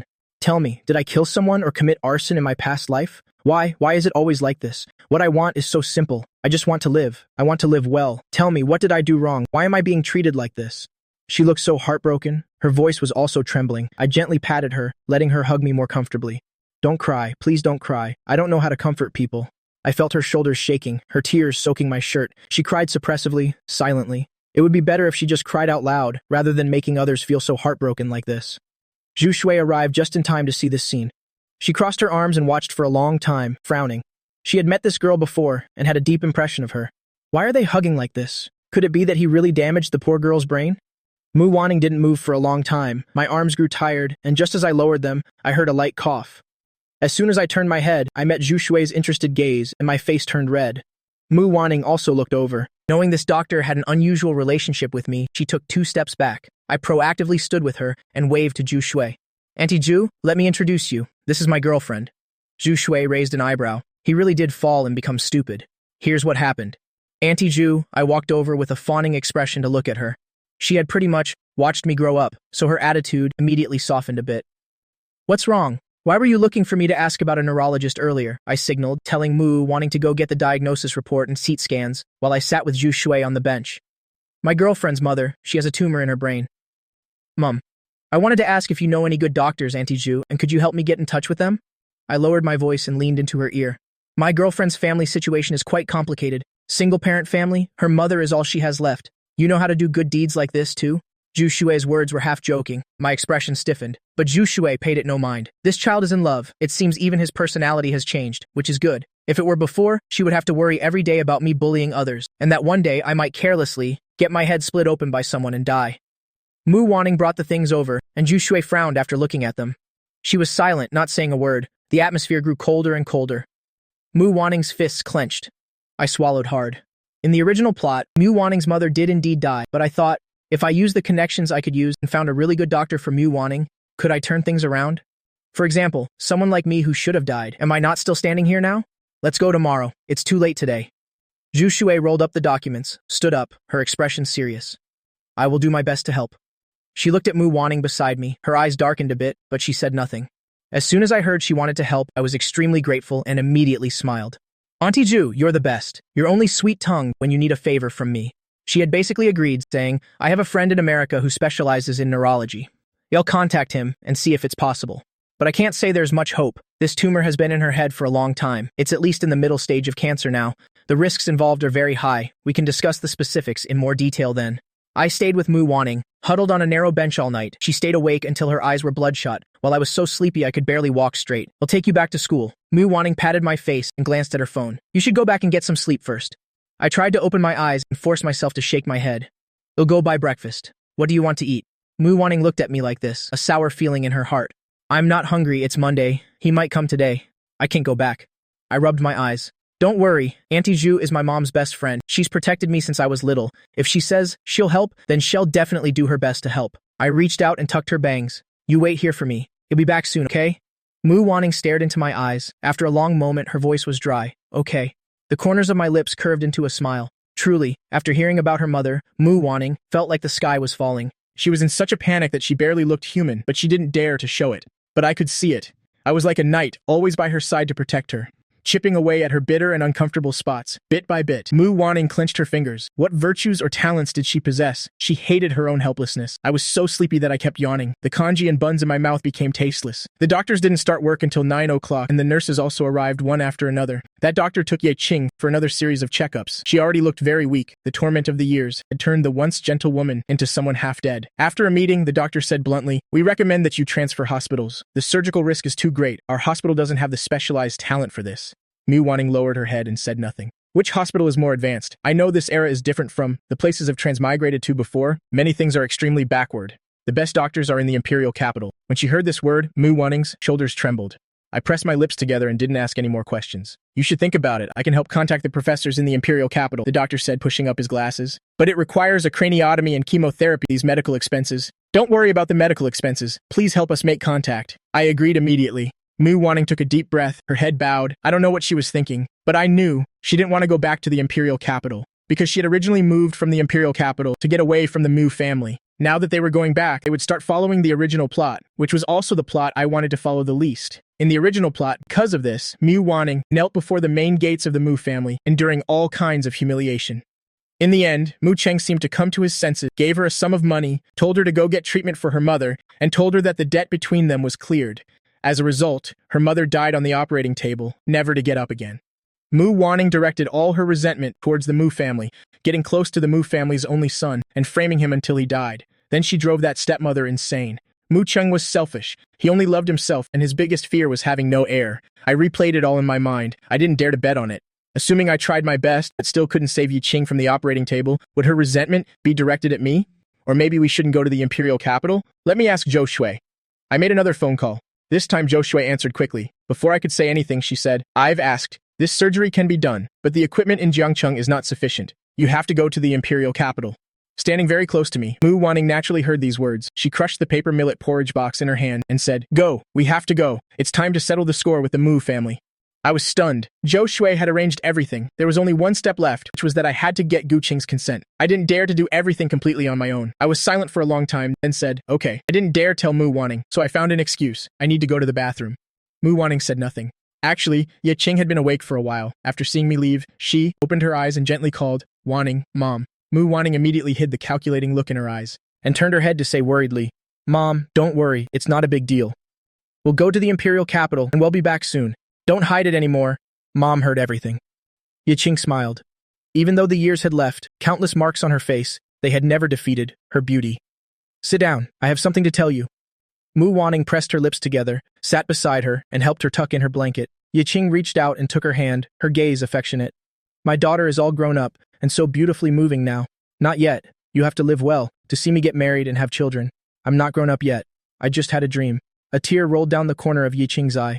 I dreamed of when you were little. You were different from other children back then. You didn't cry or fuss. You would just smile whenever you saw me. I thought back then, having you in this life was truly worth it. That young man has helped our family quite a bit, hasn't he? Ye Qing said. I like that young man too. Our family doesn't do ungrateful things. He's good to you. You must remember that. You have to repay him in the future and be good to him too. I know I have no regrets in this life. Ye Qing sighed. Actually, it's enough. This illness costs a lot of money. Our family situation can't burden others. Daughter, I don't want to get treatment anymore. I probably only have a few months left to live. I can still help you save a little more money so that when you get married in the future, your in-laws won't look down on you. Don't talk nonsense, Mu Wanning's voice choked up. I have a way. It's my money. I will pay him back too. Trust me, Mom. We'll go to the imperial capital. You just need to get well. Leave the rest to me. Don't go looking for your father. How could Ye Qing not know what she was thinking, she said with a smile. Your father and I were something I forced. He's living a harmonious, happy life now. That's very good. Mu Wanning said nothing. She didn't feel this sentence could comfort anyone. It only made her hate them more, hating that she couldn't push them all to hell. I was picking at the wall in the hospital corridor. Gu Qing was a little surprised to receive my call. His own son, how could he not remember? But as soon as he spoke, he was cold. What's wrong? Are you short on money again? Once you've had enough fun outside, hurry up and get your ass back here. I'll come back. I have something to tell you. This decision of mine is a huge risk. There are some truths that you also have the right to know. I will show you a good show. What did you say? As payment, I beg you to save Mu Wanning's mother. Consider it me begging you. What nonsense are you talking about? Telling me to save some unrelated person? Are you crazy or am I? Gu Qing hated my rebelliousness the most. He had clearly laid out the best path for me, but I refused to take it, insisting on getting entangled with a cheap woman. You'll agree. In your dreams. My voice was extremely calm, word by word. I said it, you will definitely agree. After doing this, I sent a text to Gu Wanyu, asking her to meet at the Haojue Club. I went back and saw Mu Wanning talking with Ye Qing in the hospital room. I was standing at the door, not having left yet, when Ye Qing called me back. Young man, come here. I was a bit embarrassed. This was like breaking the ice. My first time meeting my mother-in-law. I was a little excited. Ye Qing patted Mu Wanning's hand and said, What I told you? Do you remember it all? Yes. Mu Wanning nodded vigorously. Ye Qing looked at me and smiled. It's good that you two can be together. Don't worry, my Wanning will be good to you. Auntie, it's okay. I waved my hand. Everyone has tough times in this world. I will do my best to help. Please, just focus on getting well. I came in to tell Wanning something. I have something to do and have to leave for a bit. Auntie Jo has arranged everything. She also knows you. Just listen to her arrangements then. If anything comes up, just call me. Goodbye, Auntie. I waved goodbye to her and left a bit awkwardly. I breathed a sigh of relief as soon as I was out the door, my expression no longer careless. The plot will develop anyway. There's nothing wrong with me speeding it up a little. Host, you must calm down. The system realized my intention and hurriedly jumped out. This is no joke. I am very calm, I replied. What the consequences will be, I know better than you. I want to speed up the plot. As a task enforcer, intentionally pushing the plotline forward is a taboo. By deciding to do this, I'm already prepared to face the punishment. Gu Wan, he was very happy to receive my text. She canceled plans with a group of friends and came to meet me on her own accord. Towards this younger brother, her thoughts were very simple, simply evil. Perhaps I had discovered it early on, so I had always deliberately avoided occasions to be alone with her. My father bought a new DV camera. I arrived early, placed it behind the vase in the room, then sat in a convenient corner, waiting quietly. As soon as Gu Wanyu saw me, she smiled. Xian, it's rare for you to ask me out. I've run into some trouble. I feigned difficulty. My girlfriend's mother is sick. Gu Wanyu's expression immediately turned ugly. I said with a dark face, Can you help me? Dad isn't paying attention to me anymore. I need money. That would put me in a difficult position. Gu Wanyu said, You should apologize to Dad. He's very worried about you. Gu Wanyu, you like me, don't you? This sudden question of mine stunned Gu Wanyu. She smiled. Of course I like you. You're my little brother. Stop pretending. What kind of older sister has those feelings for her younger brother? Don't think I don't know? You secretly took my pictures. As I said this, my face was full of sarcasm. You're disgusting. Gu Wanyu's expression twisted slightly. She suppressed her anger and said nothing. Are you going to help me? What else do you know? Gu Wanyu looked up at me. I let out a laugh. I also know you're a bastard child. How could our Gao family have such a disgusting person like you? This statement seemed to hit a sore spot. She immediately jumped up, as if she wanted to strangle me. In just a moment, she calmed down. So what? Your father thinks I'm his daughter, so that's that. I'm just asking you, will you help me? I tapped on the table, my expression cold. Juan, you snorted coldly. How could I help you save some wild bitch? I just wish they would all die. Then there's nothing more to say. I immediately stood up and walked out. Gu Xian, you better behave for me. People who talk too much are annoying. Gu Wan, you didn't understand how I knew these things, and was indeed a little panicked in that moment. I stood beside her, hesitated for a moment, then turned back, placed my hand next to her, unexpectedly lifted her chin and kissed her. Gu Wanyu's eyes widened, her body stiffened. I patted her on the head. How could I be so talkative? You're so beautiful. Who wouldn't love you? If you don't help, then don't. I put my hands in my pockets and chuckled. I was just pretending. Gu Wanyu was stunned by this action of mine. She, after all, was just a young girl who had never been out in the world. How could she compete with an old hand like me? I had waited in the next room for a long time. As soon as Gu Wanyu left, I retrieved the DV camera, burned the video inside onto a disc, and went straight to Gu King's company. When Gu Qing finished watching this video, his hands were trembling. I held up the strand of hair I had pulled from Gu Wanyu's head. It was in a small plastic bag, and slowly placed it on Gu Qing's desk. To prove that she is completely not your biological daughter, I personally pulled the hair from her head. You can go get a paternity test. If you still don't believe me, you can go get her hair yourself. Dad, I smiled. Are you satisfied? Gu Qing punched and broke the computer. He coldly looked at the son he almost didn't recognize anymore. Is this the good show you were talking about? For that woman, you could actually do this? Are you still Gu Xian? I was calm. I think this is quite fun. You should thank me. Otherwise, you wouldn't know how long you'd have to wear this green hat. As for Mu Wanning, there's nothing wrong with her either. After saying these words, I calmed down. It's fine if you don't help. On behalf of my mother, I wish you an early end to your family line. Dad, back then, to prove your sincere love, didn't you go get a vasectomy? Now you can only rely on me. I patted my chest. If anything happens to this son of yours, Dad, you won't have a single biological child left under your roof anymore. Every single word of mine stabbed into Gu Qing, causing him endless pain. He pointed at me, trembling. Are you threatening me? Isn't this threat clear enough? Do I need you to confirm it with me again? Get out, get out!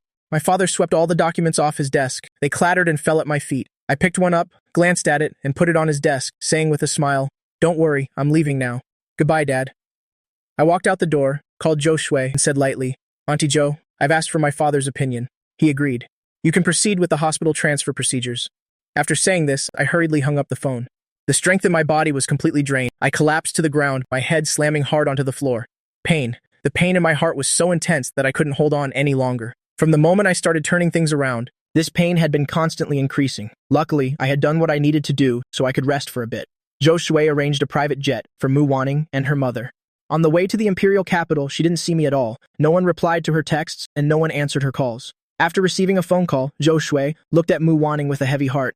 I'm sorry, I can't go with you two to the imperial capital. My assistant is there. He will arrange everything for you two on my behalf. Zhou Shui stood up hurriedly, said she was leaving and left immediately. Mu Wanning frowned and stood up. I wanted to ask, where is Gu Xian? Isn't he coming? After hearing her words, Zhou Shui stopped in her tracks, her expression serious and calm. He has something to do. Zhou Shui's gaze was complicated. Just now, a frantic Gu Qing called her back, saying something had happened to me, and also said not to make a fuss about it. It seemed something major had happened. Zhou Shui drove back like a blur, worrying about me the entire way. Mu Wanning watched Yi Qing coming out of the restroom, still on an IV drip, being helped back by the assistant inside. It's good that he's not coming. If she met the Mu family, her predicament would be completely exposed in front of me. It was her self-esteem acting up. She didn't want to expose all her bad sides in front of me. After losing consciousness, I arrived in the system's storage space. I familiarly sat down in the chair and reached for an apple. Tell me, which of my emotions did you destroy this time? The voice from the small computer was deep. Host, you were truly too hasty. I don't regret it. I said, desperate times call for desperate measures. I don't think I did anything wrong. This failure? How much was my mission time shortened by? The system assistant sighed. 6 months, that's enough. I clapped my hands and wiped the fruit juice from my fingertips with a tissue. This isn't so bad either. I've thought about it. If the mission proceeded step by step, I would have to stay in this world for 3 years. That's a terrifyingly long time, so long that it's impossible to predict what will happen in the future. I'm very afraid I'll be like those before me, getting lost in an S-rank mission, falling in love with the mission target, leading to mission failure. I'm about to wake up. I sat up straight. What's the minimum completion standard for S rank? Darkening value 0%, favorability score 50%. Achieving that is enough to pass. That's enough. After saying this, I slowly regained consciousness in reality. Immediately, I heard Gu Qing's growl. How can my son have heart failure? Mr. Gu, please calm down. The doctors were in a tizzy. I watched this chaotic play and cleared my throat. Dad. Gu Qing's hand froze. He had received too many blows today. The child he had always nurtured was not only not his biological child, but also harbored ulterior motives. That was one thing, but his only son was now lying in a hospital bed. After the emergency treatment, the doctor only said it was heart failure and that he needed rest.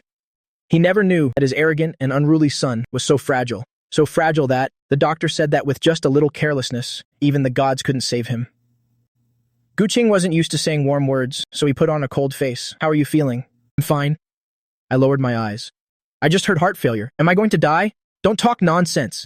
Gu Qing's gaze was sharp. It's nothing serious. Just focus on getting better. You don't need to worry about anything else. Has Mu Wanning left yet? My ill-timed question made Gu Qing furious.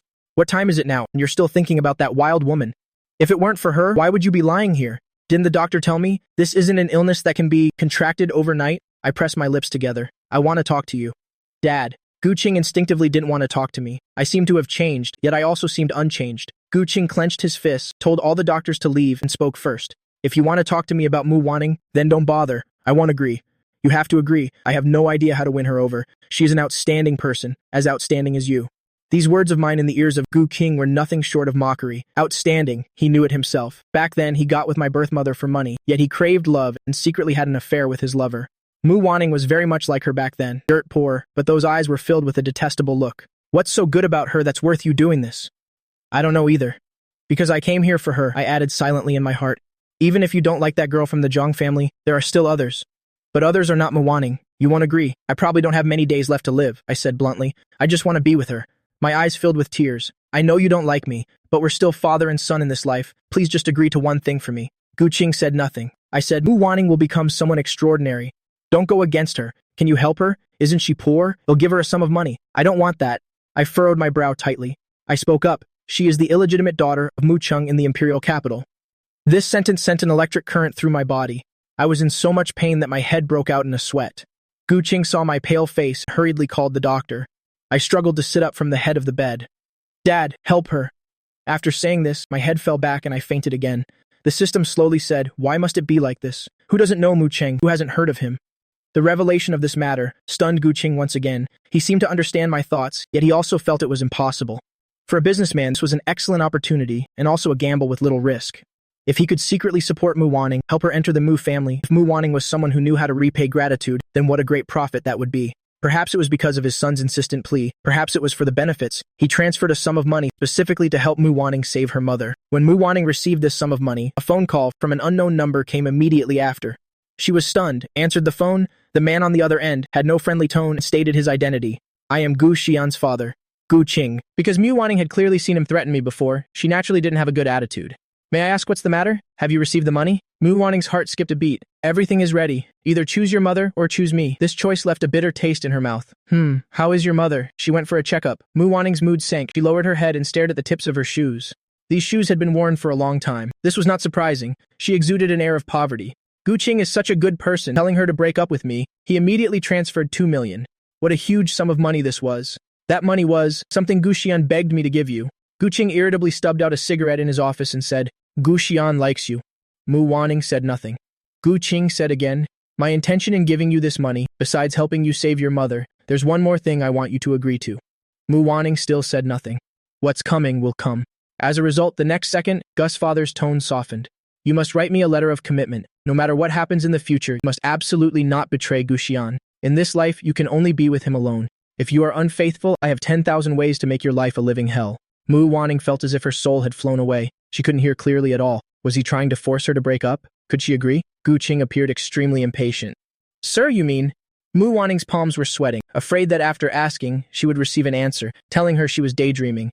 If your attitude towards my son is just to play around, I won't take this money back either. But I hope you won't bother him again in the future. After Gu Qing said this, he thought for a moment and added, Gu Xian was just diagnosed with heart failure, but even if my son dies, the assets won't go to you. The smile that had just formed on Mu Wanning's lips gradually stiffened. Her hands were trembling. What did you just say? Was I not clear enough? If you intend to scheme for my family's assets, then don't even dream of it. No. What happened to Gu Xian? Mu Wanning couldn't understand. The lively boy by her side suddenly got sick, just like that. Gu Qing was silent for 2 seconds, extremely distressed. Heart failure. The doctor said he needs to rest, and his emotions shouldn't fluctuate too much. He is very weak now, much weaker than you can imagine. What happened? Mu Wanning didn't believe it. Gu Qing had lost all patience and asked directly, I'm just asking you, do you want to marry my son and accept only him as your husband for your entire life? You want me to only accept Gu Xian? Mu Wanning's chest tightened, feeling uncomfortably congested. She clutched the hem of her clothes, her eyes red from holding back tears. Right now, she really wanted to go back, wanted to know if his father was lying to her, that all of this was fake. I hope you can do what you say. After saying this, Gu Qing hung up the phone. Mu Wanning felt her whole body go limp. She plopped down on the bench, staring at the opposite wall. She stared for so long that her eyes stung. Her mind was dazed, only feeling that the noise from the people around was especially loud. This world isn't good at all. Indeed, after her mother finished her checkup, the doctor told her to sign the risk consent form. There was only a 30% chance, a very slim hope. Mu Wanning felt that when she was young, she had no choice, and even after growing up, she still didn't have one. Everything she did was a gamble. Now she was playing for higher stakes, betting on a life. She signed her name. The surgery was scheduled for 3 days later. The lead surgeon was Zhou Shui, a doctor who had returned from abroad. The imperial capital treated them like super VIPs. They received the best treatment wherever they went. Mu Wanning became increasingly quiet, often spacing out alone, lost in thought. The person she thought about the most was me. I was so troublesome back then, arrogant as hell. If she didn't like someone, she would be the first to rush into a fight. Mu Wanning smiled. She especially hated me. Now looking back, she deeply loved that side of me. Mu Wanning had asked the doctor here about the heart failure. From then on, I lost the ability to be lively and jump around. I could only be a glass doll without a single ripple. For him, this was like a life worse than death, right? Mu Wanning remembered the way. I jumped down from the 2nd floor. This illness came so suddenly. How could she not have noticed at all? When I woke up again, it was a day later. I heard that her mother's situation with Mu Wanning had been settled and was very happy. If her mother didn't die, then no matter what, she wouldn't be able to darken in front of her mother. This was worth it. Now that Gu Qing also knew Mu Wanning's identity, he would definitely try to win her over, both openly and secretly. This way, she would be bullied much less, so there would be even less reason for her to darken. This was even more worth it. I touched my chest and grimaced. So cruel. I didn't die from Mu Wanning stabbing me through the heart, but I still ruined my heart for her. Thinking back, was I ever this crazy before? Yes, it was a normal operation. Mu Wanning wasn't the most special person. She was just a mission target. My ultimate goal is to go home. For that, I can be unscrupulous. I stayed cooped up in the hospital room every day, eating and drinking well. Gu Qing had dealt with Gu Wanyu, along with her stepmother. I specifically asked the system to replay that scene. It was so beautiful. That stepmother Zhao Liangyu was kneeling on the ground, grabbing Gu Qing's pant leg and crying, "Even though the child isn't yours, I really love you." I laughed so hard my heart started to hurt. Gu Qing's face was as black as the bottom of a pot. After causing such a scene, perhaps due to the comparison, Gu Qing visited the hospital more often and would even say a few things I like to hear, reporting Mu Wanning's situation to me. He said the money has arrived, the people have arrived. He has already asked. There are risks, but it's not a big problem. At that time, I really thought that I had turned the plot around. Until I was woken up by the system in the middle of the night, informing me that a guiding plot point had appeared. What is a guiding plot point? It's something that wasn't shown in the original setting, but it's a plot point that actually exists. I hate this kind of thing the most. It's like, I suddenly got a fiancé, full of variables. I was stunned for a few seconds, looking at the guiding plot point. I was extremely shocked. It turns out Mu Wanning's mother didn't die because the surgery failed, but I crawled out of bed, wearing a patient's gown, peeked my head out, tiptoed, and ran straight downstairs. I hailed a car, went straight to the train station, and bought a train ticket to the imperial capital. Mu Wanning needs me. She desperately needs me. Over 1,000 kilometers, 6 hours. I didn't sleep a wink the entire way. My mind was filled with the image of Mu Wanning. When she hears the news, she will break down. For the first time, she hated that the transportation in this era was undeveloped, and the communication methods were outdated. She could only call Mu Wanning's phone number over and over. The bell rang again and again, but no one ever answered. 6 o'clock in the morning, when I stood at the imperial capital's first central hospital, I was too tired to speak. I forced myself, leaning against the wall as I walked towards the room Zhou Shui had mentioned. When Mu Wanning learned her mother's surgery had failed, she fainted and still hasn't woken up. I twisted the doorknob, looked inside, and saw Mu Wanning curled up, her arms wrapped around her knees, staring at the foot of the bed. "I'm late." I managed to say these words with difficulty. Mu Wanning saw me, her eyes only lit up a little, and she gave a very forced smile. She said there was an accident during the surgery. She. Before I could finish, I rushed over and hugged her tightly. I'm sorry. Mu Wanning's eyes were bloodshot. She reached out to touch my face. Why do you have to apologize? It's because I wasn't thoughtful enough. It was me. I held her tightly. Mu Wanning pulled me back. Did you sneak out of the hospital? How did you get here? I said nothing. Mu Wanning's gaze was complicated. Her brows relaxed and then furrowed again. Guxian, you have to learn to take good care of yourself. Right now, I only have you left. If anything happens to you again, I really can't predict what I might do. She said this without a trace of warmth. Only then did I notice her darkening value had reached 99%. This was an extremely dangerous number. You're sick. Mu Wanning got off the bed, making room. You should get some sleep. I'm going to see my mother one last time. She was like a walking corpse now, without warmth, without emotional fluctuations, numb but still alive. I didn't dare to disturb her. Only Mu Wanning knew, as she squatted in the cold morgue, looking at her mother who had been made up, her teeth were chattering. She originally just wanted to live a peaceful life. In all these years, she had never actively picked a fight with anyone, always living humbly and precariously. She never thought she would become an obstacle for anyone. There were people who just found her an eyesore. They were always pushing her into a corner. The doctor I brought was extremely skilled. The surgery lasted 9 hours. After coming out, he was still smiling and congratulating her, saying the surgery was very successful. But not long after he left, Yiqing was reported to be in critical condition, with intracranial hemorrhage. By the time they tried to save her, it was too late. After checking, that doctor bluntly asked her, "Did you offend someone?" In that moment, Mu Wanning suddenly understood. This was the imperial capital. Before she left, that woman had threatened her, saying that stepping out of the imperial capital's gates and then returning would come at a price. The doctor showed her the film, saying someone had removed her mother's equipment, and the wound was stimulated by a foreign object causing an infection. The department was busy with many people at that time. It was impossible for no one to have noticed, but they covered for each other, insisting that no one noticed what had happened. Mu Wanning took a deep breath. She held Yiqing's hand to her ear. It was bone-chillingly cold. She closed her eyes tightly, feeling the piercing cold. Tears slowly streamed from the corners of her eyes. Mu Wanning heard her own voice like a revelation, saying, "I will avenge you, mother. There is no forgiveness, only their death or my survival." I was really too tired, so much so that I didn't hear it all. The system's explosive warning sound. When I woke up, the message box in my head was about to explode. During this very period, Mu Wanning personally went to find Mu Cheng. The reason was very simple. She wanted Mu Cheng to see Yiqing one last time. After all, he was the man that Yiqing loved the most, the person she didn't want to bother even in death. Mu Cheng, to call him scum. He really was scum, just like a pair of blood brothers with my father. Comparison breeds hurt. In this aspect, Gu Qing still seemed a bit stronger than him. Because Mu Cheng wasn't just scum, he was also a coward. Mu Cheng these years was held in the palm of Miss Chang Haitong's hand, so occasionally he would also remember the gentle Yiqing from back then and his nominal daughter. He felt guilty, but he didn't dare to look for them. When Mu Wanning arrived, it just so happened that Chang Haitong wasn't there, so he went along. Mu Cheng sobbed incessantly, never expecting that the next time he saw Yiqing, they would be separated by death. While he cried, Mu Wanning watched. His crying made Mu Wanning's stomach churn. This hypocritical appearance of Mu Cheng was truly disgusting. Mu Wanning wiped the corner of her mouth. Her words were as cold as ice. "Before my mother passed, she still couldn't forget you." She didn't hope he would know about this. She had a very accurate grasp of people's psychology. The more she said this, the more guilty Mu Cheng felt. She hid the truth that her mother had been cruelly targeted by Chang Haitong and fabricated a warm lie, a lie about how much her mother might have loved him. At this moment, she silently apologized to Yiqing in her heart. To make this scumbag couple pay the price, she was willing to do anything. Mu Cheng cried so mournfully it was moving. "One sorry Yiqing, two sorry Yiqing," calling himself useless. Mu Wanning let out a low, cold laugh behind his back, the laughter hidden within the sobs, extremely sarcastic. "Wanning? Your name is Wanning, right?" Mu Cheng remembered his daughter, his eyes red-rimmed. He took her hand. "These past years, I have owed you and your mother so much. It's my fault towards you two. Name your price. I will compensate you. Look, this businessman is so interesting. Everything can be bought with money." Mu Wanning pushed his hand away, shaking her head. "I don't need your money. I want your life."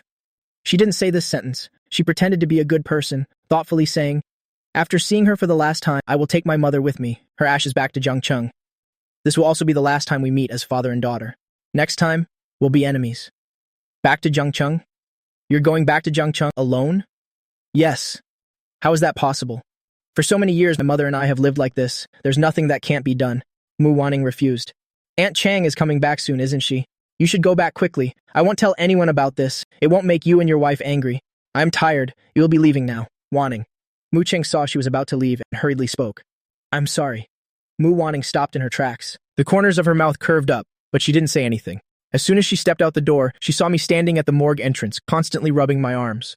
I was still wearing the clothes of a patient from Jiangcheng Hospital, my face pale. She immediately frowned. Why did you run over here? I wanted to see you. Let's go.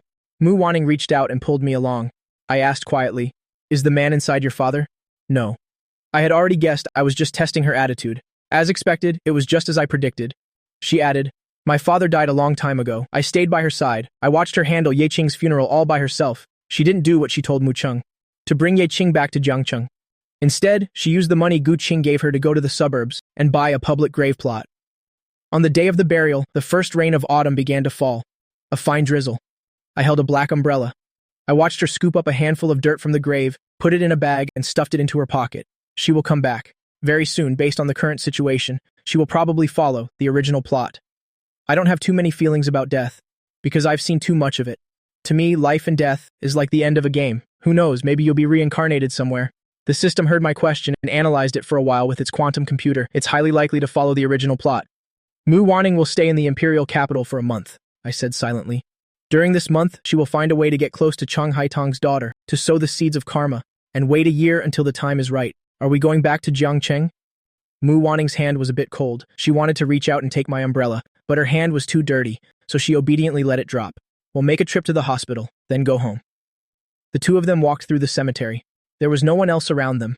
This was probably the most tragic funeral I've ever seen. There's no second. If you need any help, remember to tell me.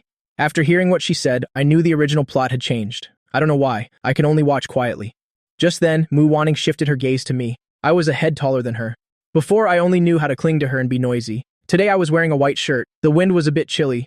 Mu Wanning took off her coat and draped it over my shoulders. You buy clothes but don't even get a warm one. I tugged at my shirt. I lowered my head and smiled at her. Don't you think this shirt looks very handsome? It looks a bit like a wedding suit. Mu Wanning's fingers tightened and then relaxed. After a long time, she still couldn't say anything. I want your mother to see me, to see how handsome I am. Being your husband wouldn't be a loss at all. Then she would be happy in the afterlife, right? I reached out and took her hand. Mu Wanning, you have to believe, in this world, there will be someone who gives their all for you. Regardless of everything, even death would be worth it. What I said was very vague, but it sparked a trace of fear in Mu Wanning. She didn't understand the source of this feeling either. She looked at my profile. Why are you so sure? I turned my face away and said softly, anyway, don't carry everything on your own. Your illness? I'm fine. I patted my chest. Very healthy. Mu Wanning looked at me trying to act strong. She pursed her lips. You said you'd stay with me until we're old, and give me a good ending. Mu Wanning's words sounded so aggrieved. Seeing her like this, my body also trembled. Not to mention that I couldn't be with Mu Wanning here for a lifetime. Now it seems there won't even be a good ending. I was silent for a long time. Mu Wanning raised her head and held out her hand to catch the rain, watching the raindrops slip through her fingers. They could only leave a faint trace. She couldn't hold on to anyone, nor could she keep anyone. Her gaze started to become stubborn. She turned her head and said to me, what you promised me, you have to do it. Mu Wanning took a deep breath and said, you're all I have left. After returning from the imperial capital, I tossed and turned in my hospital bed thinking, Mu Wanning's feelings for me, were they stubbornness or love? That look in her eyes. I remember in the original plot, she would often look at Lin Zixuan with that kind of gaze. I didn't feel anything back then, but now it's my turn. Why do I feel like something's not right now? I suspect I was wrong from the very beginning, but there's no way out. In this mission, besides loving Mu Wanning, I have no other choice. The way to stop her from loving someone is to make her love someone else. I did it. But it was useless. The darkening didn't lack at all. I only have 6 months left. I basically can't hold out until Mu Wanning carefully sets up this chess game. What should I do? I frowned. As soon as I closed my eyes, I saw the image of Mu Wanning in the original plot, slaying gods who stand in her way, slaying Buddhas who stand in her way. I still remember the scene where Mu Wanning was arrested. The woman was wearing a suit, copying Buddhist scriptures. Her handwriting was as sharp as she was. Although it was Buddhist scripture, every character she wrote was filled with killing intent. Guns were pointed at her forehead. She put down her pen, carefully wiped her hands with a handkerchief, and burst out laughing. She said, I've waited for this moment for a long time. Opening my eyes, I couldn't allow Mu Wanning to fall into the abyss. Once you fall, there's no chance to turn back. I carefully thought about the things Mu Wanning had done before. The system sensed my thoughts and hurriedly tried to stop me. Host, please reconsider. If Mu Wanning insists on doing these things, then why can I do them for her? Host, you are bound to the save the villain system, not the become the villain system. If I become the biggest villain, wouldn't that mean Mu Wanning doesn't have to be a villain anymore? This is also a way of saving her. That makes too much sense. It actually couldn't refute me. Back then, Mu Wanning had approached Mu Qian, who was Mu Cheng's only nominal daughter. Mu Wanning led her step by step into hell. The result was her complete ruin. She also found a woman to seduce Mu Cheng and sent incriminating photos to Cheng Haitong. Under the shock of her daughter being imprisoned and her husband's affair, Cheng Haitong almost collapsed. But the thing that made her collapse the most was her husband committing suicide by poison, leaving behind a will. Mu Wanning inherited all of his shares. This will was truly written by Mu Cheng himself. After learning what Cheng Haitong had done to Mu Wanning and her mother, the things she had done, he had secretly written this. Perhaps to ease his conscience a little.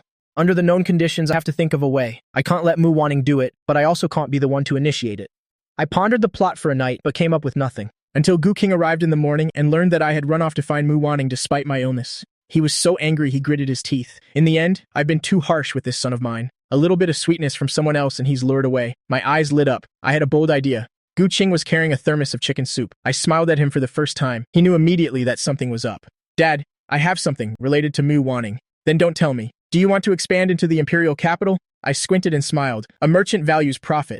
Why did Gu Qing fail at the hands of Mu Wanning back then? It was because he wanted to go to the imperial capital. The money is made quickly there. He was very eager. Gu Qing was silent. After a long while, he said, "Stop messing around. Adult matters. Kids should stay out of it. Mu Wanning's mother is dead."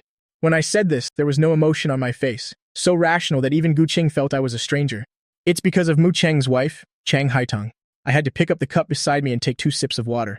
Guess what she wants to do the most? Gu Qing said nothing. I looked at him and said, "She needs a knife. If you can help her get this knife right now, she will peel a layer of skin off the Mu family for you. If the tip of this knife is pointed at Mu Qian, the only daughter of the Mu family, what do you think will happen?"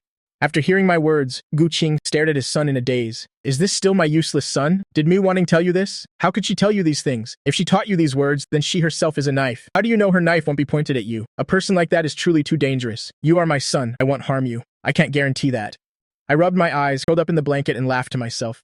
A pot calling the kettle black like him? What right does he have to judge others? It's just that I'm running out of time. I've already tried this hard. I don't want to fail and go back. Gu Qing did indeed feel this was a good opportunity. It seems he has to go meet Mu Wanning. I was forced to stay in the hospital for more than half a month. Mu Wanning seemed to have gotten busier. She rarely came.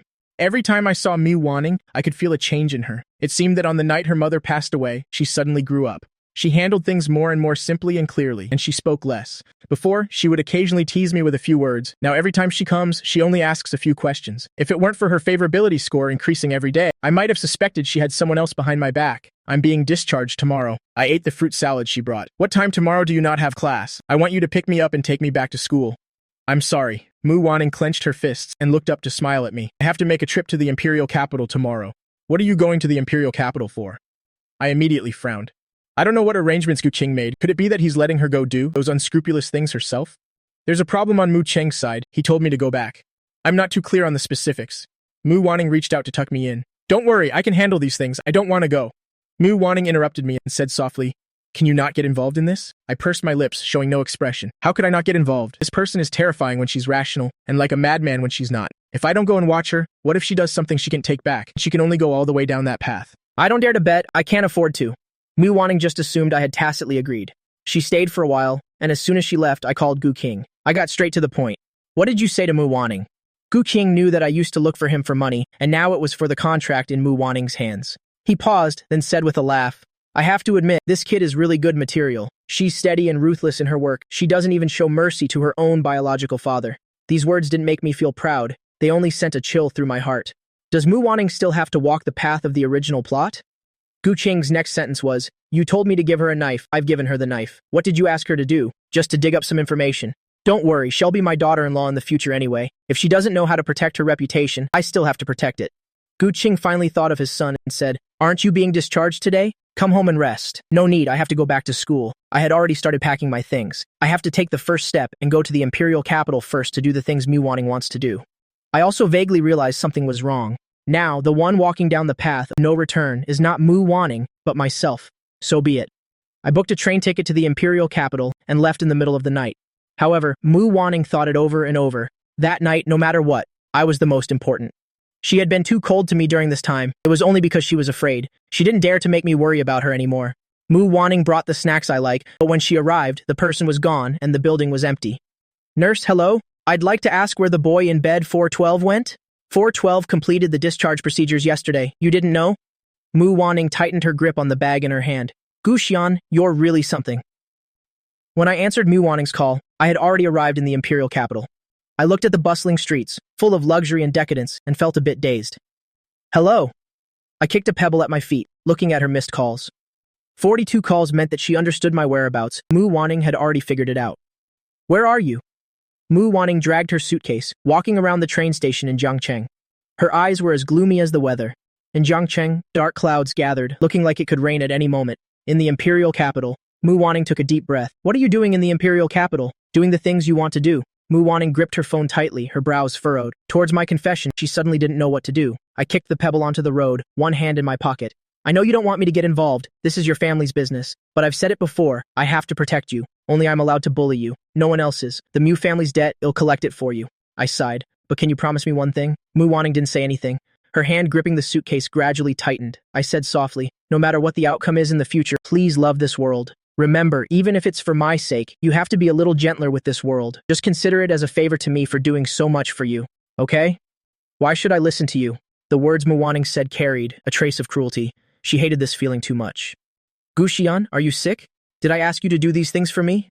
Can you just be a little more obedient? Mu Wanning's tone was both sarcastic and mocking. You still know this is my family's business? What are you to me? What right do you have to interfere in these matters? Do you think you're so great? Wanting to manage everything. This series of rhetorical questions left me stunned on the spot. On the other end of the line, Mu Wanning gave a cold laugh. Come back, don't make me angry. Mu Wanning knew her words were futile. She got on the train. The call had already been disconnected. She suppressed her anger to keep from throwing her phone. The green-skinned train clattered along. The scenery outside receded faster and faster. Mu Wanning leaned against the glass window. Of course she knew how much I had done for her. Guqing wouldn't give her benefits for no reason or be her backer. Our family matters. Mu Wanning also had a rough idea from the people around Guqing. I had kicked my stepmother and stepsister out of the house with vicious, clean, and decisive methods. Mu Wanning closed her eyes, her mind filled with memories of getting to know me. These past few years, he had changed, from head to toe. Guqing even sighed after falling in love once. My son has completely changed. There were too many unbelievable things appearing on me that Mu Wanning didn't dare to think too deeply about. I told you, it's not good for the host to be too hasty. The little system assistant looked disappointed. Not to mention you've broken the character setting, to the point where even your relatives can't recognize you. Just your style of action alone, let alone the Gong Lu target, even a passerby would suspect that your body has been possessed. The kind with a golden finger, who knows the future? I've never seen you so rash before. Host, what on earth are you thinking? My gaze was a bit dazed, but it quickly became firm as I said, I have to go home. The mission cannot fail. But how do you know that Mu Wanning will definitely follow the path of the original plot? The assistant said, Host, you've already deviated the plot from the original by a large margin. At least you've survived, and Mu Wanning doesn't love Lin Zixuan. But her mother still died. My mind is a tangled mess right now. Ever since hearing Mu Wanning's sharp rhetorical questions, I've been a bit panicked. Could it be that I really did something wrong? The system said no more. I suddenly calmed down again. It's me who wants to wait for Mu Wanning to arrive. I have to trust her. Mu Wanning only arrived in the middle of the night. I had bought food at the train station entrance and was squatting under a pillar on the platform, watching everyone in the crowd get off the train. There were no familiar faces, so I lowered my head and used a small branch to draw a 5-pointed star on the ground. As I was drawing the third one, a cold voice sounded from above my head. What are you doing? I looked up and immediately burst out laughing, hurriedly standing up and dusting off my back, waiting for you.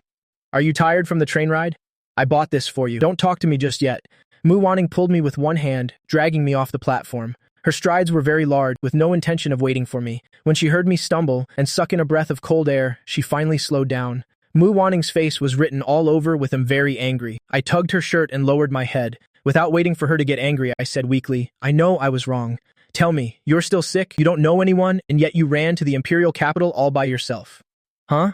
Tell me, what if something had happened? Mu Wanning poked my head. I really don't know what's in that head of yours anymore. It's you. I answered smoothly. Mu Wanning was stunned. I took her dangling fingers and said with a grin, My head is full of you. Stand up straight for me.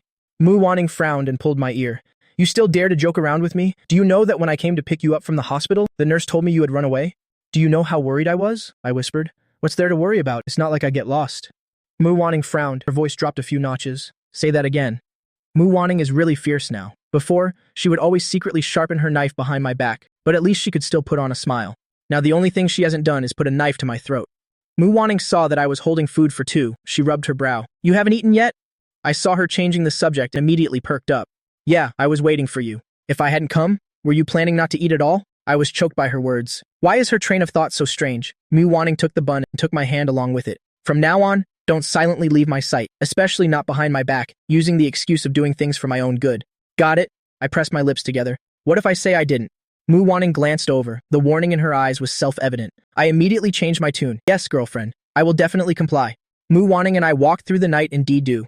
I pulled Mu Wanning along slowly. The sound of the suitcase dragging was a bit jarring. Mu Wanning turned her head to look back. Our eyes met. What do you think I came to Daidu to do? Mu Wanning was quite curious. I thought for a moment and said seriously, I'm afraid you'll take revenge. Shouldn't I hate them? This is a society ruled by law now. I said this with great sincerity. There are many ways to deal with them. We can choose a slightly more peaceful way.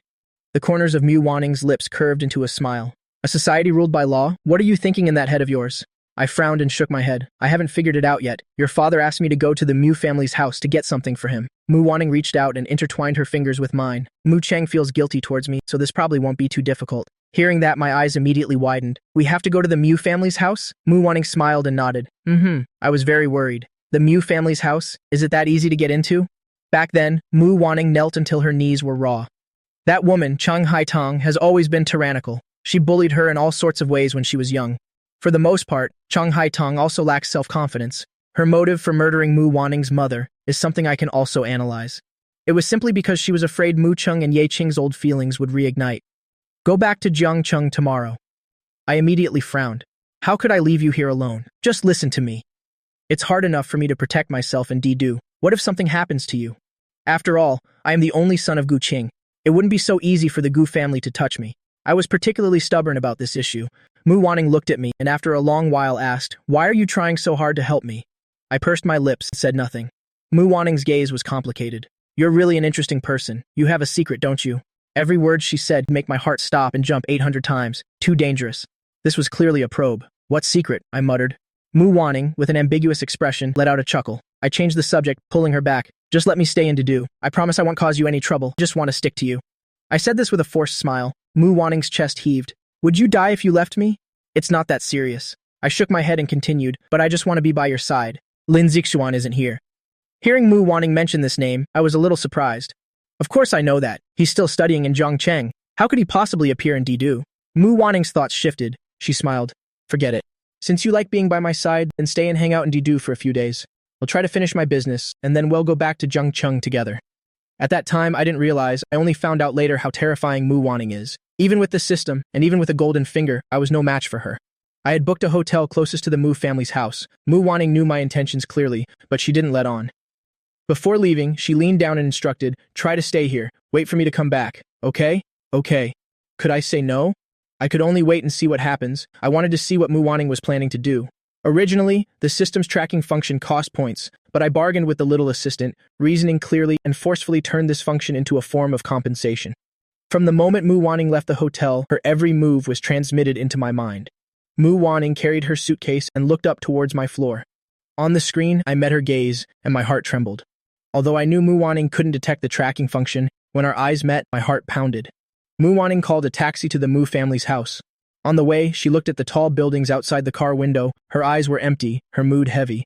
What is his purpose, after all? This was the question she had been pondering lately. Was it because of a serious mental illness, being sensitive, suspicious, and severely paranoid, that my appearance was just in time, acting unconventionally? At first, she always thought I was just playing around, that it couldn't be taken seriously, and that sooner or later, I would abandon her. But that didn't happen. For her sake, I also took actions that were almost delusional when encountering Lin Zixuan, and in helping her get revenge, I didn't hide anything. Mu Wanning rubbed her forehead and sighed. I don't understand. She completely didn't understand me. Mu Wanning went to the Mu family's house alone. The luxurious villa looked more desolate compared to a few years ago. Wall creepers had covered half of the house's wall. Under the rose trellis were all sorts of flowers. This was what Mu Cheng had planted with his own hands back then to win over Chang Haitong. Back then, Mu Wanning had pulled out a flower in anger and was pushed into a corner by Chang Haitong's bodyguard and beaten to a pulp. She remembered it all. Mu Wanning only paused for a moment, walked under the long trellis, and knocked on the Mu family's door. The main door. This was different from the original plot. In the original plot, Mu Wanning approached Mu Qian first, and the moment Mu Qian brought her to the family party, Chang Haitong's expression in the original plot was truly a sight to behold. But in this life, Mu Wanning went directly to their door. During this short yet endless minute of waiting, Mu Wanning looked calm on the outside, but in reality, the hand gripping the suitcase handle was drenched in sweat. Chang Haitang opened the door and was stunned when she saw Mu Wanning. Who are you looking for? My father. Mu Wanning faced her. Chang Haitang gave a cold smile. Long time no see, Aunt Haitang. The color drained from Chang Haitang's face. She crossed her arms, her tone sarcastic. Being sarcastic? Back then, when you and your mother left Didu, what did you say? Do you regret it now?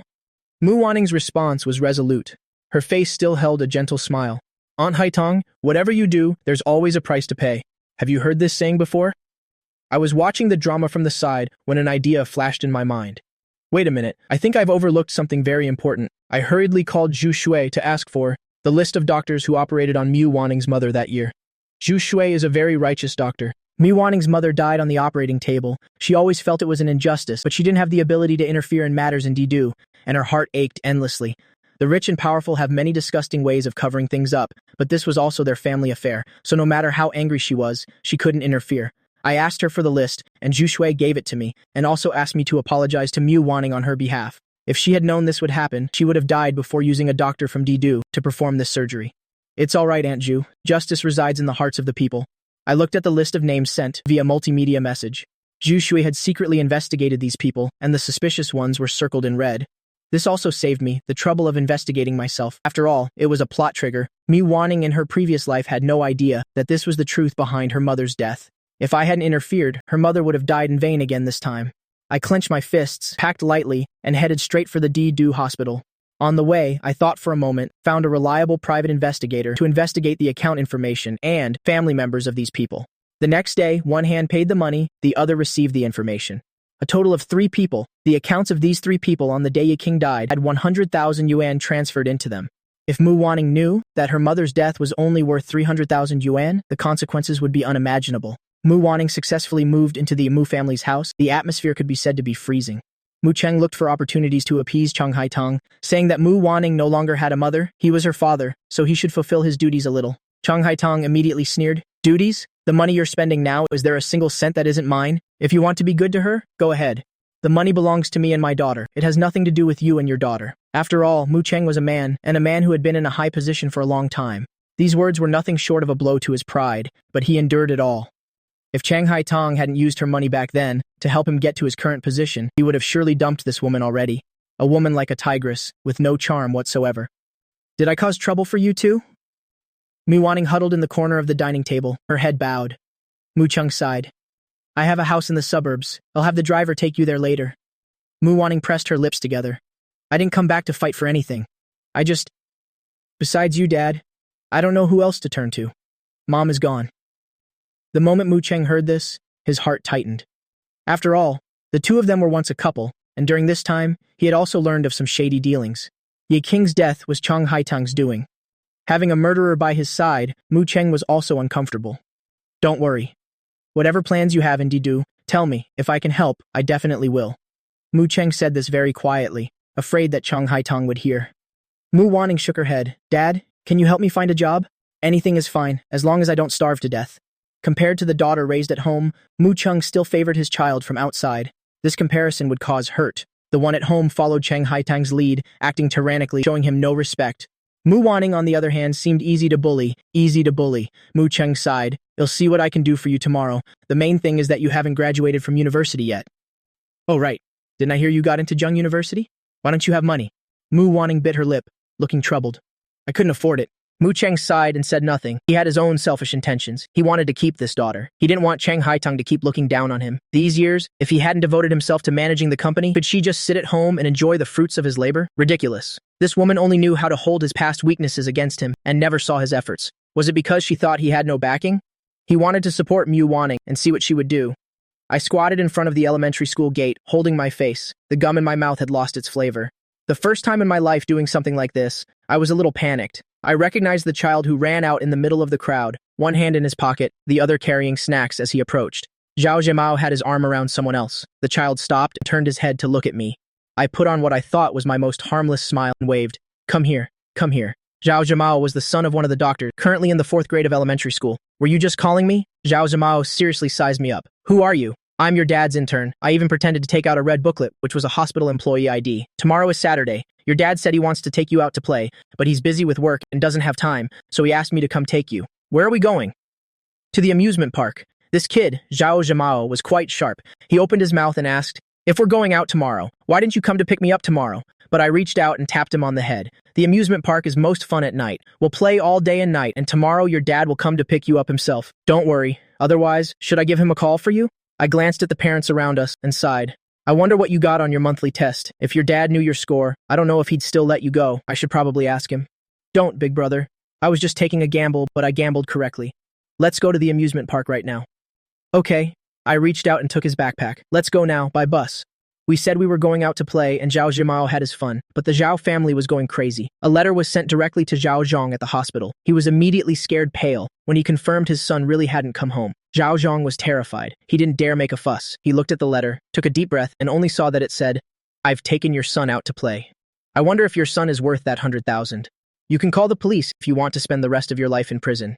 It'll give you time to think it over carefully. I will come find you."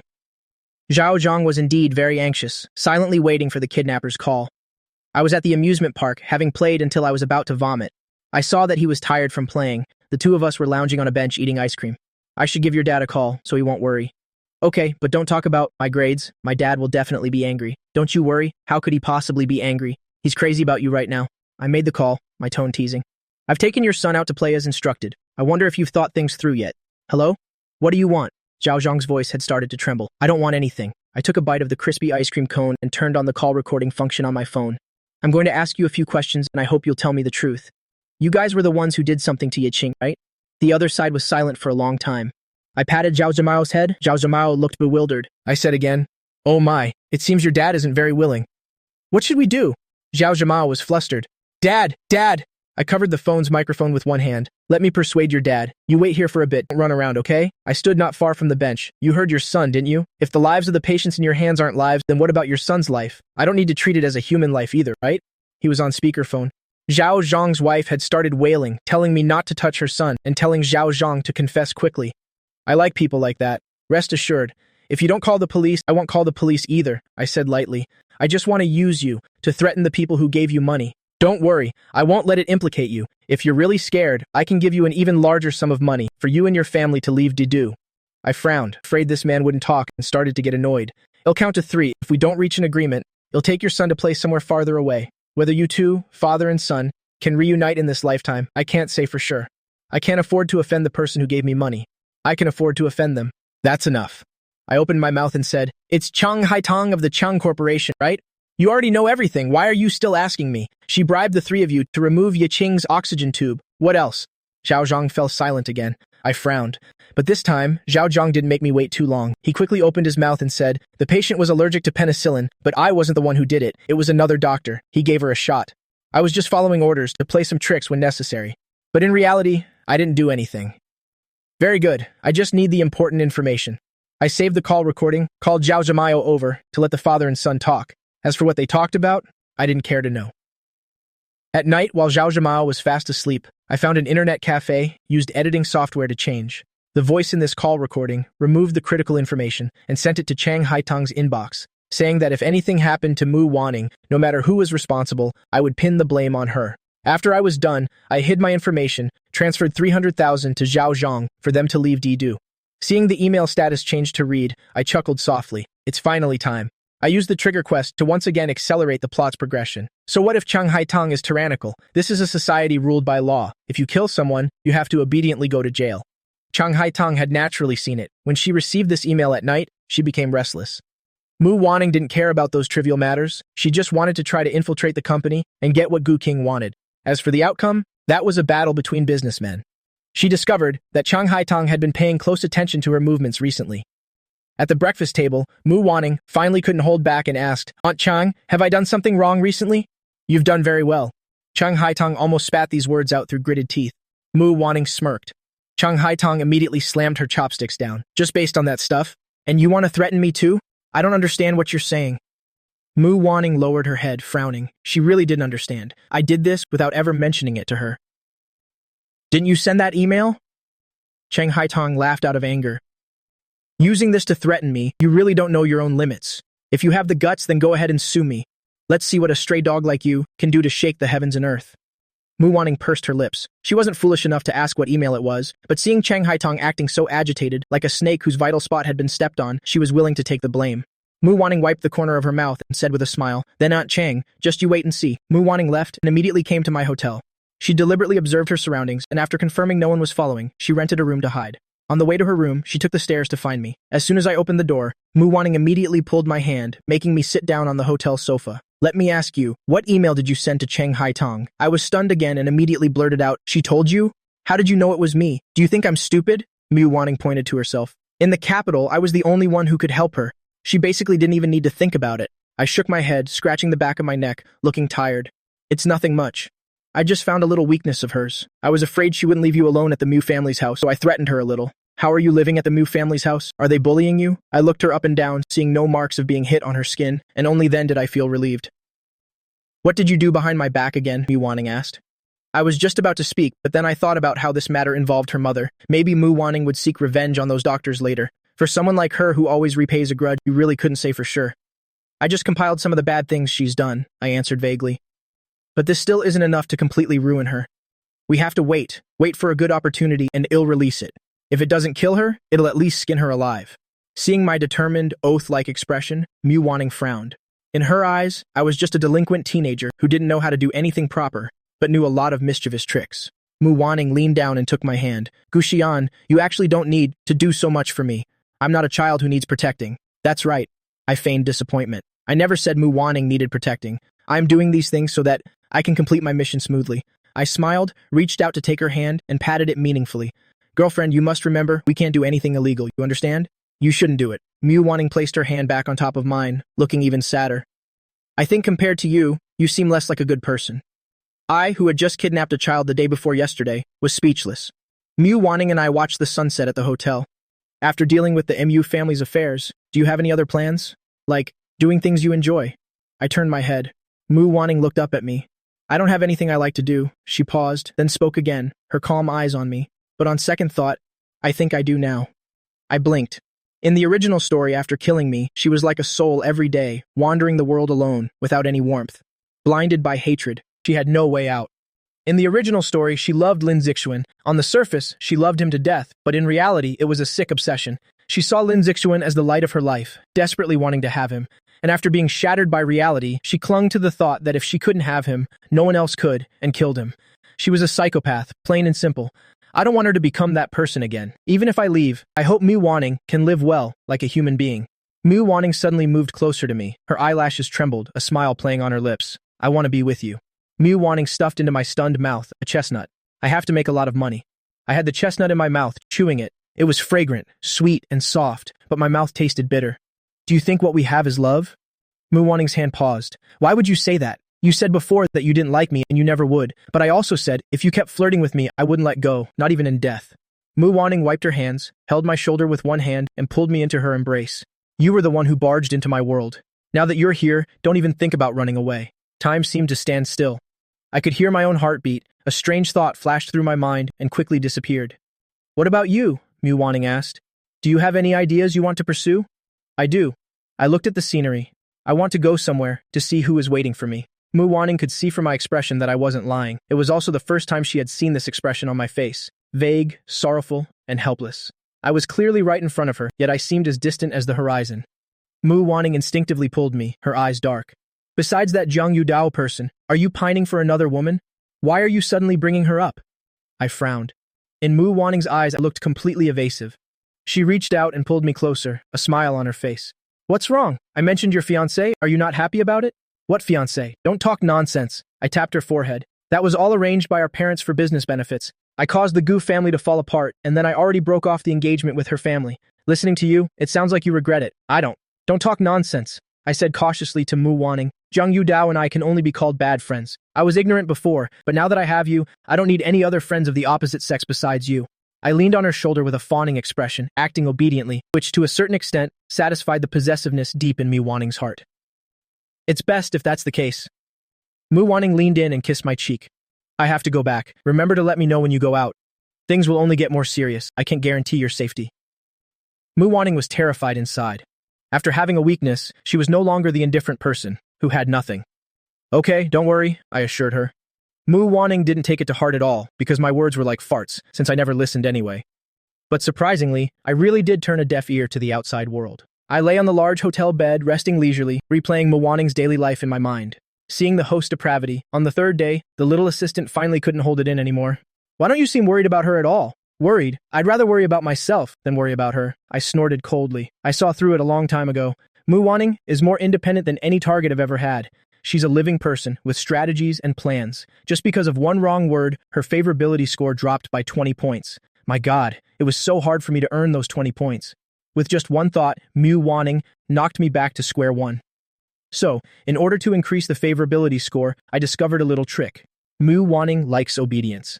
Every time I proactively reported what I did that day, what I was thinking, the favorability score would always increase by 3 or 5 points. The darkening value would also decrease as the favorability score increased. Muwaning said I was the only one she had left. Those words weren't false. She already considered me the only medicine that kept her alive in this world, helping her hold on to her sanity. Subconsciously, she wasn't someone who had nothing. Muwaning wanted a better future, completely entrusting herself to me. Of course, these were things I didn't understand. I was just happy because it meant the mission's success rate would be higher. I also don't know why, but Muwaning sometimes gave me a very familiar feeling. I tossed and turned in bed. Little assistant, do you still remember how I entered the system space?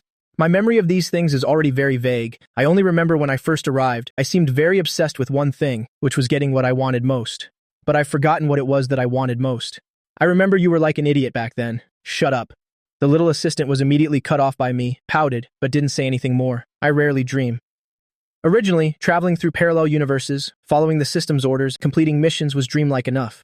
I was anxious and scared every day, or tired as a dog. How could I have time to dream? However, this time, I dreamed of a scene that was both strange and familiar. I was sure I had never experienced this before. It was a woman. The woman's face was covered by a layer of mist. I couldn't see it clearly, but my heart couldn't take it, aching with dull pain. The scene was a bathroom. Blood flowed ceaselessly from the woman's body, washing down the drain with the shower water.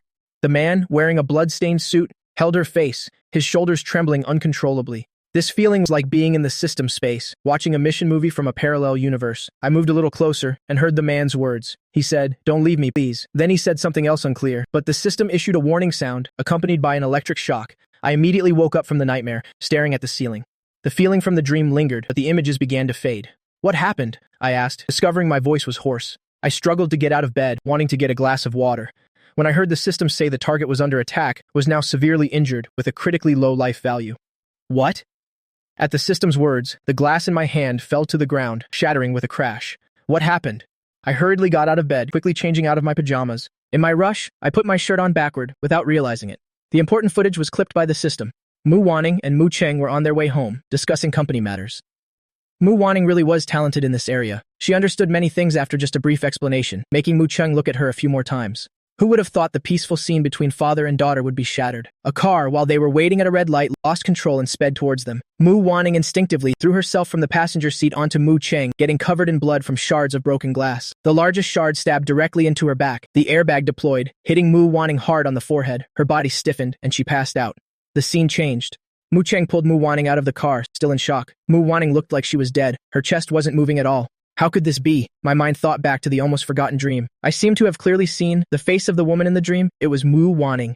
This realization made my heart almost stop beating. I squatted down in pain, coughing violently, feeling a metallic taste in my throat. I gagged and threw up. Red blood was hidden in the red carpet. I was stunned, wiped my lips, and almost crawled my way to the hospital where Muwaning was in the emergency room. Muwaning, don't you die. If you die, I'm done for.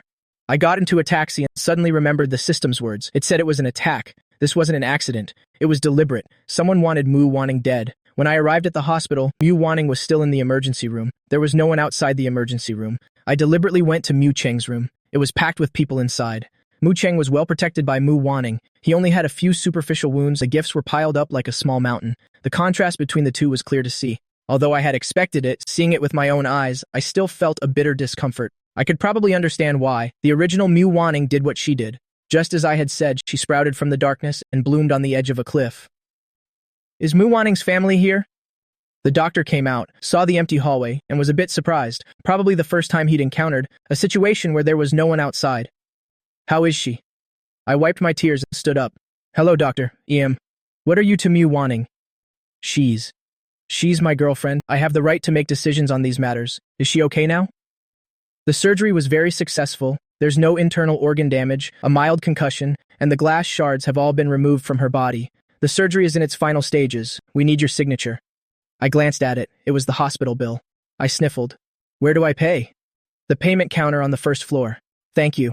I signed my name fluently, stood at the door, and waited until the operating light went out.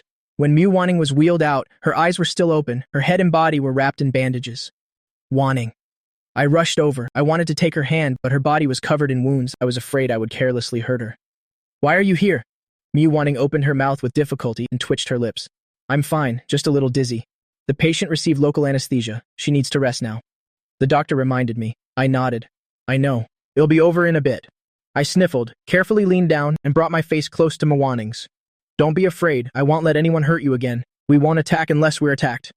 Mu Wanning's life is more precious than my own. These things weren't in the original story. I feel like if I negotiate with the system about this, I probably won't be punished, right? Don't. Mu Wanning suddenly reached out her hand to grab me, her emotions agitated. Don't go. I looked at her and pulled her hand away. Rest well. Mu Wanning rarely saw my back. When we walked together, I would always take 2 small steps back, following behind her like a little tail. It was the same before. Mu Wanning always walked ahead. She was always the one to leave first. As the elevator doors closed, Mu Wanning saw me through the gap, my back getting further and further away. She couldn't grasp me. She couldn't hold on. This feeling of loss made her dizzy until she finally couldn't bear it anymore and fell into a deep sleep. I leaned against the corridor wall of Mu Cheng's hospital room, looking up at the fluorescent light above. Was it Cheng Haitong? But what reason would she have to kill Mu Wanning? Could it be because of that email? No, that's not right. Chang Haitong is the only daughter of the Chong family. She has always been domineering and unforgiving, but she is still a woman at heart. Otherwise, why would she go crazy when her daughter was plotted against and her husband wrote a will for no apparent reason? It shows that she is very weak inside, even if she doesn't show it on the surface. But carrying everything alone is already very tiring for her. Then who was it? I pursed my lips and made a decision. This is a good opportunity. Regardless of whether Cheng Haitong attacked Mu Wanning or not, she has to take the blame for this. To ensure Mu Wanning's safety, only power will do. I suddenly wanted to eat candy. I don't have this habit. It was just a sudden thought that popped into my head, so I went and bought a handful of candy and stuffed it into my pocket. After waiting for everyone in Mu Cheng's room to leave, I took the opportunity to slip in. Mu Cheng didn't know what he was thinking. He didn't even notice me come in. Hello? I spoke first and pulled up a chair myself. Mu Cheng came back to his senses, looking at this strange boy, who wasn't old, one could even say very immature, with a cold expression on his face, pretending to be mature. Mu Cheng chuckled. You are. Your wife wants to kill you, I said coolly. Mu Cheng frowned. It wasn't that he hadn't thought of this before. Because of Mu Wanning's appearance, his relationship with Cheng Haitong was already at a freezing point and had reached its absolute limit. She was someone who couldn't tolerate a single grain of sand in her eye. The reason he hadn't gone to see Mu Wanning yet was because he was afraid that if Cheng Haitong's first attempt failed, she would try a second time. These words couldn't be spoken lightly. Who are you? Why did you come here to drive a wedge between my wife and me? Do you want to see the evidence? I didn't answer. I raised my head and looked calmly at Mu Cheng. You wait for me. I'll go find the evidence for you. Shh. Our meeting is a secret. I stood at the door, pointed my index finger at him, and made a silencing gesture. As for why I came to tell you these things, I can only tell you, she messed with the wrong person. Even if you don't do anything, I won't let her go. After I left, Cheng remained deep in thought. Who is the person one shouldn't mess with? Who is this person? Mu Cheng reached out for a glass of water. Too many things have happened recently. He couldn't organize his thoughts at all. I put my hands in my pants pockets and wandered around the hospital. The system assistant dazedly asked me what I was thinking. I said that events had deviated from their original trajectory. This is obvious. Check Mu Wanning's darkening value. Villain's darkening value, 70. Do you know why humans have the emotion of hatred?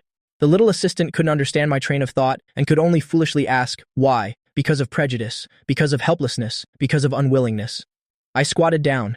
Although I don't understand what your system's definition of darkening value is, but I feel that this isn't what you call Mu Wanning's darkening. This should be the emotion a normal person should have. To expect her to live peacefully in this situation, to be a good person, let alone Mu Wanning, even I would go crazy. So, the host wants to. The little assistant vaguely had a bad feeling. My expression was hazy. Anyway, the Mu Wanning in the original setting was also full of stains, so I don't dare to bet. I'm also afraid she'll find pleasure in revenge and repeat the same mistakes. So, what others owe her, I will claim it back for her. The things she is helpless with, I will bear them for her. The things she is unwilling to accept, I will make up for those regrettable shortcomings. I squeezed the piece of gum in my hand until it was soft. I can't believe she can still darken like this. She's not the one darkening, but the host has darkened, the little assistant said gloomily. It knew its host didn't act according to common sense. At the beginning of the system mission, it was even more chaotic, doing whatever he pleased. Now he can do everything a villain does and beautifully calls it a rescue. It felt that it seemed to be acceptable. It thought, maybe by following this host, its own train of thought has gone wrong. Although I said I was going to find evidence, I didn't make a move. When no one was around, I snuck into Mu Wanning's hospital room and took care of her with all my heart. This time I was really discussing it with Mu Wanning. Discussing it for a while was fine, and we actually came up with some clues. The culprit was indeed hired by Chang Haidong. Mu Wanning said these words as if discussing someone else's business. I frowned. Is she that vicious? I didn't affect Chang Haidong's storyline at all, so why has it deviated from the original setting? But he only wanted to scare me a little. Mu Wanning smiled. It was me who talked to the culprit, telling him to be a little more ruthless and to make it look real. I took a sharp breath of cold air. Are you scared now? Mu Wanning looked at my expression, the corners of her lips curling up. What you said before was probably right. I was never a good person to begin with, but you didn't harm anyone else. I pulled the corner of the blanket to cover her. But from now on, don't harm yourself either. This is the easiest way to gain Mu Cheng's trust. Mu Wanning sighed. You did the right thing in this matter, but next time before you do something, can you discuss it with me first? I was just throwing Mu Cheng a piece of bait. If Chang Haidong really did this, then we can find evidence, I said with a smile. Even if Chang Haidong didn't do it, I have a way to pin the blame on her. Mu Wanning stared into my eyes. I appeared very innocent, but the words that came out were extremely malicious. Mu Wanning reached out and caressed my face. Thinking about it, the two of them were truly a match made in heaven. These past few days, Mu Cheng indeed started investigating Chang Haidong. After that strange young man left that day, he never came again. He didn't believe what others said. He only believed what he saw. Lying on the hospital bed, Mu Cheng felt a chill all over his body. Chang Haidong made soup for him, but he didn't touch a single bit of it. He was afraid this woman would poison him. When Chang Haidong heard that Mu Wanning was in the emergency room, and Mu Cheng was also covered in injuries, she was actually very scared. Although the investigation found that the car's brakes had failed, and the driver was tight-lipped, she didn't expect those people to be so reckless. You should go. Mu Cheng sighed. He had tolerated Chang Haidong for too long. This woman was never satisfied, and on top of that, she was wildly ambitious. He was truly exhausted. It's true that back then he was greedy for power, so he married this woman to have a life above others. But now he no longer needed Chang Haidong. This woman, the woman lying next to him, had the heart of a snake. When Mu Cheng saw her, he felt as if his head was hanging in midair, not knowing when it would be severed from his neck. Chang Haidong not only secretly transferred his shares, she also bought a huge insurance policy for him. Why should he work himself to exhaustion for the company, only to have to trade his life for money in the end? Did their 20-year marriage leave? No affection at all? Chang Haidong did something wrong, so her attitude had indeed improved a lot. She listened to whatever Mu Cheng said. But this didn't make Mu Cheng feel that she had softened. Thinking that Chang Haidong was probably just afraid of being exposed. After Chang Haidong left, Mu Cheng immediately began to act. On the surface, he was in charge of the corporation now, but who didn't know that Chang Haidong was still behind this company? He wanted to kick her out. If she wanted to be ruthless, then don't blame him for being merciless. I didn't expect the plot to progress so quickly. Seriously. When I saw the corporation's news on the front page, I was completely stunned. Wanning, look at this. I showed this good news to Mu Wanning. It said the stocks had plummeted and the marriage was over. Above was an ugly, naked, blurred photo of Chang Haidong.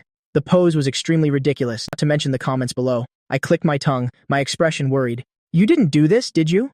In the original setting, this was indeed done by Mu Wanning. However, at this moment, Mu Wanning frowned. You're with me 24 hours a day. Where would I find the time to do this? Then it must be Mu Cheng. The expression on my face was hard to describe, as if I had just eaten mouse droppings. I mean, they've been married for so many years. How could he? How could he release such news about his own wife? And this photo too. Mu Wanning also hated this kind of behavior, but she said nothing. Sigh. The next step. Mu Cheng will probably get tough with Chang Haidong, I said with a sigh. The Mu family's affairs have finally reached a climax. Moreover, all of this was not done by Mu Wanning. What could be more fun than watching the snipe and clam fight and then reaping the fisherman's benefits? Just as I said, the Mu family had collapsed. Chang Haidong didn't dare to go out. She couldn't imagine at all that Mu Cheng would plot against her. And this man was using a fake official facade, pushing a contract in front of her, telling her, for the good of the company, you should sign this agreement. Mu Cheng, Chang Haidong said through gritted teeth. You truly are an ungrateful wolf. I should have let the car run you over back then. So you admit it? Mu Cheng was expressionless, silently looking at her. I've tolerated you for a long time. What, did you King do wrong that you had to take her life? Chang Haidong slammed the table. You're still pining for that bitch? You told me such nice things back then, saying you only loved me. This is how you love me, Mu Cheng cursed. For all these years, I never cared about them. I watched my own daughter suffer outside, wandering, and I was already ashamed. And what about you? A woman like you, I don't dare to keep you by my side. I didn't do anything either. When I found out that Mu Cheng only wanted to kick Chang Haidong out of the house, I went to an internet cafe late at night and hacked into the back end of the Chang family's official website. Mu Cheng was too naive. He couldn't get rid of Chang Haidong. This company originally belonged to the Chang family. Even without Chang Haidong, there were still other Chang family members. A love scandal is too easy to handle. At the same time, the media was already targeting the corporation, wanting to dig up some sensational news. When they saw news like covering for gangsters, inaction, and inhumane murder, pop-up notifications that jumped out from this official website, they immediately exploded. Starting tonight, the most important plot point affecting Mu Wanning officially entered its final countdown. My original estimated time was 6 months. Looking at it now, I might be able to finish a little earlier. I was peeling an apple for Mu Wanning. The wounds on her body were 70 to 80% healed. It's just a pity that her body, already covered in scars, now had a few more small scars. Compared to my heartache, Mu Wanning seemed very relaxed. She subconsciously touched her face. Fortunately, she didn't scratch her face back then. I looked at her with pity and said, "Just a few more days. I'll go to the company to get what your father wants. I have a way." Before I could finish my words, they got stuck in my throat because Mu Wanning was looking at me, her gaze heavy, carrying an unclear, vague emotion. I never wanted those things. I never felt like I was part of the Mu family. When did you start planning this? Mu Wanning gradually became a bit oppressive. She was half leaning on the bed and leaned over. Or did you know all along that I was from the Mu family and that's why you're nice to me? Do you want the Mu family? I quickly turned my head away. That's not what I mean. I just want, she interrupted me again. If you want it, I'll go fight for it. I felt like I had done something wrong again. It seems I was too fixated on the plot in the original setting, so I kept pushing her down the original path. At that time, did I really just want to interpret it? But there was no other way. I lowered my head and didn't answer. If I leave Mu Wanning, she'll be all alone again with no one to rely on. As soon as I thought about these things, I felt extremely distressed. I cut the apple in my hand into pieces and brought it to Mu Wanning's mouth. Have a taste. It's delicious. Mu Wanning obediently opened her mouth. I lowered my head and let out a sigh. Then I asked, "Actually, I don't want you to get involved in places like that. I just want your life to be a little better. Have you ever heard a saying?" Mu Wanning raised her head and looked at me doubtfully. I continued, "Besides yourself, no one can walk with you until the very end." Mu Wanning's actions froze. She suddenly got angry and grabbed my arm with one hand. "What do you mean? Just say whatever you have to say. You can ask me to do anything, just don't always say things that make me feel like you'll leave me at any moment." I looked at her agitated expression and fell silent. I really felt sorry for her and wanted to protect her well. But at this moment, Mu Wanning continued to speak. Her voice carried a plea, her tone trembling, and the rims of her eyes gradually turned red. She said aggrievedly, "I'm scared. I'm really, really scared." At this point, she pulled me closer to her. "I don't know why I'm like this either. If you don't like it, I can change." I shook my head. Before I finished speaking, I put my arm around her shoulder. "You don't need to change anything. I won't say it anymore in the future." Mu Wanning's eyes were red, and tears streamed down unconsciously. She said aggrievedly, "You want me to study medicine? I'll retake the exam this year. I'll study hard in medical school. Wait for me. I still want to live a long life with you. Promise me, we have to live together and die together, okay?" I thought to myself, that's definitely not possible. After all, Il-soon no longer belonged to this world. It was very hard for me to say no, so I agreed against my true feelings. Actually leaving the system also means that my life in this world is declared over. But there are other ways. Then you must live well. I squatted down, looked at her at eye level, and said worriedly, "I like kind, simple people." Mu Wanning was stunned. She felt my gaze, as if it had seen through the filth in her heart, piercing her and causing a sharp pain. Simple kind? She was nothing of the sort.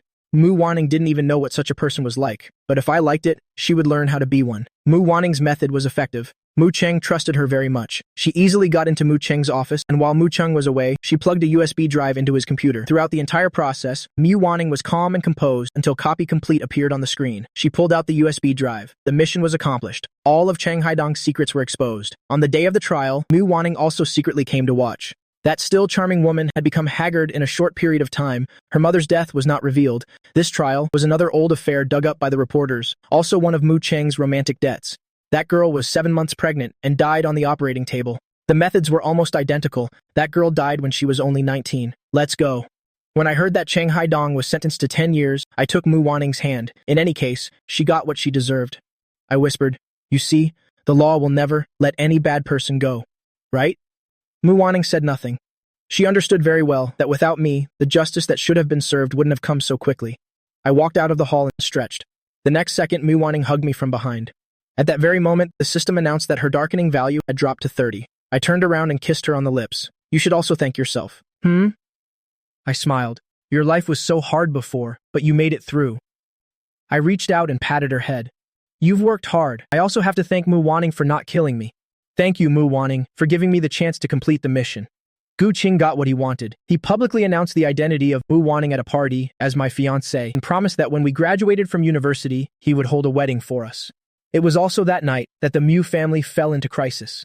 There was too much illegal information on Mu Cheng's computer. Gu Qing used it to trade with Mu Cheng's rivals in exchange for a trump card to establish a foothold in the imperial capital. When Mu Wanning heard that her father was imprisoned for tax evasion and bribing officials, her expression was cold from beginning to end. When she heard that Mu Cheng wanted to see her, she was not moved at all. She told the messenger that she never wanted to acknowledge Mu Cheng as her father. Mu Cheng's existence disgusted her. Mu Wanning was now holding my hand, strolling down the street. By the way, are you really not going to fight for the Mu family's assets? If it's not mine, I won't fight for it. Mu Wanning turned her head and said to me, "We don't need other people's things. But if you really want something, I'll try my best." Hearing this, I pouted. If you don't need it, then forget it. The Mu family is just an empty shell now. Mu Qian's parents are both gone now. She's single-handedly supporting a corporation on the verge of bankruptcy and has no time for anything else. Mu Wanning's darkening value has been hovering around 30. I don't quite understand what other knot in the plot could possibly make her darken. Logically speaking, the people she should have taken revenge on have all met their deserved ends. No, I'm planning to drop out of school soon, Mu Wanning said. I'm going to register for the exam this year and retake the university entrance exam. Why? Did you forget that I want to study medicine? Mu Wanning pinched my cheek. Although there are doctors everywhere, but to let them treat you, I'm not at ease. There's no need. I thought to myself, it can't be cured anyway. Mu Wanning frowned. Didn't you say it at the beginning? You wanted me to study medicine? That a doctor's white coat would suit me. But my thoughts have changed now. I want you to study something you like. What you need is what I like. Mu Wanning said this very naturally. Seeing her so determined, I was silent for a moment. Let me talk to my dad. With your grades and with some help, transferring schools should be very easy. No need. I don't want to rely on others. No matter how much Mu Wanning changed, the pride in her bones was still there. It's good that I'm not determined to leave. This way, the storyline of Lin Zixuan and Shen Yue is completely cut off. Okay, I'll listen to you. I rented a house nearby. Mu Wanning's request to drop out made the academic advisors very regretful, but no one could stop her from her decision. I went to school every day, and every day I came back. I saw Mu Wanning either doing university entrance exam papers or reading related medical books. Day after day, I still couldn't wait for the moment her darkening value returned to 0. Tell me, what lingering obsession does she still have? I couldn't figure it out, so I asked the little assistant. The little assistant didn't know either. The pain had no accumulated points, which forced me to lose the golden finger of knowing the thoughts in the heart of my target. I could only lie on the bed, tossing and turning, thinking about the plot in the original setting. The situation reached a stalemate, and I was also very helpless. In a flash, half of the 6 months had passed. The weather was gradually getting colder. Seeing that I had to go to school early in the morning, Mu Wanning grabbed a jacket and draped it over me. What do you want for lunch today? You're so capable. I wrapped my arm around her waist. Anything is fine. I'll love anything you make. Mu Wanning let out a small chuckle. They'll wait for you at home. On your way, buy a jar of the fruit jam you like. Okay, I nodded. Mu Wanning buttoned my shirt one by one all the way to my neck and smoothed out my slightly messy short hair. Go on, I kissed her cheek. Then I'm off. Reluctantly, I took a few steps back. Mu Wanning waved at me, then watched me get into the elevator. Just thinking about the possibility of becoming my wife in the future, Mu Wanning always had a strange feeling in her heart, both magical and terrifying. She was afraid she wouldn't take good care of me, afraid that things were going too smoothly, and that the price to pay would be too heavy. I didn't care about Shen Yue and Lin Zixuan's progress. I had just moved out of the dorm, and the three of us were not in the same class, so our paths barely crossed. We weren't on greeting terms, not even a single, "How are you?" I went to the supermarket right after class. It looked like it was going to rain today. The late autumn wind was a bit bone-chilling. I rubbed my hands and pushed a shopping cart around. Suddenly, I heard people arguing nearby. I only glanced over and froze on the spot. It couldn't be. That man looked a little familiar. He had a scar on his face that ran from his forehead to the corner of his eye, bright red and very menacing. I thought for a long time and suddenly slammed my hand on the shopping cart. I remember now. This was the first time I had seen him in this real world, but when I watched the original plot in the system space, I had a very deep impression of him. This was the thug who had insulted Mu Wanning's mother back then. Back then, he was arrogant and looked down on everyone. But I don't remember Mu Wanning seeking revenge on him. Could it be that Mu Wanning's darkening is only related to this man? The man was arguing with a sales clerk. I pretended to be casually wandering around, secretly eavesdropping on their boring conversation. I grabbed a few items off the shelves, and seeing the man was about to leave, I immediately started following him. After paying, I carried the few items I had and quietly followed him. The person got into a car, so I ordered my family's driver to follow it. The driver was confused, but he had to carry out the young master's orders. The man twisted and turned until he reached a rundown one-story house. I don't know what happened, but a woman's cries came from inside, along with the sound of things being smashed. I immediately called the police. "Officer, there's a fight going on here. A man is beating a woman. He's about to beat her to death." "Oh right. We're at number 74 Qingjiang Road. Hello, officers. Please hurry. That woman is in bad shape." After I did that, I told the driver to pull over to a corner and waited for the police to arrive. Soon, the man was let out. I quickly took a picture. I'll show it off to Mu Wanning then. The moment the darkening value hits 0, I can apply to leave this world. Mu Wanning had checked my class schedule twice. I was 2 hours later than usual. She frowned, and just as she was about to call me, she heard a noise at the door. The food is already cold. I didn't care at all. Snuck into the kitchen, took a couple of bites, and ran out. Hey, I saw something interesting on the way here and wanted to share it with you. Mu Wanning was a little helpless. She sighed. Then why didn't you tell me? Just quietly going off to watch the commotion. I thought something happened to you. What could happen to me? I thought she was acting a bit strange, glanced at her and took out my phone. I just saw a man beating his wife, so I called the police. Let me tell you, the police officers are really effective. They have zero tolerance for any potential lawbreaking. Look at the way he was being escorted away. It's hilarious. I chuckled and showed the phone to Mu Wanning. Mu Wanning's pupils contracted. Before I could even rejoice, I heard, "Villain's darkening value, 90%. Gu Xian, where did you see this person?" Mu Wanning looked at me calmly. I suddenly remembered a saying, "The sea is always too calm before a storm." I unconsciously swallowed, and my words came out stuttering. Do you know him? If you want to find him, you'll probably have to go to the police station. He doesn't look like a good guy, so he probably won't be getting out anytime soon. Where did you see him? I shrank back. Mu Wanning took a step toward me. What were you doing there? I was bored, so I was just wandering around. I lied without batting an eye. Mu Wanning looked at me for a long time and let out a sigh. The darkening value dropped accordingly, getting stuck at the 5% boundary. I had never hated the number 5 so much, but one thing was for sure, Mu Wanning's darkening value had nothing to do with past events. Go wash your hands and eat. Mu Wanning set out the chopsticks, and a moment later she added, "Next time, if you're coming home late, remember to let me know. No matter what happens, you have to report to me immediately." After saying this, Mu Wanning frowned. Am I being a little too controlling? Not at all, not at all. This is great, I quickly denied. Controlling, possessive, stubborn, all these things mixed together are what make Mu Wanning. I never expected Mu Wanning to change anything. It's good for her to just be herself. It has nothing to do with me anyway. She didn't say anything, sitting on the opposite side of the table, quietly lost in thought. It was only through observation that I discovered that Mu Wanning has been spacing out a lot lately. Her mood has been erratic, and the notifications about her favorability score come about 3 times a day. And that's on a good day. Fortunately, her favorability score has never dropped below 50. I told her a few more trivial things about school. Mu Wanning suddenly looked up and interjected with a sentence. Is the food good? It's delicious. I chewed on my chopsticks. Mu Wanning frowned. Then why isn't it shutting you up? The atmosphere froze a little. I thought for a moment. Do you find me annoying? Mu Wanning put her chopsticks aside and lowered her eyes. I don't like you speaking well of others, not even a little bit. She was being serious, rubbing the spot between her eyebrows. I'm full. I'll clear the dishes later. I'll take you to school this afternoon. I didn't know what I had said wrong and just watched as Mu Wanning left the dining table. I don't get it. Me and a mouthful of rice. Mu Wanning's thoughts probably aren't like a normal person's. When Mu Wanning said she'd take me, she meant all the way to the classroom door. We finally ran into a classmate I had been mentioning a lot recently. That girl was indeed very pretty, with a good figure and a lovely face, and she smiled as soon as she saw me. The corner of Mu Wanning's lips curved into a cold, meaningful smile. She snorted. I had once praised that girl's fashion sense and also said she seemed very cold and didn't have any friends, but she was very enthusiastic toward me. Today, I mentioned that during the exam, I saw her writing furiously, very quickly, and she even passed me the answers. That's when Mu Wanning couldn't take it anymore. He probably doesn't even realize that he himself has been paying a little too much attention to this classmate. Mu Wanning looked the other girl up and down, sizing her up with a provocative gaze, and pulled me in to kiss my forehead. Go on, study hard. All the classmates knew that I had a very beautiful girlfriend, and seeing her today, she was indeed extraordinary. We were hit with a mouthful of public display of affection, and everyone was oohing and eyeing. I smiled back and waved. Well, I'm going to class. Wait. She suddenly thought of something and quickly left. Soon, she came back holding a room-temperature bottle of green tea and handed it to me. I don't want to drink this. Then look at it more. What? Get to class. Mu Wanning gave me a gentle push, but didn't leave right away, leaning against the door with her hands in her pockets, her eyes never leaving the other girl until the teacher arrived. Did Mu Wanning finally leave? I held the bottle of green tea, still wondering what Mu Wanning meant. Your girlfriend was staring at me so fiercely just now. The girl saw that Mu Wanning had left and turned around from the front row. Gu Xian, does your girlfriend have a bad temper?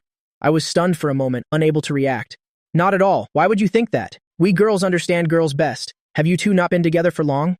I looked at the bottle of green tea in my hand and seemed to understand something. The girl was still talking. Right now she treats you like a treasure, but after a while, her true personality will show.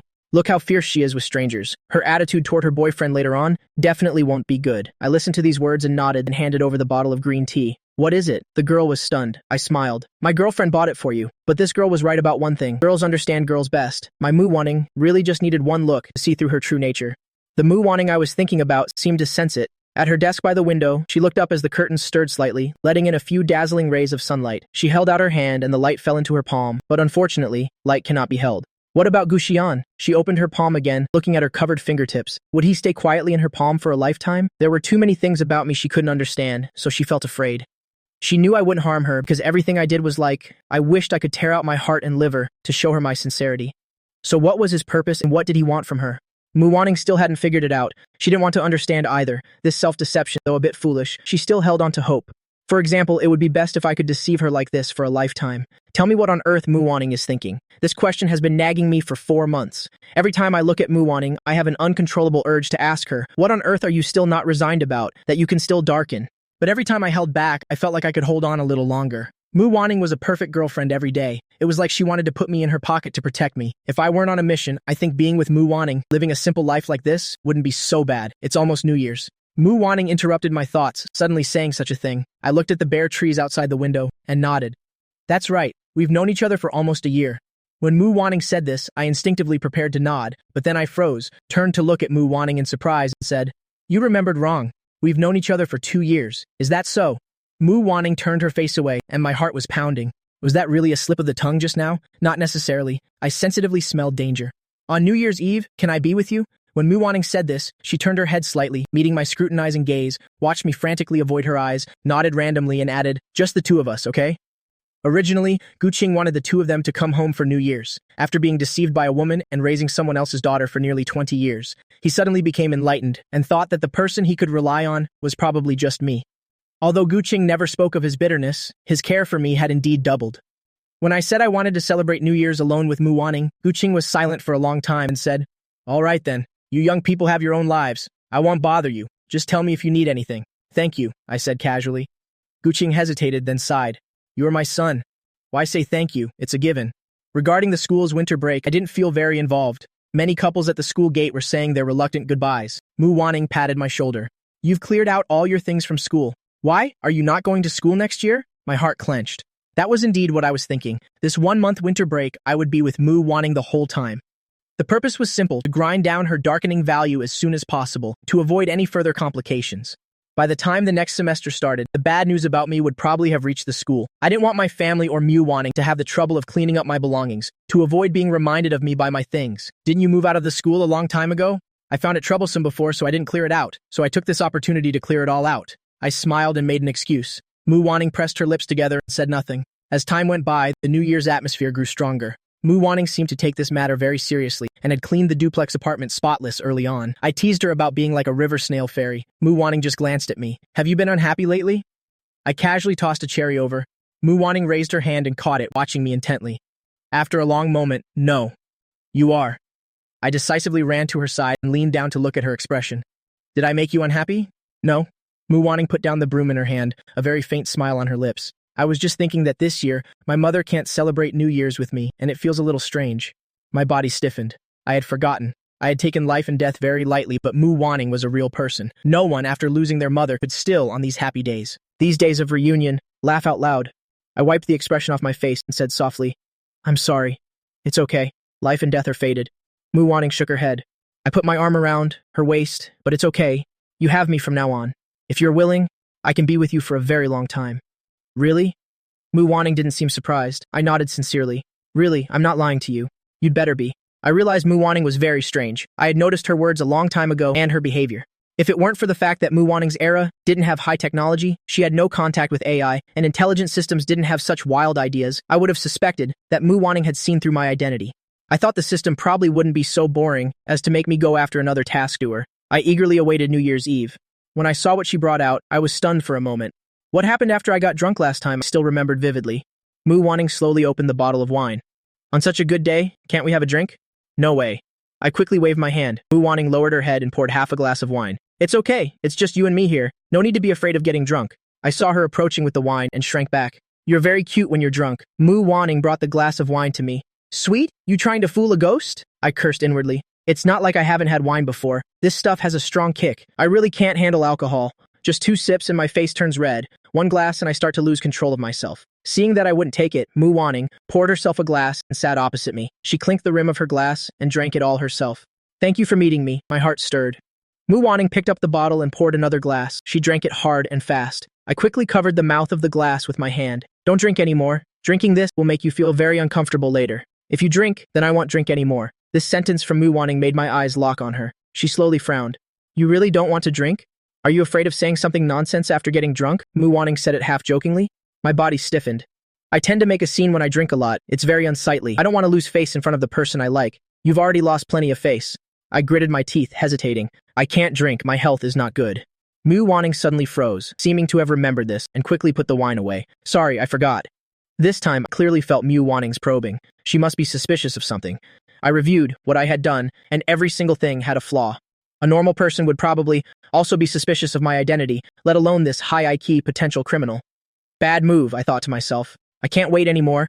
I have to take the initiative. Success or failure depends on this move. I was taking care of Mu Wanning in the middle of the night. She clearly couldn't drink either. The aftertaste hit and she had to hold her head, her eyes never leaving me.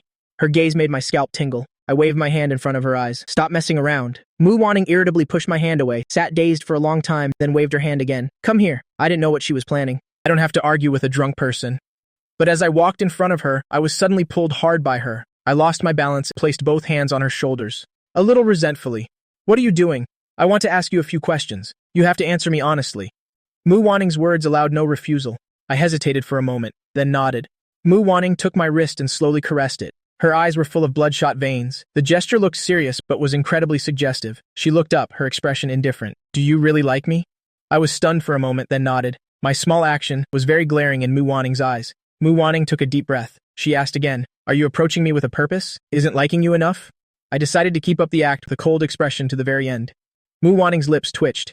It seemed she wanted to ask something else, but in the end she didn't. Suddenly she reached out and hugged me. Don't lie to me. Mu Wanning's voice was very soft. The smell of alcohol and her hot breath brushed against my ear, making my face gradually flush as if it were on fire. It tickled, so I dodged away. Her hand brushed across my neck. Anyone can lie to me, but you can't, Mu Wanning said in a low voice. Why? I turned my head in astonishment. Seeing her expression, I involuntarily froze. I felt a small hint of killing intent. I've always been very sensitive to danger. Just like now, I was in Mu Wanning's warm embrace, and I felt a chill all over my body. I was eager to escape. Mu Wanning lowered her voice, adding a bit more gentleness. Because I trust you. I only trust you. Before the mission was successful, my relationship with Mu Wanning could be described as walking on thin ice. After the mission was successful, I had a different perspective. Me and Mu Wanning, this is called dancing with wolves. Mu Wanning suddenly remembered something. She started rummaging through her bag. I immediately wanted to jump away, afraid she would pull out some kind of weapon and end my life with a single stab. Mu Wanning's hands were shaking. My heart was trembling. Suddenly, I felt a cold sensation on my wrist. I subconsciously closed my eyes. The next second, I heard Mu Wanning say in my ear, Gushian, Happy New Year. The sound of New Year's firecrackers echoed from outside the window. The fireworks exploded, dazzlingly brilliant in the sky. I looked down and saw a watch on my wrist, which I could tell was not cheap at first glance. I frowned. Mu Wanning asked, Don't you like it? Did it cost a lot of money?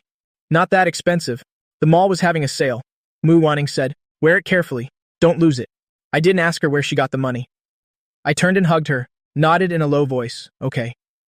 I realized something very serious. Subconsciously, I was still very afraid of Mu Wanning. It was a fear that came from the depths of my bones.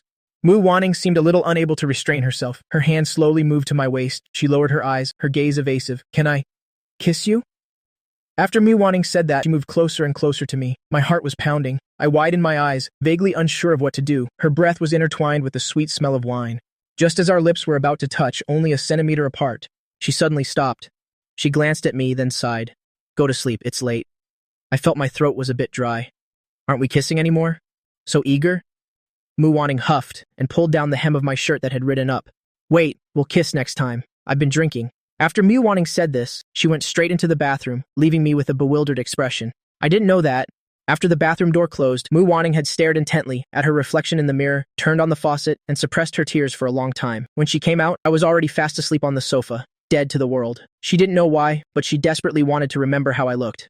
Mu Wanning took a blanket and covered me with it. She watched me for as long as I slept. When I woke up, I met Mu Wanning's eyes, red from staying up all night. My eyes were still sleepy. I spread my arms wide. Good morning, dear. Villain's darkening value, 0. I was being held tightly by Mu Wanning at that moment, our hearts close together. Suddenly hearing this, I even suspected I was hallucinating. The system's notification was still reporting item by item. Villain's darkening value, 0. Villain's favorability score, 80. Congratulations, host. Achievement unlocked. Mission complete. Reward, 1,000 accumulated points. Host, do you wish to leave the mission now? My body trembled. Mu Wanning immediately looked worried. What's wrong? Are you not feeling well? No. I looked at Mu Wanning with an incredulous expression, completely not understanding what had just happened. Mu Wanning seemed to be such an incomprehensible person, always giving me a pleasant surprise when I least expected it. Mu Wanning saw me, my expression was still not quite right, and became a little impatient. You didn't have another nightmare, did you? No. I reached out and hugged Mu Wanning tightly, dreamily resting my head on her shoulder. Should I leave? I only hesitated for a moment. I reached out and stroked her hair. I saw her look up at me doubtfully. Wanning, it's me. Our foreheads touched. I was ready. I gave a meaningful smile. Do you want to kiss me? No. Mu Wanning frowned. She didn't know why I was smiling so happily. This was the first time she had seen me smile like that. Little did she know, it would also be the last. I felt a great sense of regret. I blinked and tilted my head to repeat the question. You really don't want to kiss me? Maybe next time. Mu Wanning stood up. I hesitated for a moment, then leaned in and kissed her on the forehead. I said, I have to go. I actually felt a little reluctant. Just a little bit. It's still early, you should sleep a little longer. I'll go buy you breakfast. The same as usual? 3 steamed buns, a bowl of congee with extra sugar. I nodded. Get 2 more eggs. Okay? Mu Wanning took her wallet and went out. The moment she stepped out the door, she felt a bit of panic in her heart. She unconsciously turned her head to look at the young man sitting on the sofa.